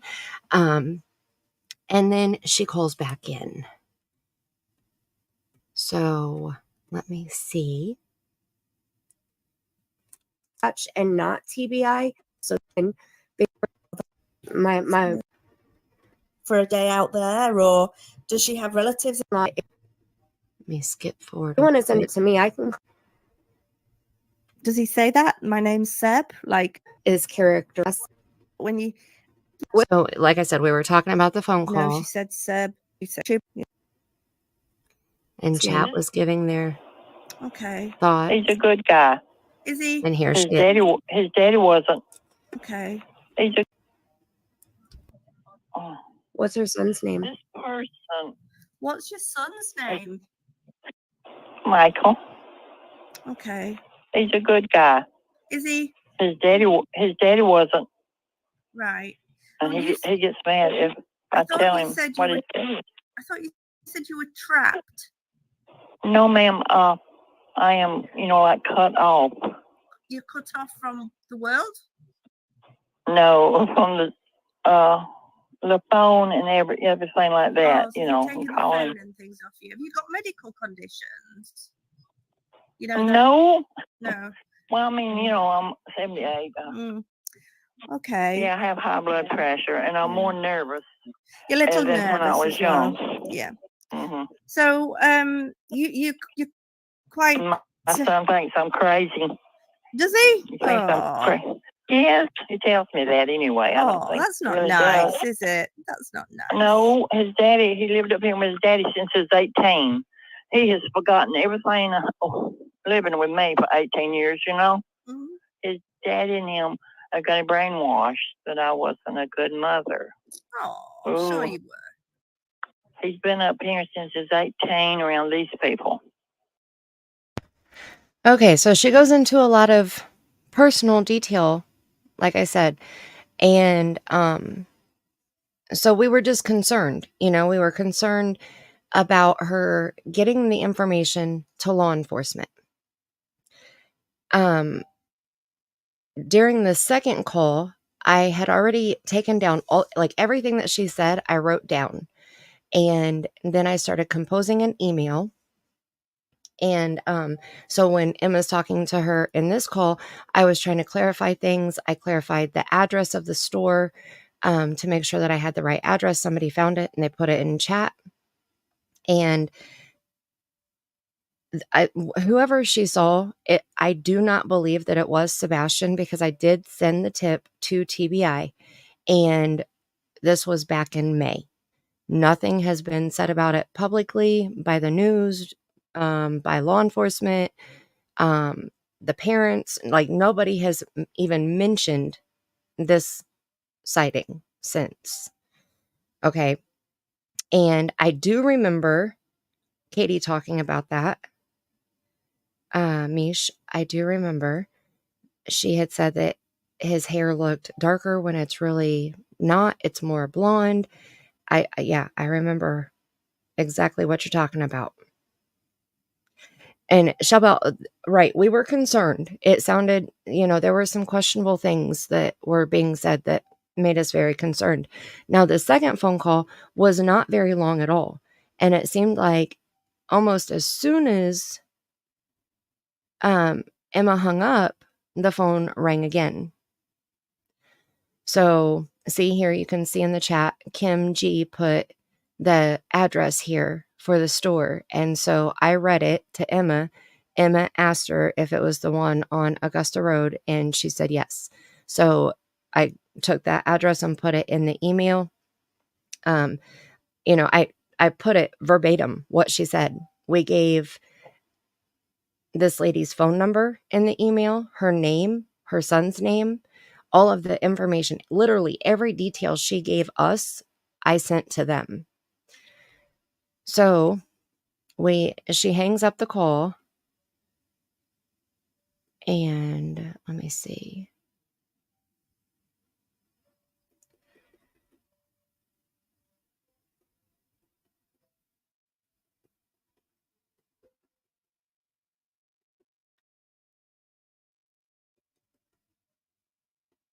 Because as soon as Emma ends the call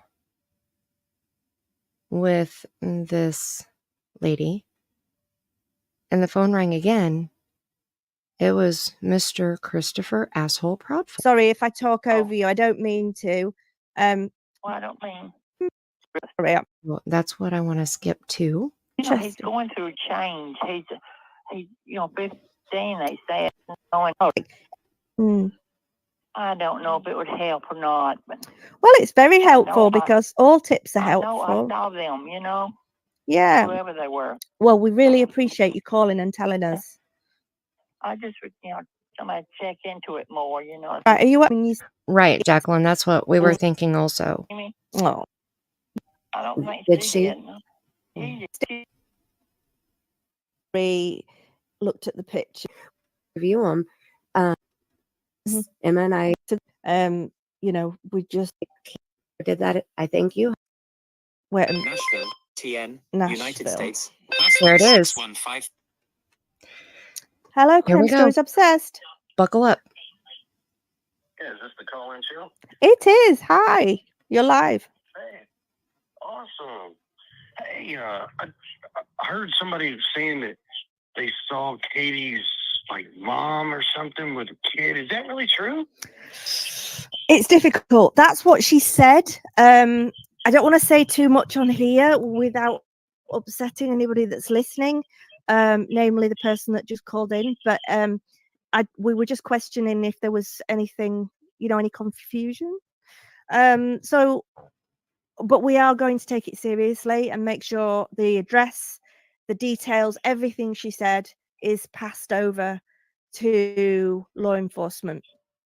And right there in the chat, people are already saying, Chris? That's Chris Proudfoot. That sounds like Chris. No, Misha, I don't think she was trolling. I think that she really saw a child and a blonde lady, and she really thought that they looked like the picture of the boy and the blonde lady of the sighting in North Carolina, who was proven to be not Sebastian. Right, Tasha? And hey. Yeah. I mean, how did he know? So he was sitting here watching this live stream. This was on May 6th. May 6th. So just over 2 months into Sebastian's case. Now listen to how he tries to manipulate the shit out of Emma and make her feel bad for letting that lady call in. Ready? Tracy DeLynn, I know. 7 hours and 16 minutes. Can you believe it?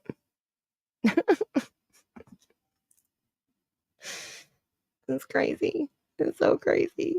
Every time I go live, it's like this. I swear. Every time. I just can't break away from you guys. I swear. There's so much to talk about, and I don't get to go live very often. I swear, if I was able to go live just a few times a week, I could shorten the lives up, But since I only go live once every couple months, we got to shove it all into one. Yes, Joe. It's 2:30 in the morning. We're 7 hours and 16 minutes in, and I'm still live. But we're about to listen to this phone call that I don't think a lot of people have heard. Okay. That's true. Good point, Witchy Mama. Good point. That's a good point. That's right. It's a month's worth. All in one. See, instead of having like 15 live streams a month for you guys to watch, I just have one super long one. It works. It works, right? And after I end the live stream sometime tomorrow, I'll go back through and I'll add timestamps. So if there's parts that you missed, you can come back and watch the parts that you missed, and you'll be able to tell, which part you were here for, because I'll try to detail each part of the stream of what we talked about. So, Tattooed Mama, ding, ding, ding, ding, ding, ding, ding. You are the winner. Exactly. You remember this, Cindy? Yep. He wasn't out searching, so, he's sitting there in his cozy RV stalking YouTube. Now, one of the things that I learned from Steve is that people stalk social media that are usually guilty, commonly, normally, possibly, maybe, in my opinion, allegedly. Steve said that they are stalking social media so that they can see what other people are saying about them. So that way, when they are able to speak, they have time to try to control whatever is being said about them. That I just got scared. I'm sorry. I have my ring light on, but it's aimed at my window just to give me some light so I can see my notebook. And a big ass moth, almost the size of the palm of my hand, just flew into my window. And it looked like a hand coming up at my window.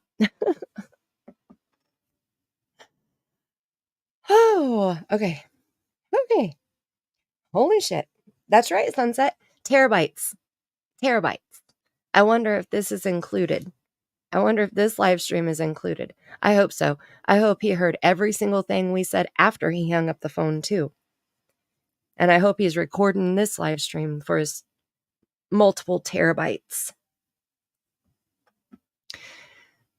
Okay. Let me get back on track. So Steve said that they try to hear what is or see what is being said about them so that they can control it because they want people to believe them.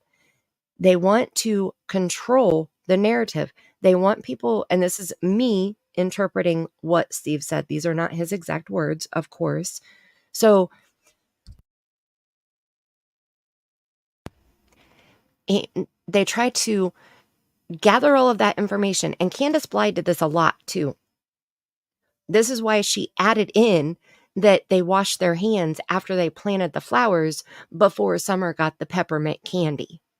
Okay, because people on social media were saying you were digging in the dirt and then let her touch candy without washing her hands. So she had to change that part of the story, right? So that's what I feel like, in my opinion, allegedly, possibly, maybe, what Mr. Chris has been doing too.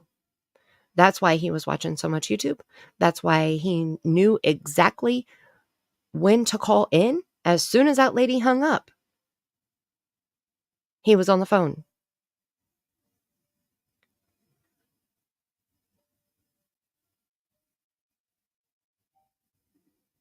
Yeah, right. And Jacqueline, I swear I have said it multiple times. When I think of Chris, I think of con, C-O-N, troll. He's trying to con you and control you at the same time. That's just my perception of Mr. Chris. Okay.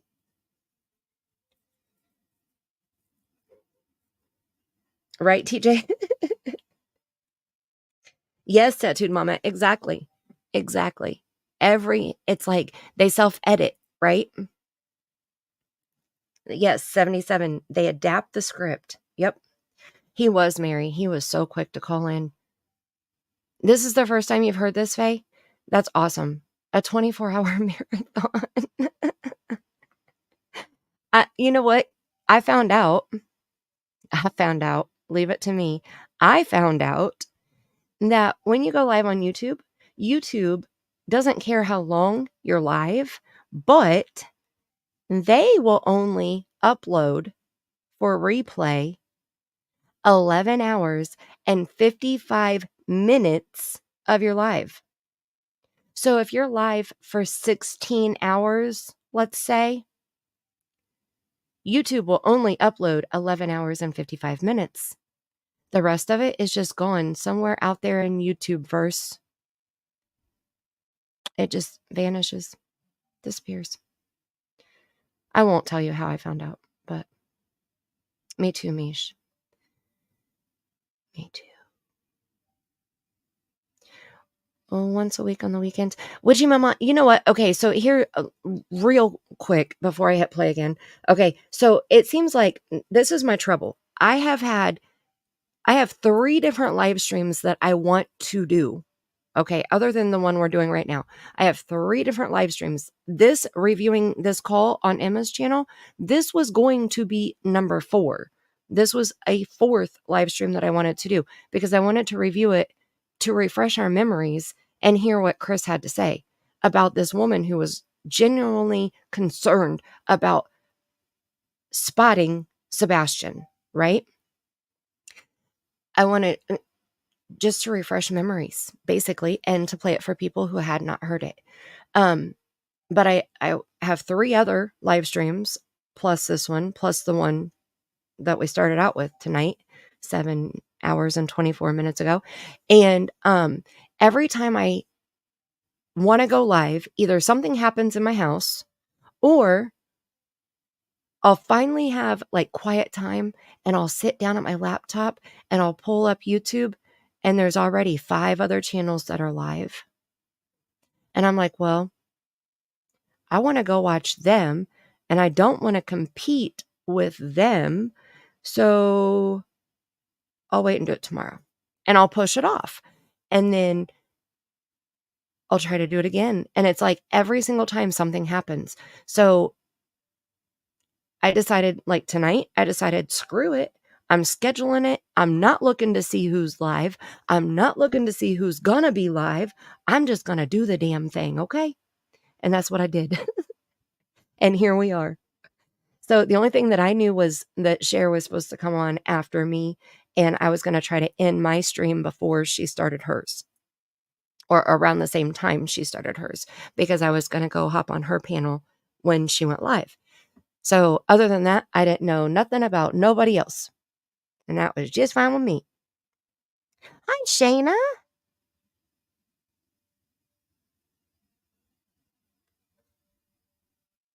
Megan. You're like the 5th person that has come in and said that. Yes. So that's what I was explaining, Megan, because since I only go live once every couple months, we have to squeeze it all into one live stream. But I only have 11 hours and 55 minutes before YouTube won't upload past that timestamp. So we still have 3 hours, right? Oh my goodness. Okay. So anywho, so the next time I do a live stream, I'm going to do it the same way I did it tonight. As soon as I have a break in my schedule where I'm able to go live, I'm not even going to look to see who else is live. I'm just going to schedule it, do it, and whoever can show up, shows up. And the replay will be there for whoever didn't make it. What do you think? Exactly. Exactly.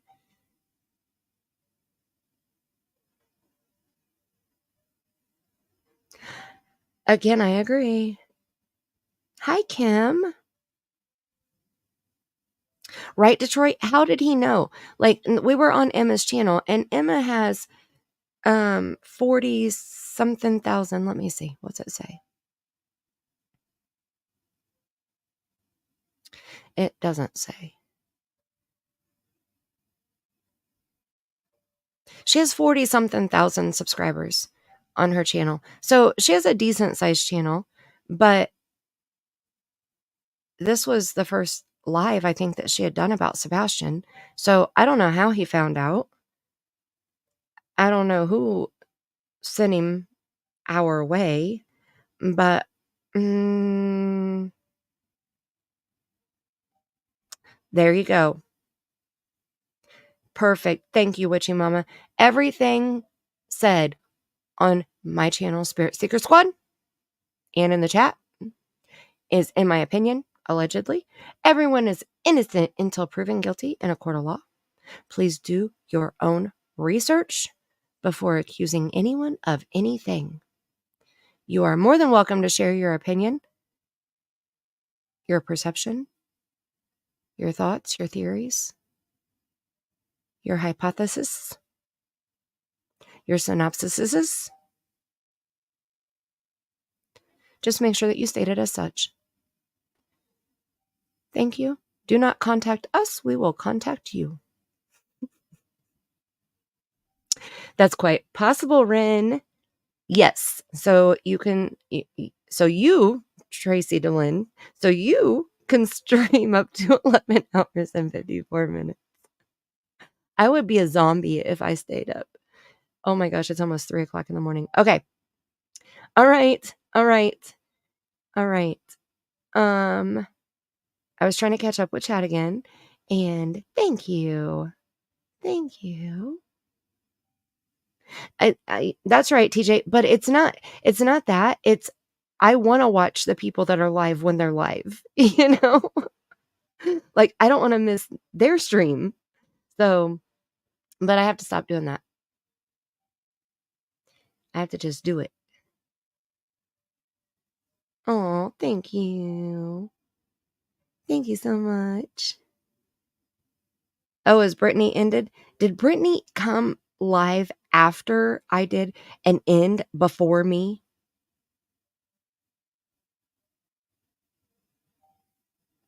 Do you, boo, right? Oh, thank you, Joe.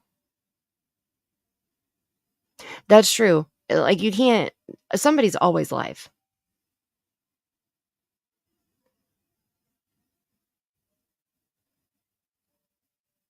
She discredited Silver? I haven't watched her new video from yesterday yet. I know, but see, that's the cool thing, though. It's like we all have different opinions, right?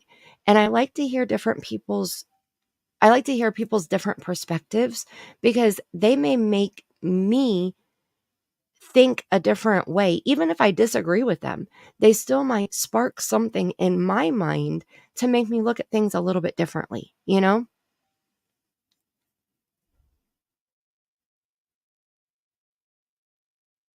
Oh, Cindy. Did someone say mullets are super hot and make people look angelic and definitely someone not of interest to look into? So anyone overhearing decided to grow one? Cindy, that is a darn good possibility. That's right, Joe. That's right.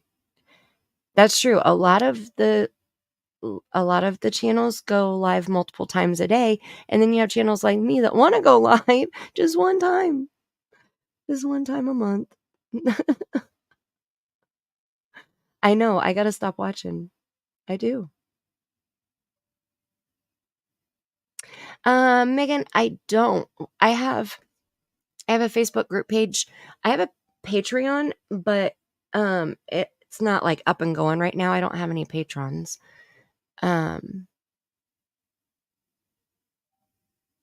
would think that Patreon would be probably the best place to do it.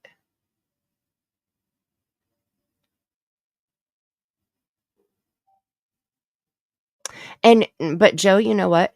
Mullets are nasty.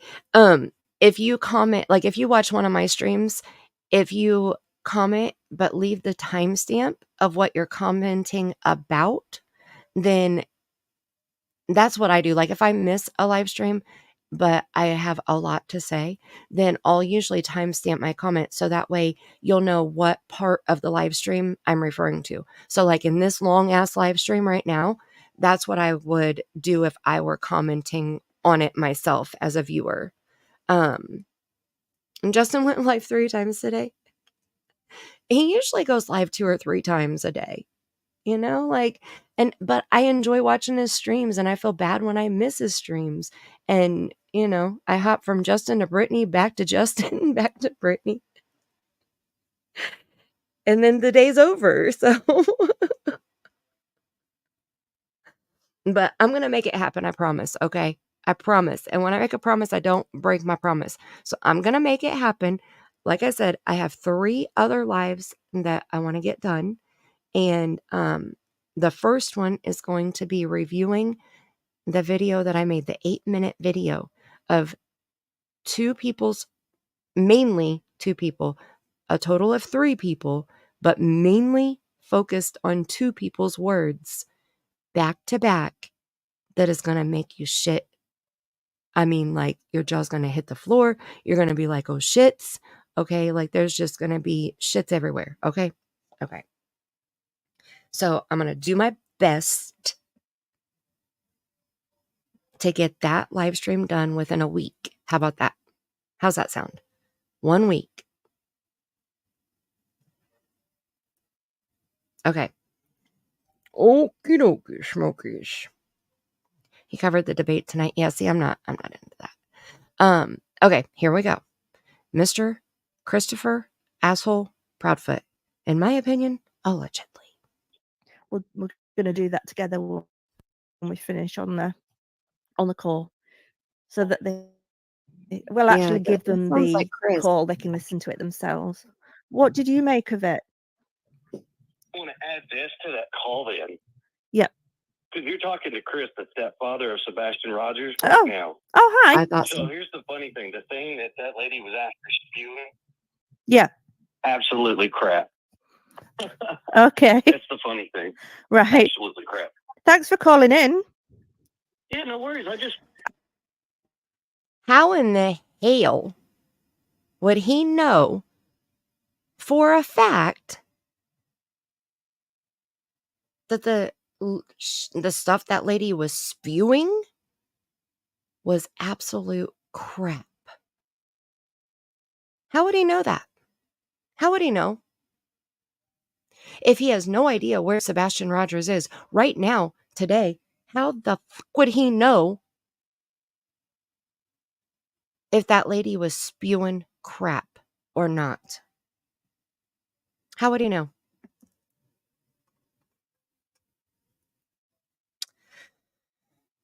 Hi, DNA. Welcome back, Marissy. How was lunch?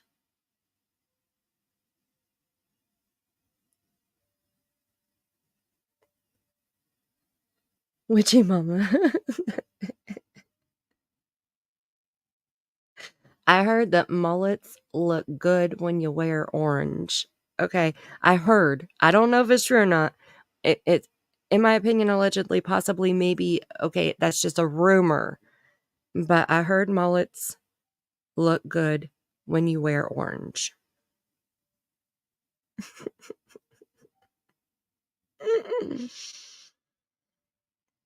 And DNA, I absolutely agree with you.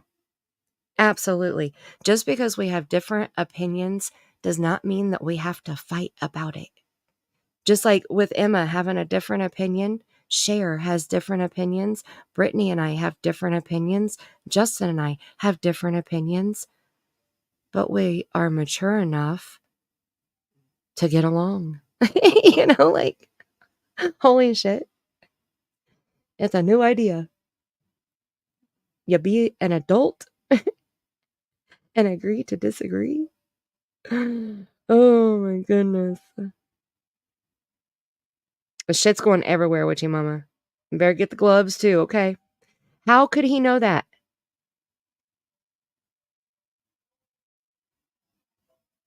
You don't want to be here for the shits? It's good shits.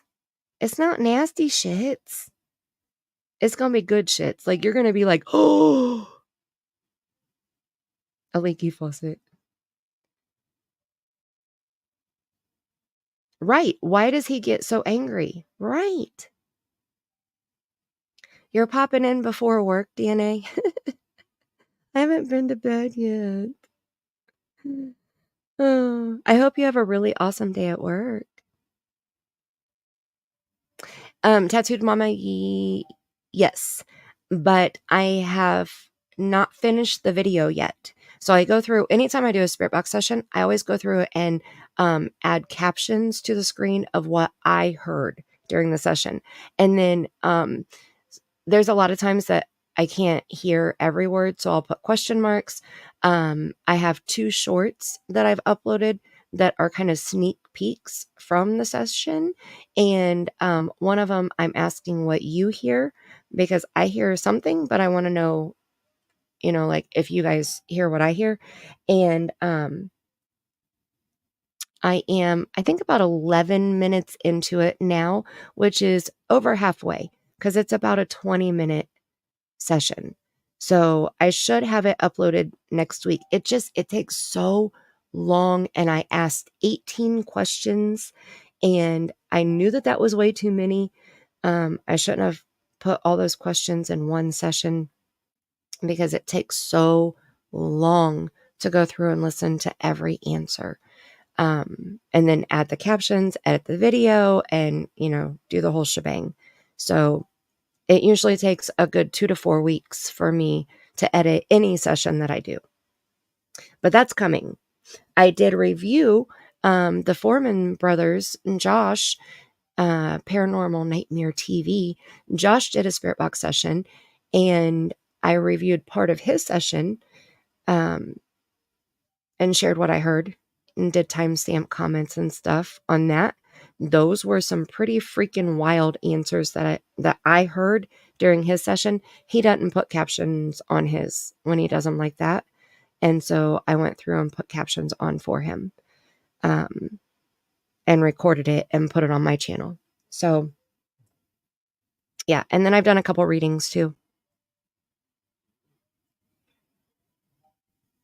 That's the only way, right? Hi, YouTuber. Hello. How are you? Oh my goodness, I forgot. I made a new hello video and I haven't even shared it. Did I upload it in the StreamYard? Hold on. Hold, please. I did not upload it.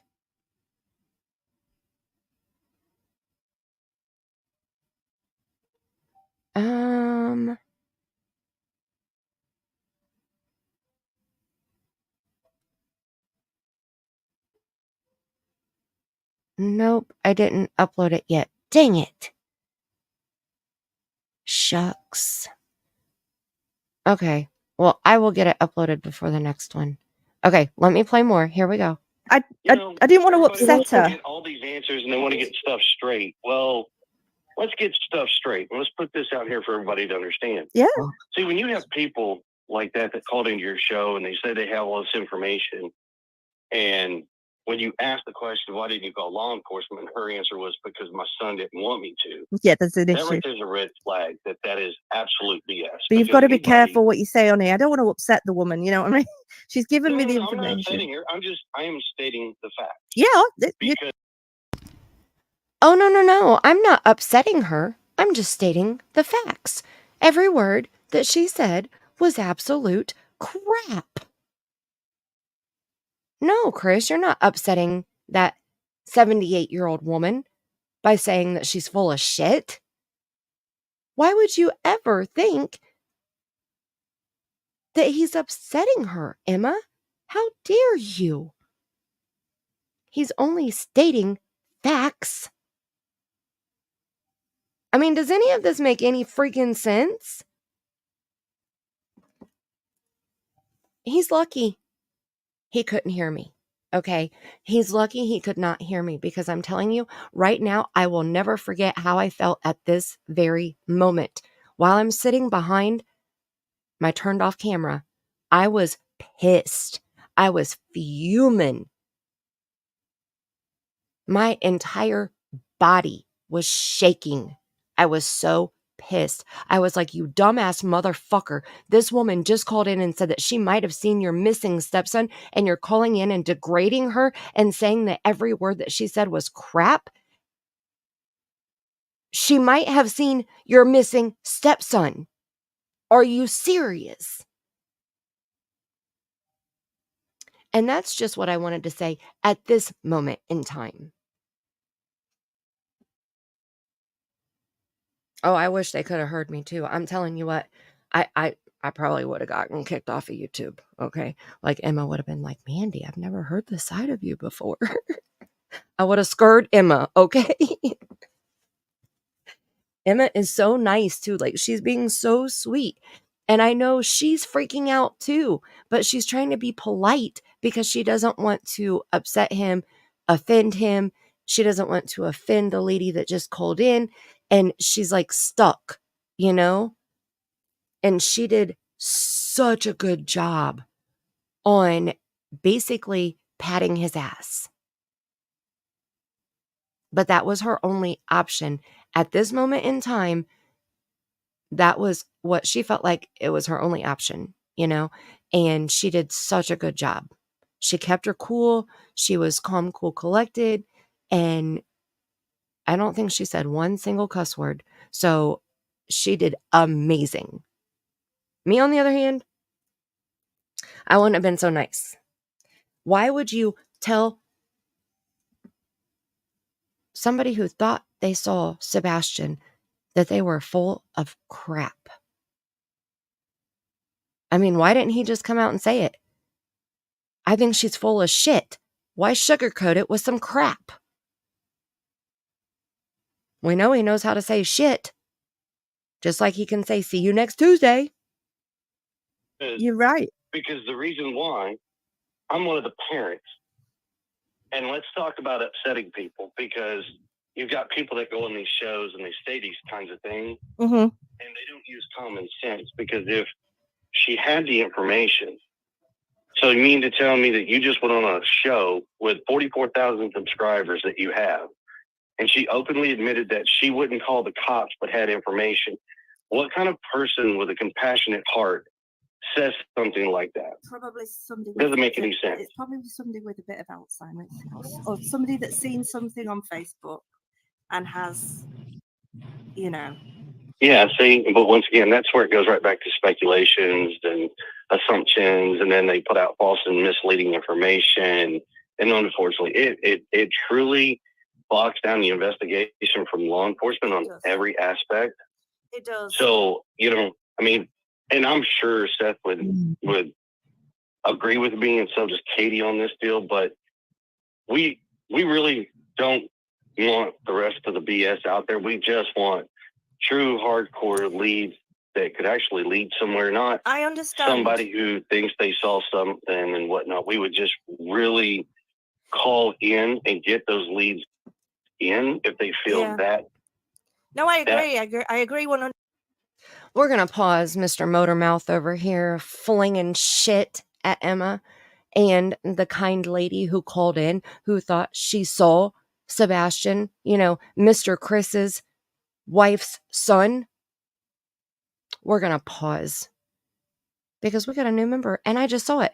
Welcome, YouTuber. Welcome to the squad. It's the best squad on YouTube. YouTuber, you haven't seen my new welcome squad video, and we need a calm down dance break. Okay? Let's shake our booties. Baby, you're a perfect 10. I wanna get in. Can I get down so I can? I like the way you work. I got to bag it up. I like the way you work it. No diggity. I got to bag it up. Come on, y'all. I like the way you work it. No diggity. I got to bag it up. I like the way you work it. No diggity. I got to bag it up. Yo, easy. Say what? Woo woo! Welcome to the squad, YouTuber. And I love that you are using the member emojis. I can't see it on StreamYard, but I got YouTube pulled up too, and I am seeing those member emojis. I love it. The red flags. Oh, Ren, I don't know if I would be able to handle it. I'm not sure that I can handle it. And, right, he is the red flag. He is. You haven't heard this? Yes. Okay, I'm going to share the link in the chat. I'll share it at the end when I end so that you guys can head over and listen to everything from beginning to end without my interruption and, all of it, because I've cut some of it out and just so that we can kind of get through it, because I just want to make you guys aware of this call. Like this lady called in and she was heartfelt, concerned. But she said she tried to call into Justin's and she didn't get through. And so she was so thankful that she got through to Emma and I. And she really believed that it was the same boy in the picture. And she believed that the blonde that was in the picture in North Carolina, the false sighting in North Carolina, she believed that blonde was Katie's family member, whether it be Katie's mother, or there's two women that look similar that have similar names. She thought that it was one of the two. She really felt that way.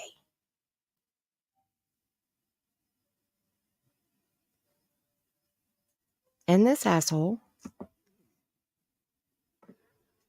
calls in and says that she's full of shit, doesn't have any common sense. And what kind of person has this information but wouldn't call law enforcement? Well, instead, should she have just kept her mouth shut and not called anybody? What if it was Sebastian that she saw in Georgia and she didn't tell anybody? I guess that would be okay, according to Chris. Hi, Debbie. Emma is very sweet. And yes, this is on Emma's channel, Crime Stories Obsessed. This was back on May. What did I say it was? May 2nd. May 2nd. Oh, here, down here. Emma's up to 48,300 and something subscribers. Woo woo. That's awesome. Because back in May, she had 44,000 because Chris said that during this rant that he's on right now.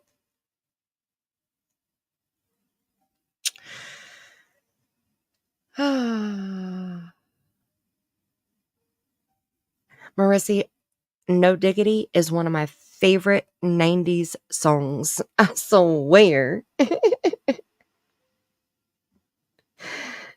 I love it. That's why I had to include it. And if you listen to the parts that I included at the beginning, it says, "Baby, you're a perfect 10." And then at the end, it says, "Classy." So I wanted those two parts. I think I broke it up. I think I deleted part of the song in the middle, but put them together so they sounded good and made it flow. But I wanted both of those parts in the little clip here because it's the welcome to the squad video. And you're a perfect 10. Hello.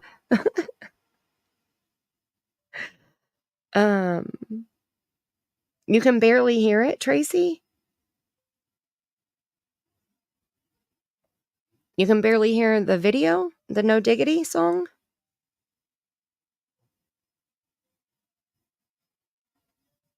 And Faye, right. Exactly. See, Seth went to North Carolina, not to Georgia. I don't think that Seth heard about this. I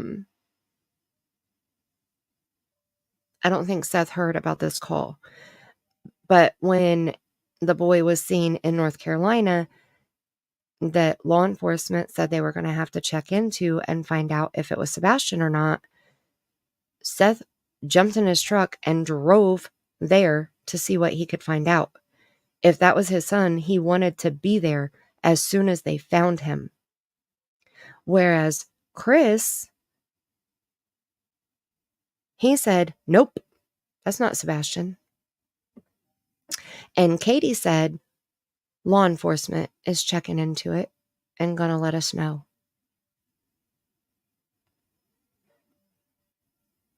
But Seth was down there ready to greet his son with open arms.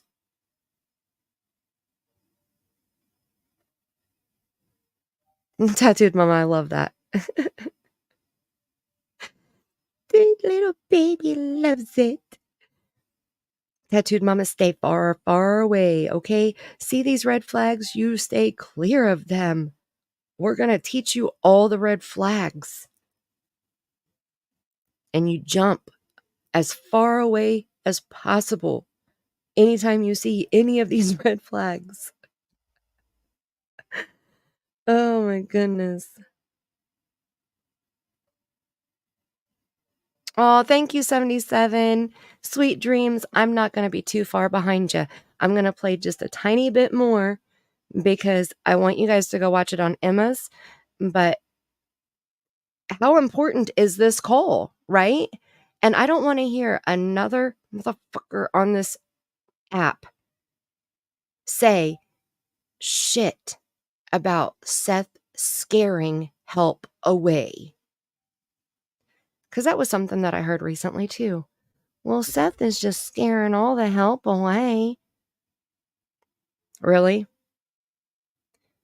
But Christopher Proudfoot, man, he's He's just so kind. He's so jolly. He's just like Santa Claus. 100%. The only problem is I'm a paramedic, so I understand you're going to get people that may have problems. They may have dementia and they don't understand, they don't realize. And if they were 30 years younger, they probably wouldn't call in because they know that it was just something that was in their mind that they'd seen earlier on say Facebook or somewhere. We can't medically diagnose somebody over here, but just by speaking. No, I mean, you don't have to diagnose anybody over the air, but common sense, I don't care who you are, would say that if you have the information and you think it's a credible thing, you should call law enforcement regardless. I mean, how would somebody feel if their child went missing and they were in our shoes and they had all these people calling in and saying that they have spotted this child, they've seen this and they've seen that, but refused to call it in? Mm-hmm. I mean, false tips are better than no tips, but yeah. True. Yeah, that was me during this live. I said, woo. Yeah, that was me. We'll go back. But refused to call it in. Mm-hmm. I mean, false tips are better than no tips, but yeah. True common sense on things like, when people say, well, I just didn't want to call it in, that is a red flag right there. That's not Even what law she said. enforcement saying this. Yeah. When people say, She said her well, family didn't want they her to want get call involved. it from 9 to 1. Yeah, because she said her family didn't want her to get involved, and there is probably a reason for that, like you said, but we She's don't know. 78 years old. She's 78, Well, anonymous reporting is perfectly okay. Yeah, she You wasn't don't have to give information. Did he just say unanimous?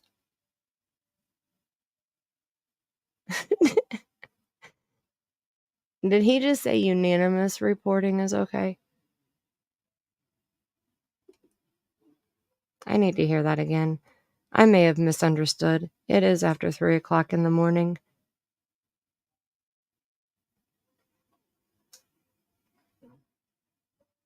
A unanimous.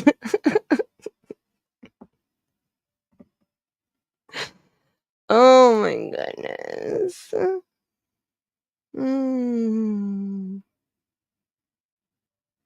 Cooter, I agree. Oh my goodness, I agree.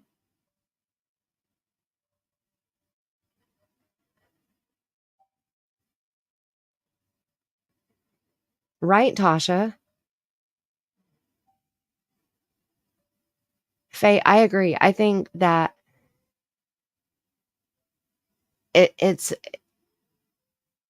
become more of a competition and a game. Cindy. Don't violate his HIPAA now, Cindy. Unanimous. So that's what you guys heard too?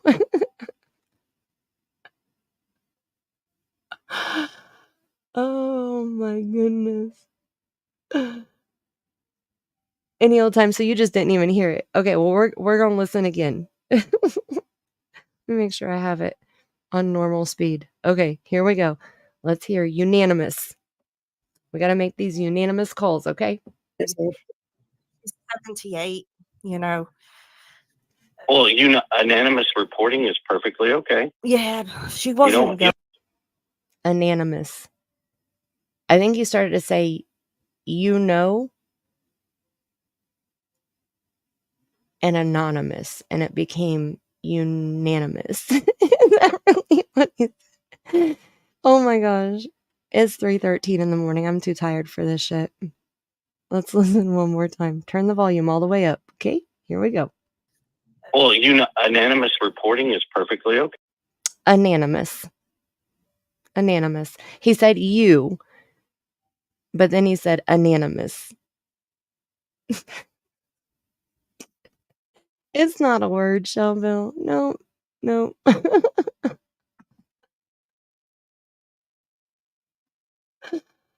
Oh, Cindy, he needs a couple different books. I don't know about a thesaurus, but he definitely needs some books.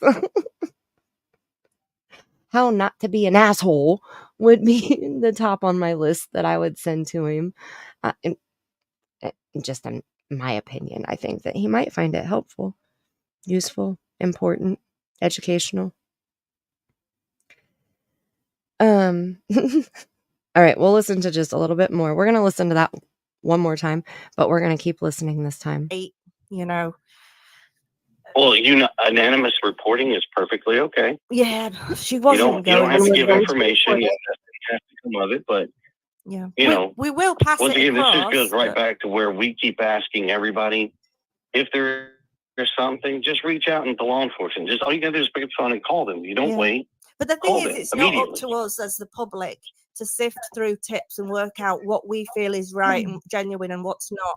You know, it's a case of this comes in, you know, this is the information, you decide. It isn't up to us to I know what you're saying. I know what you're saying. It does bog them down with all this crap. But I'm also saying that you've got folks that come in on your show. Mm-hmm. Okay. And I'm being very respectful when I say this, but they're coming in on the show. Mm-hmm. And I would say this to any creator out there. Mm-hmm. When you have somebody that comes on your show and wants to make statements like that, and nobody stops them and asks them the questions that make common sense, like, okay, you don't want to get it reported, you don't want to be involved, that's fine. You know, there's also anonymous reporting that you can put out there. Oh, I got it right that time. And that might help change the narrative as far as whether or not they want to report things. So now we are in the wrong because we weren't smart enough to offer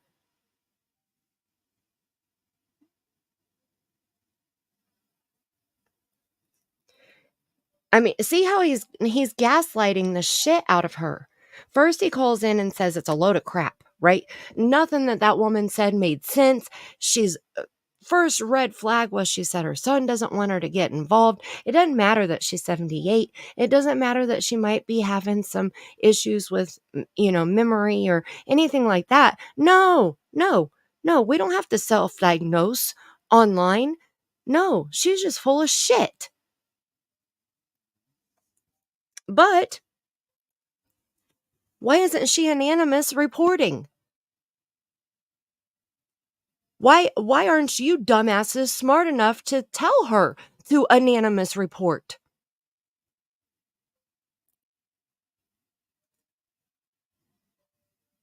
Like he's gaslighting, he's manipulating, he's twisting, he's flip-flopping, he's snaking his way around to try to make Emma feel bad for letting this woman call in like she knew what the woman was going to say beforehand or some shit. She didn't know what she was going to say. Emma handled it the best she could. We asked as many questions as we could. We got all the information from her. We sent it directly to TBI. Emma nailed it when she said it's not our place to decide what tip is relevant or not. It's law enforcement. I know Chris Proudfoot loves to go around and tell people what is relevant to Sebastian's case and what isn't. But in my opinion, he's full of shit. He doesn't know. He has no idea what is relevant unless he knows what happened to Sebastian. That's the only way that he would know what would be relevant or not.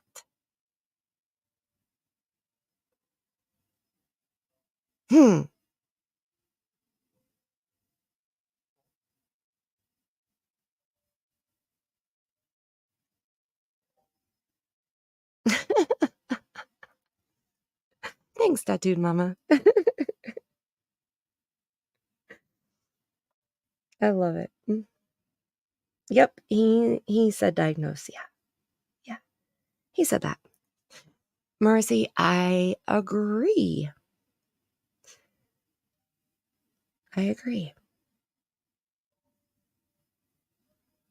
Right, Cooter. He knows right where he's not.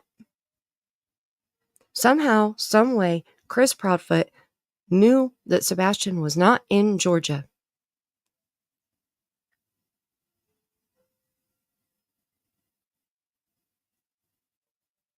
TJ, that's very, very possible.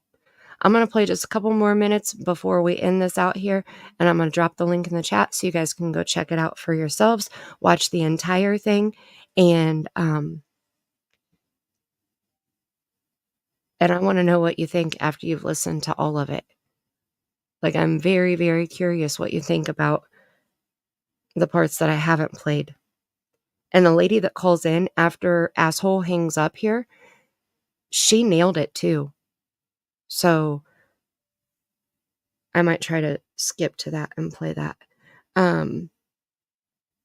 Dog nose. DNA, I get it, right? I get it. Like, I have to laugh or I'm going to yell. And my grandbaby's asleep and I can't yell because it's 3:20 a.m.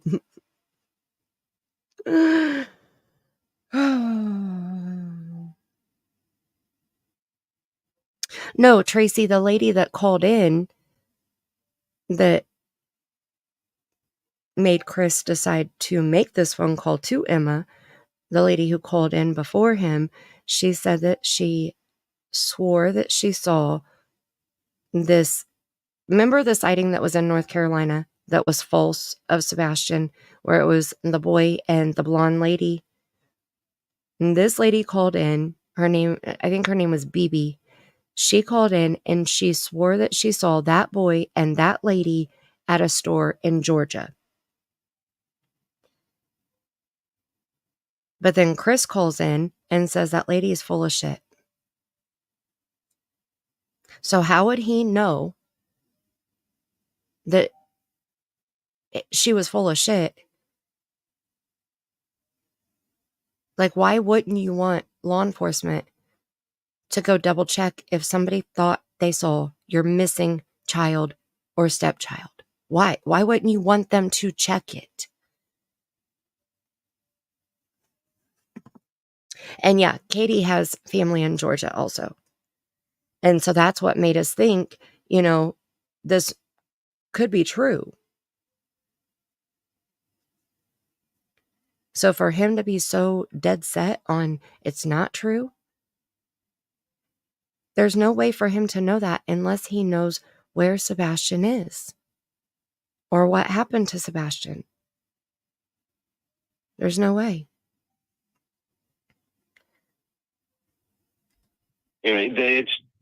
It's just looking out for all parties' interests. Yeah. Sebastian being number one, the missing child. Yeah. Our son, Done that. The one who might have been seen at this time.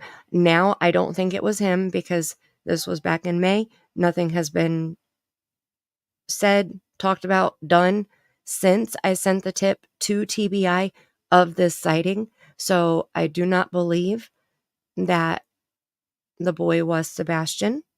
Okay. But at this very moment, we had no idea. So he's sitting here saying, Sebastian, our son. And that pissed me off so bad because I was like, yeah, the one that could freaking be in Georgia right now. And you're calling this woman a freaking idiot who could lead you to your stepson. Like, but then I don't get it. I don't get it. Like I said, control. Okay. It's all about control.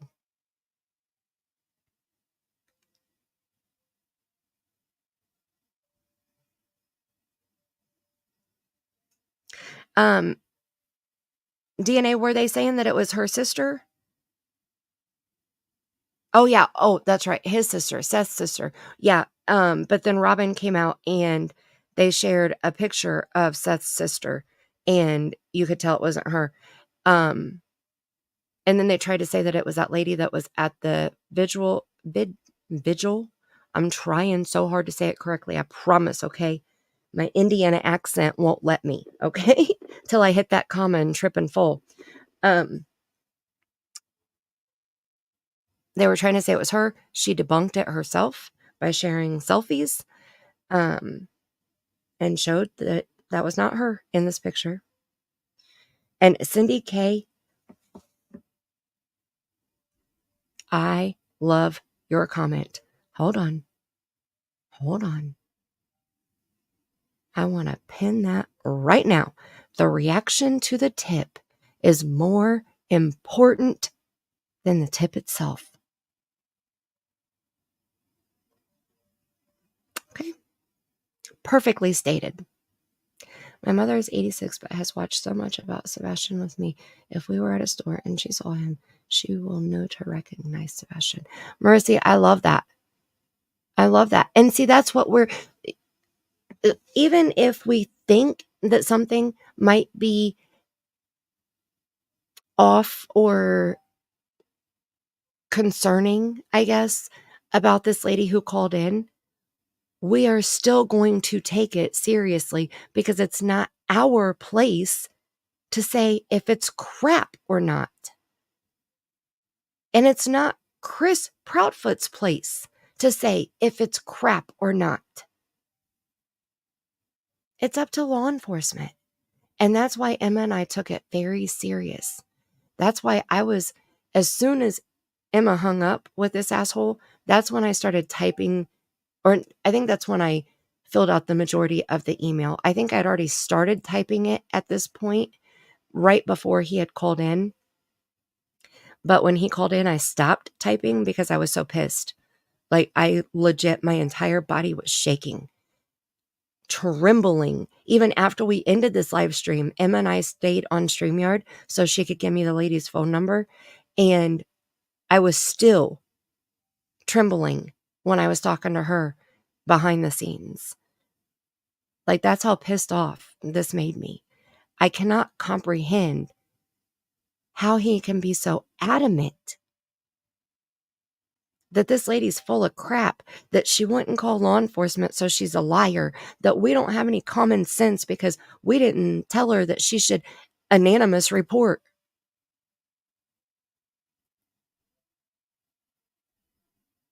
It could be, Tracy. It could be. You know, there's so many things that are possible right now.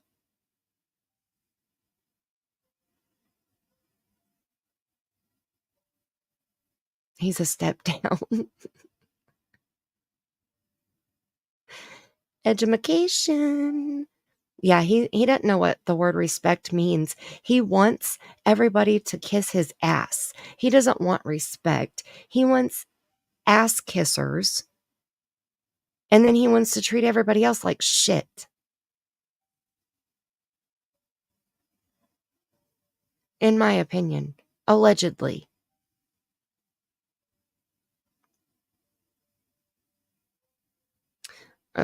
That's partly true, Cooter. Actually, we started out listening to a very intelligent, knowledgeable, respectful man, Mr. Steve Johnson. We switched over to this piece of shit asshole a little later. Okay, let me see.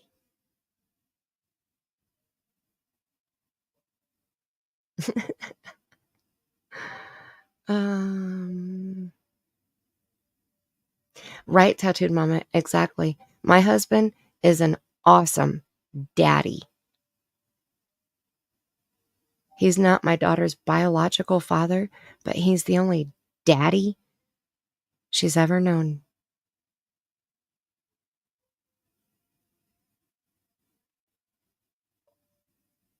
In my opinion, allegedly. Right.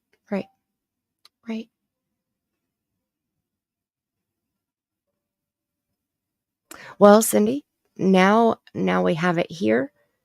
And I'm going to share the link in the chat before I end this stream, so you guys can go over and check it out in full for yourself, and then share Emma's stream.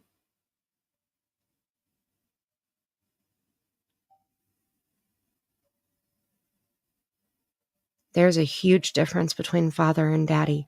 Absolutely. That's why I said Sebastian has one daddy. And that's Seth Rogers. He has one mom, and that's Katie. And then he has one Mr. Chris. How special. But unfortunately, some people are going to have problems, it's difficult. It's difficult. We did get as much information. I don't think she was going to tell us anything about her. I did ask, but she gave us the information of the store. If they can listen to the call, can't they, for themselves? I'll give them the link. They can listen. If they find it a load of rubbish, they can just say no. They can decide for themselves. But I mean, we're just help us out on your show and just keep pushing the narrative as far as if you see something, say something, don't wait. Yeah. I mean, every time that somebody fails to make a report and they wait 2 days, that's 2 days behind on a report or a lead that could be substantial. Well, Okay, see, now he's flipping it around and be like, well, just make sure that you push them to call law enforcement. But if we go back to the beginning of the call, he's saying how it was a crock of shit. She was full of shit. It was a lie. Circles. This idiot talks in circles. Word freaking salad, okay? Man. Are you guys as frustrated as I am? Like, it really pisses me off. Exactly. Mr. Know-It-All. Mr. Pervy, Chris Dow, clear know-it-all, BS artist piece of shit. In all of our opinions. Allegedly. He has a child with his first. Faye, I have not heard that. Now, is that a rumor or have you seen proof of it? I haven't heard that.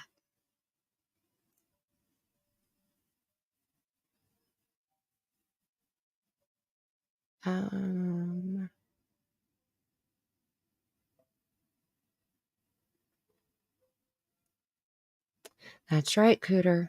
Exactly.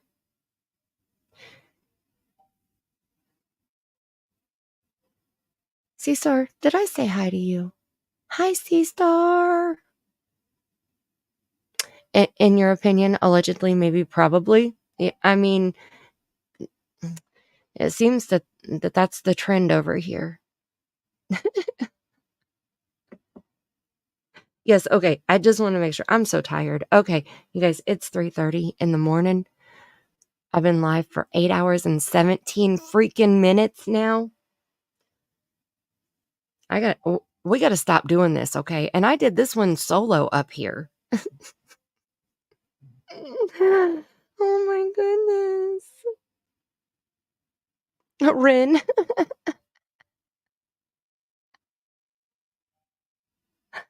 I love it. I love it. I've actually thought about that. I've actually thought about having like AI write a spooky bedtime story or something, and because I think that when those stories are written, they're very short. And it would just be a few minutes long and read it and upload it because you're not the first person to mention that. I also have a couple books that I want to read because I want to read them myself also, but I want to share them with you. I have a psychic handbook and a ghost hunting handbook, and they're really cool books. They're like the go-to handbook for a lot of like the ghost hunting book is like the go-to handbook for ghost hunters. Like a lot of people or a lot of groups make people who want to join their group buy that book and read it before they even let them join the group. So it's very educational. So I thought about, reading that, but short and scary stories, it's October. I can do that. I could record a short story and have AI write it for me and put some fun pictures on the screen while I'm reading.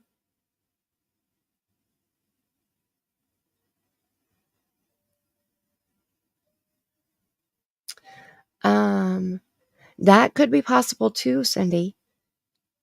That could be possible too. I was just thinking, like I said, right now I got 3 live streams that I'm trying to like do the outlines, get links and timestamps for.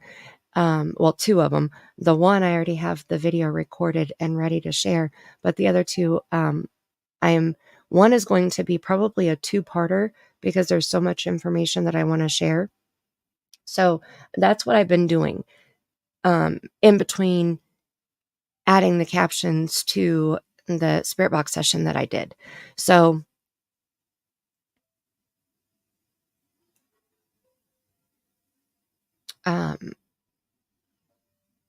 yeah, I'm trying to equal out my time and space it out, the little bit of free time that I have for myself. I could read bedtime stories for kids. Morgan Freeman's voice. Aww. You tell your son I said thank you so much. That's so kind.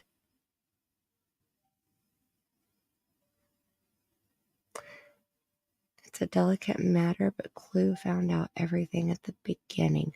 Okay, so Faye, I'd have to see it, I guess, because I would just have to see it for myself. I like to verify the facts myself.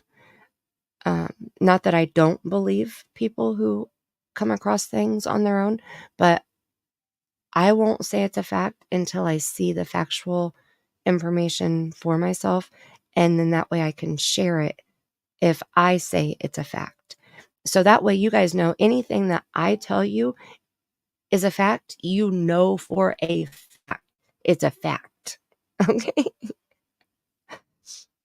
I won't say it's a fact unless I have proof that I can share, show, or link you to.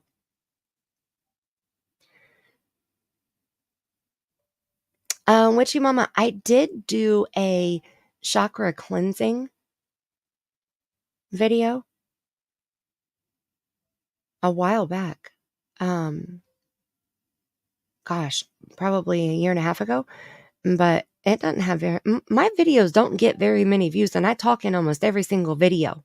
Okay? I need more people to love my voice and listen to my videos. My views are always so low. Oh, that's right, Tattooed Mama. That's right. I remember you saying that. Hey, Sebastian. I remember. Oh, you liked it? So you probably did watch it. But it won't hurt to go back and refresh, right?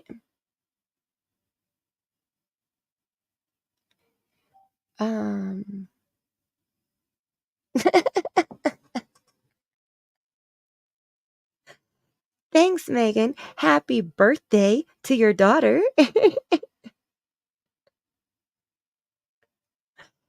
Oh my goodness. Is she still with you?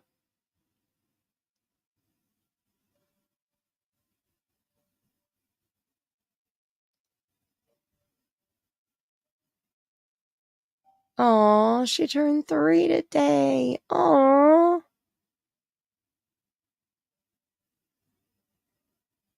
Right, too many rumors. Exactly. Exactly. And Faye, that's what I'm wondering too.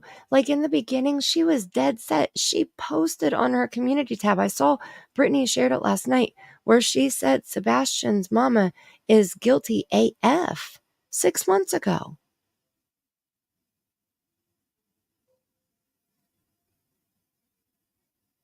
And then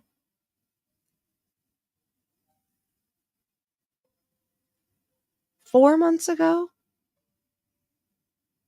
she bought her 2 dozen flowers for Mother's Day. You know, like, I don't know. I just don't know.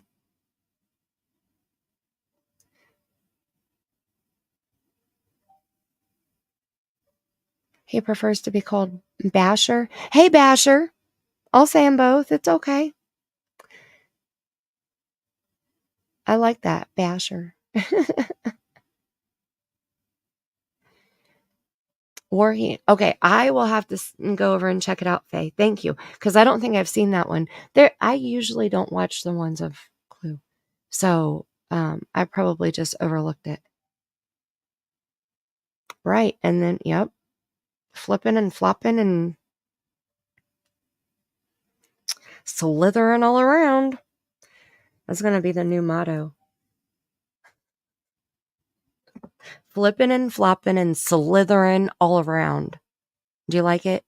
I like it. I think it definitely describes a lot of what's been happening on YouTube lately.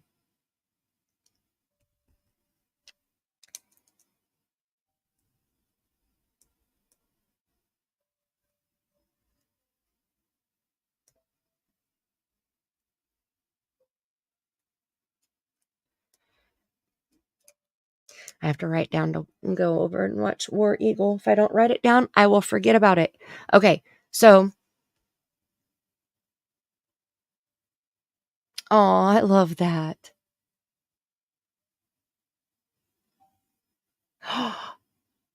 Oh, Detroit, that is awful. Oh my goodness. The poor baby. Oh my goodness. I hope the asshole is rotten under the prison.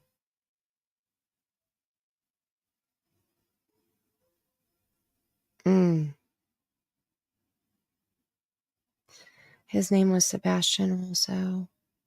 Oh.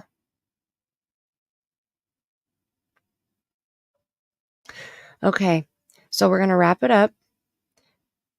I shared the link to the video. I'll drop it one more time just in case so you don't have to scroll back up to find it. I want to, I haven't played my thank you song all night long. So I'm going to play my thank you song to thank you for being here. And then we're going to wrap it up and call it a night.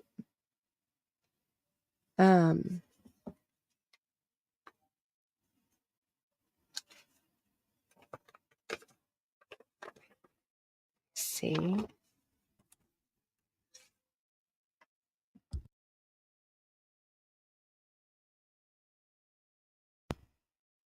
I want to make sure I didn't miss anything on my list. I had an outline, a list to make sure I didn't miss anything. Okay, so let me just double check.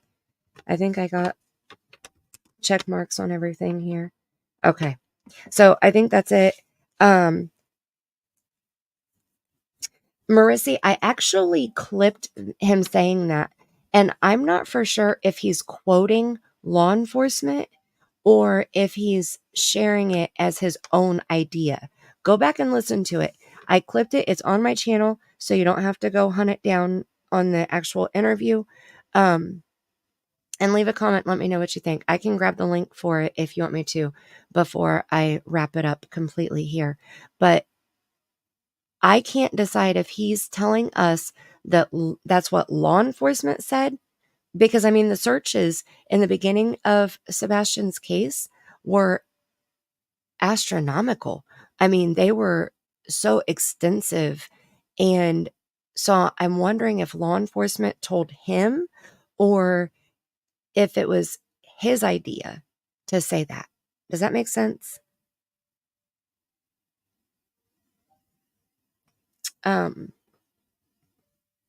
So I appreciate each one of you being here tonight. I thank you so much. Okay, I know that we don't discuss rainbows and puppy dogs here, so it's hard to hear this stuff. We talk about assholes who are full of shit, okay? Unfortunately, it's the reality that surrounds us.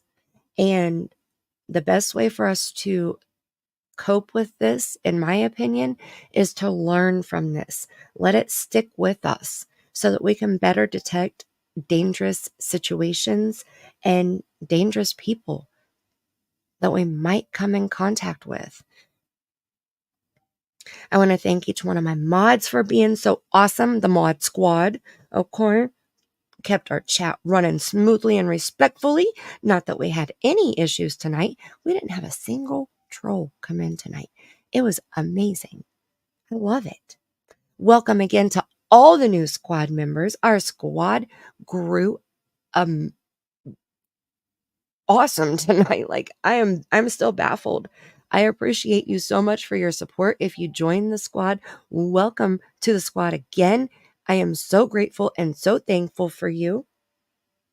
And the super chats, thank you so very much. Thank you, thank you, thank you. If you gifted memberships, thank you so much. I can't even explain how much I appreciate you guys. Like I said, you joining the memberships, gifting the memberships, or sending the super chats, or hitting up the Cash App, that's what allows me to be me and not have to watch what I say. I can be me and say the bad words and talk about the murder and the inappropriate words that YouTube doesn't like. So thank you. And if you're watching the replay and you made it all the way to the end, thank you so much. 8 hours and 30 minutes and 36 seconds. Okay. Holy moly.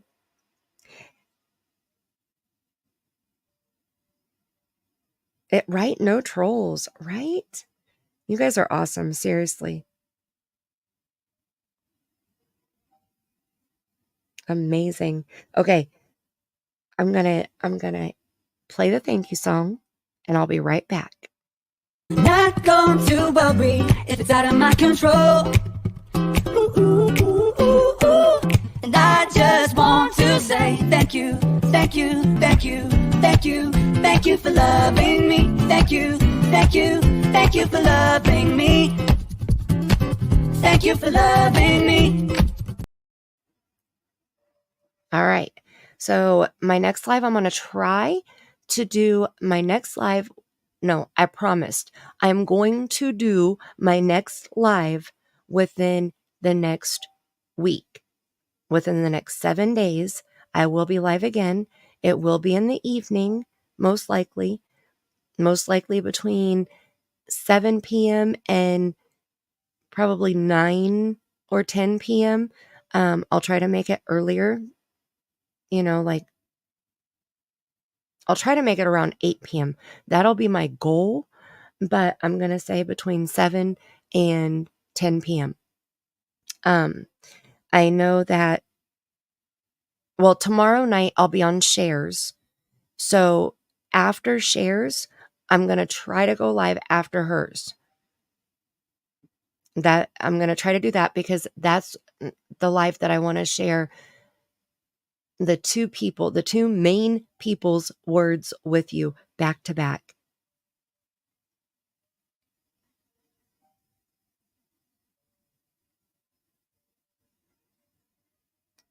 Right, Mercy? She's going to be wiggling just like that. I know, right? She's growing up too fast. It's happening too fast. She's so cute. So that's perfect. Perfect. Okay, so tomorrow night I'm going to be on shares. So I'm pretty sure that's going to be at 7:30 Eastern time. After we end that live, I'm going to try to go live after on my channel. And that way I can share the video that I made of the clips that I want to share with you guys. Oh my goodness. I'm so anxious to share that with you guys. And then I'm going to try to go live within the next 7 days with one of the other 2 live streams that I'm working on, trying to get the outline done with the timestamps and all of the links and the videos that I want to share with you in order. So hopefully we'll have 2 live streams on my channel over the next 7 days. Fingers crossed. I'm going to do my best to make it happen. Sound good? Woo woo. Thank you so much for being here. I cannot explain to you seriously how much I appreciate you. 8.5 hours. It's almost 4 o'clock in the morning. And we still have 96 people kicking it right now. You guys are awesome. Okay. If you're just starting your day, may you have a beautiful, beautiful day. If you're getting ready to go to bed, may you have the sweetest dreams. But either way it goes, may you have the kind of day that karma feels you've earned. And until next time, I love you bunches.